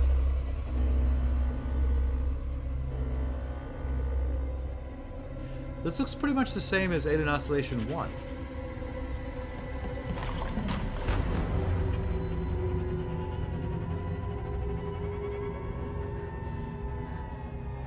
I like the radar on the bottom right. That's interesting.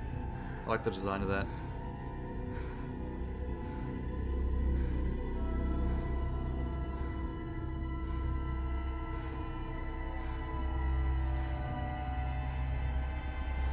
I mean, it is all pre-rendered cutscene. So it would have that processed video look to it, which is de-sharpening it a little bit. So you got to give it that. Don't know why, but it looks like shit. I think this might be... It's not on the Epic channel, so I think this might be a fan-made concept demo. Like, some random just used the assets of Unreal Engine 5 to, like, make what he thinks a sequel might look like in this engine. But it's not, like... None of this is modeled by... Oh my god. How could you not see that coming? Like, none of this is modeled by or rendered by, like, the actual team with their money and time.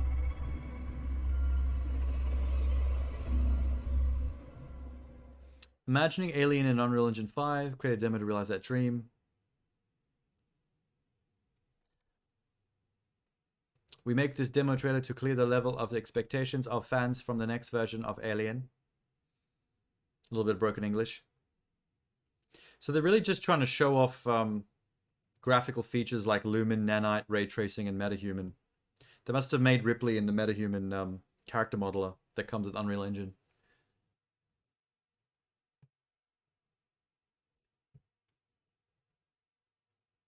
Actually, this guy puts it really well. The visuals are well done. My biggest criticism is the architectural design just doesn't match the retro futurism in Alien. But I love the concept. That's true. One thing that Alien Isolation nailed was it retained that vision of the future that they made back in the 80s with the still square CRT green computer terminals and stuff that make all those horrible noises. I think that's one of the keys to Alien, I reckon. Don't future it up. Keep it looking that shitty, like what the 80s and 70s thought the future would look like. But they didn't know how to think forward with their technology. They just imagined the same square computers. I think Star Trek is one of the few science fictions that was actually really good at predicting technology advancements. Like, Star Trek is the first time anyone ever thought of a flat touchscreen computer. Like, the idea of, like, a tablet, which is just a screen that you could touch. I think, like, the first time that was ever seen was pretty much a Star Trek episode, like an old one. And they were just, like, imagining fake technology, and now we actually have that for real. Sometimes fiction, like, predicts reality, which then encourages more fiction that predicts more reality. It's like this awesome loop of creativity between, like, scientists and storytellers. What have you got here? Oh, hello. Coming up, we actually have an audio recording of a local self-defense seminar. Todd, do we have that clip? Okay, here it is. Okay, everybody settle down. First rule of self-defense. If they have a gun, you are dead. Okay, this isn't some magic course where I can teach you how to dodge bullets. In real life, someone pulls a gun on you, you fucking do whatever they ask, okay? You suck their fucking dick or you finger blast them until they're satisfied because, brother, you just lost all your human rights, okay? They own you now. You are their slave for as long as they own a gun. And let me tell you something. If some dude has a mask and is holding a gun, fucking get in their car, shut your fucking mouth, and get ready to die because that motherfucker has a gun. It's really harping on this. A gun will kill you. It is a gun. You can't just break his gun. He would shoot you. He would shoot you and you'd be dead. He could decide to shoot you at any time. You should be terrified at every possible moment that he could end your fucking life.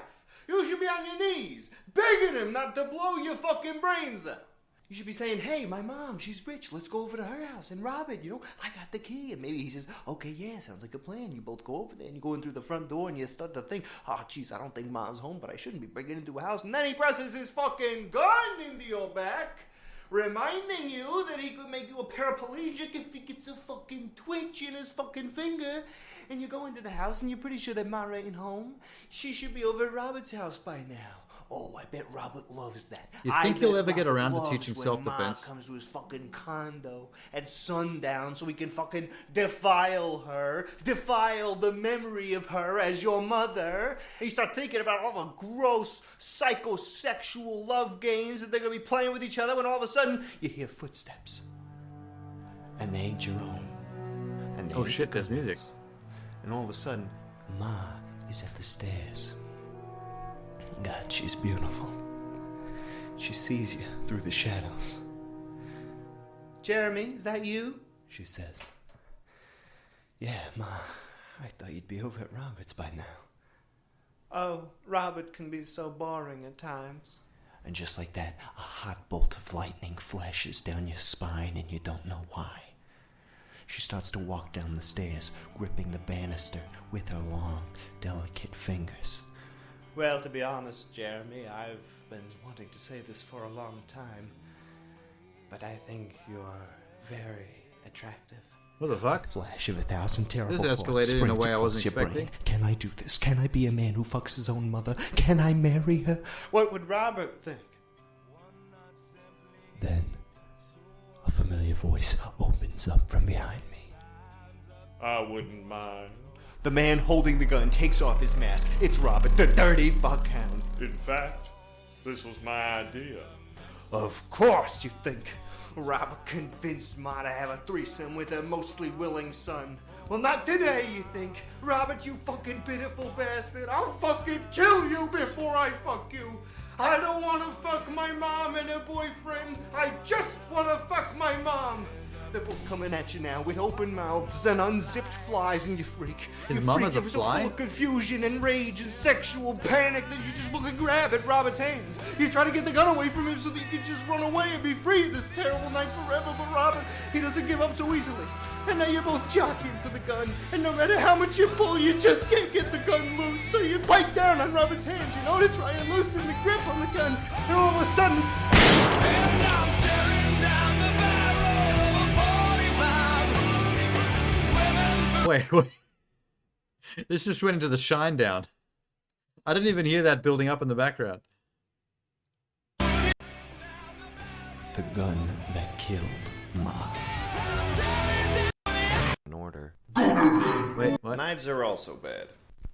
It's just about sundown, and the following is a mandatory government order. You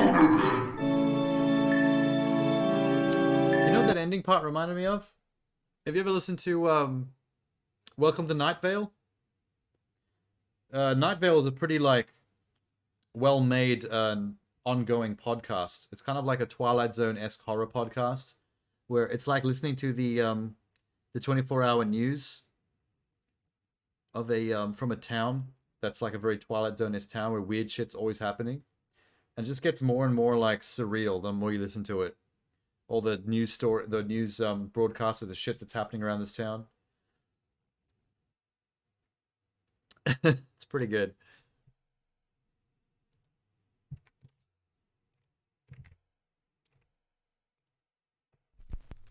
Coming up, we 7 years ago.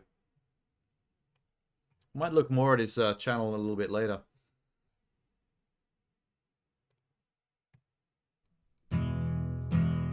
Oh, songs. That's right, you mentioned you did parody songs as well.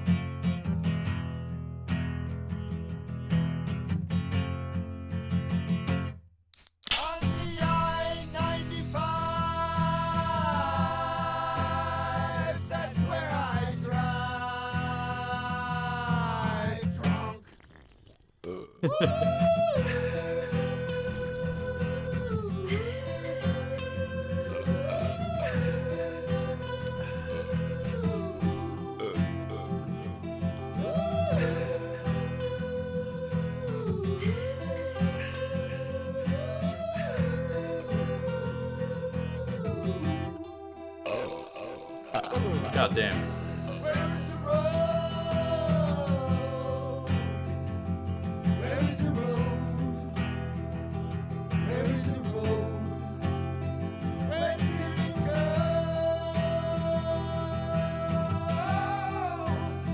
It's actually kind of a vibe.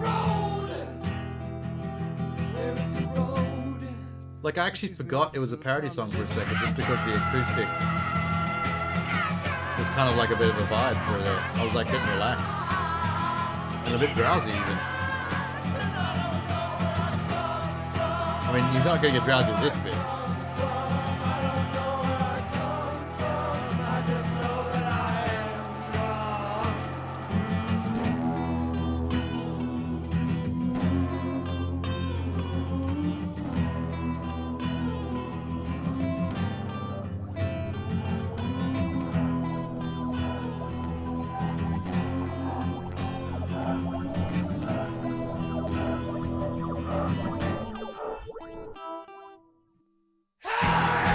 God damn.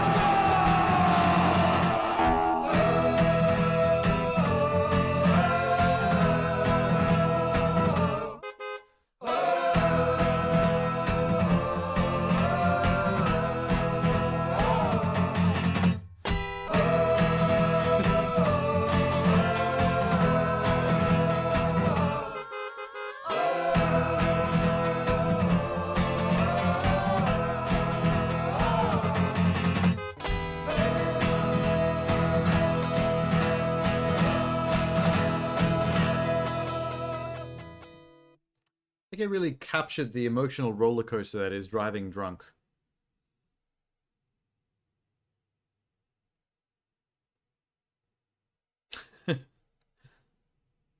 Drunk drivers always ask, where is the road, but never, how is the road? This song hits harder than the pole I crashed into while drunk. I was sober when this dropped. I waited until I relapsed to appreciate the message. Nice. Oh, fuck. Alright. Holy shit. I've hit 3 a.m. I think it's time to call it a night and get some sleep. Oh, 4 hours? It's one of my shortest streams lately, but I did start very late. Let me just fix my desk. Sorry. Mike's probably making banging noises.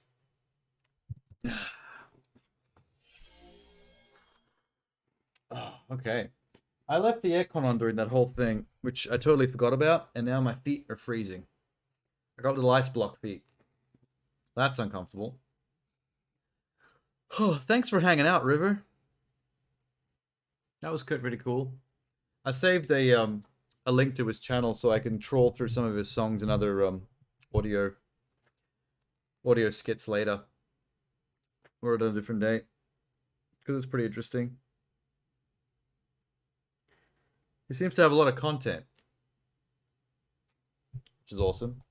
I want to make more content, but I just don't get the time for YouTube lately. Don't fall asleep on it. I was currently like worried I was going to start to get a little drowsy when I was into the acoustic guitar, because I didn't go to bed last night. This is the second day in a row I've been awake, and it's already 3 a.m. So maybe it's time for an epic sleep tomorrow. I'll crash now and maybe sleep for like 18 hours. That sounds good.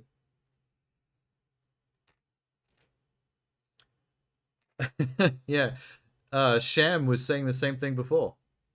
I think he was the first person to show up in the chat at the start of the stream. There he is. You were the first person to show up at the start of the stream. You were like, "Damn, dude, you're still awake? You haven't slept at all? What the fuck?"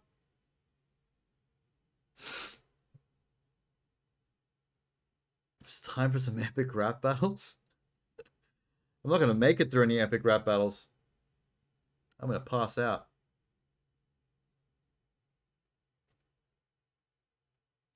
But I think 4 hours is a decent stream minimum. I don't like doing streams that go for too short, but as long as it goes for at least 4 hours, I'm like, good enough. This would be the time for you to post like a link to a 2.5 hour rap cipher. Like right now. Like a Lemmy length random clip. Oh, that's what you should post. Drop a link to a 2-hour video of exploits in Plants vs Zombies 2. No voiceover, just on-screen text. Paragraphs of it. We'll see how far we get.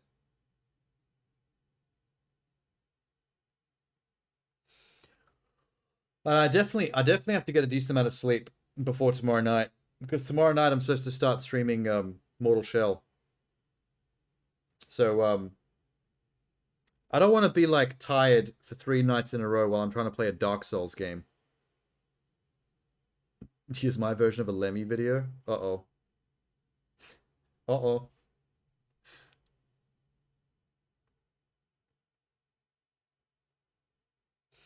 It's a 2-hour improvised freestyle rap with the camera focused entirely on my cock.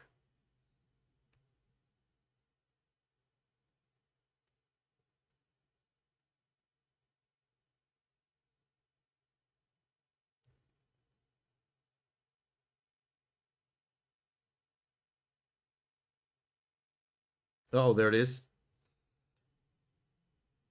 Wait. We switch to this.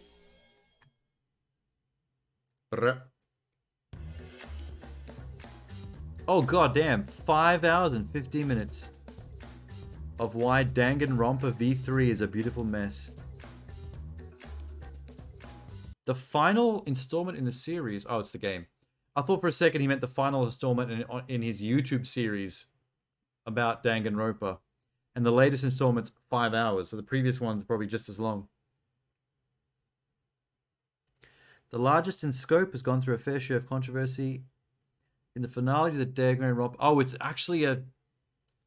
This video is actually a finale to a retrospective compilation of videos. Are they all this long? Did he seriously make like a series of 5-hour videos talking about all the Danganronpa games? Because wow.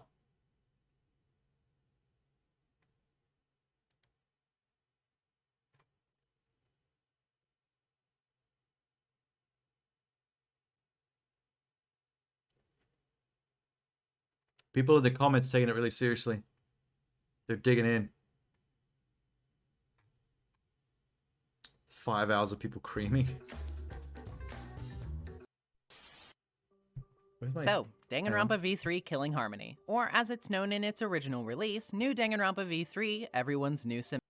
But it also provides some immediate intrigue in easy to prove he wasn't, but Akamatsu is still determined to I use can't the trial imagine to writing a expose said 5-hour mastermind's identity. YouTube video What we need to script, focus on firstly, though, and recording what the ends whole up taking thing, a lot of the trial's and then real having to estate edit is the footage matter to, of how Amami like, was every few killed if the seconds of culprit what you're never talking showed up about, in any of those and photos. making sure the footage This is leads relevant, to a line of which questioning means spanning trawling through several hours of suspects, starting Danganronpa with the one footage who made the cameras, to get Irumi, exact who was clips accused by to Oma. match the things they're Thankfully saying for her, every we can single already second of prove the that edit. she wasn't responsible, For as she has an 5 alibi hours. verifiable by both Shinguji Bro. and Shirogane. And even though Shirogane left at one point, Shinguji the two is the murderer. It's at this point we learn who took the cut. And this would be interesting if the everything hadn't skip just to the happened end. around. Wrote an overly ambitious abridged series of the first game's anime adaptation with a giant Is sort of part and parcel of its identity. He for When real you take goes for this many 5 hours risks, just it's talking about difficult to Dangan. imagine Wow. that you'll come out the other end Wow, wow, wow. executing all your ideas perfectly, and it's impossible to That is brutal. Can you imagine? Can you imagine watching that, having never played a Danganronpa game and knowing nothing about it? You'd be so out of your depth. Everything would be so out of context. You just want to like hang yourself. Oh my god. Ugh. Okay. Bedtime. Thanks again for hanging out and chatting, guys. River, Sham, other lurkers, whoever you may be. Lemmy's probably lurking behind there somewhere still. You have to be a little bit insane to make that. I agree. But then again, at a certain level of fandom for for literally anything, it always reaches a certain level of insanity. That's kind of the definition of high levels of insanity, is you're creaming right now. I mean, anyone who likes something enough to be like a certain level of fan, it reaches kind of a technically insane degree. And we all have things like that we're all into. Maybe not enough to make a 5-hour video of, I'm not sure. I'm sure you can think of something.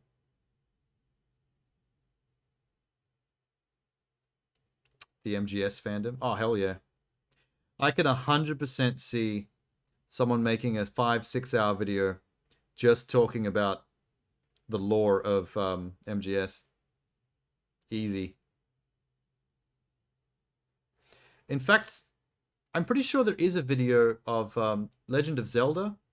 I'm pretty sure there's a couple of hour-long video of someone dissecting all the Legend of Zelda games and talking about like the hidden lore through line to make them all canonical.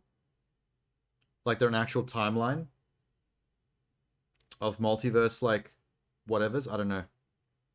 I'm sure it gets very complex to make that work. I'm sure it's quite the stretch, that argument as well. Because we know all the Zelda games are not meant to be connected, but there are people out there connecting them in their own internal lore and making ridiculous videos about it. I mean, more power to them.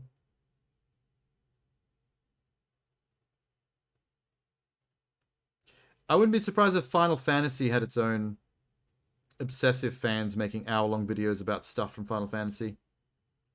Maybe ways of connecting, like, the multiverses. You're a fandom? I am a fandom. Here's Idle Me for you to fangirl over. There you go. Start squeeing. Man, I need a day off so I can actually get back to making emoji designs and animated GIFs for streams. After Mortal Shell, I might have like 2 or 3 days off at that point, because I've been like streaming daily to get through a lot of stuff for at least a week and a half, I think. And Mortal Shell is tomorrow, Tuesday, and Wednesday, 3 days in a row. And as soon as that's done, I'm free. I'm home free. Hey, there I am. Sassy me. Sassy bunny me. Alright. Good night, guys. I'll catch you again whenever. Maybe in the Space Jam Oodie watching trash. Maybe playing some stupid shit. Who knows? Getting my ass beat. Everyone laughing at me. But I'll have the princess juice to keep me... to keep me awake. See you later, River. See you, Sham.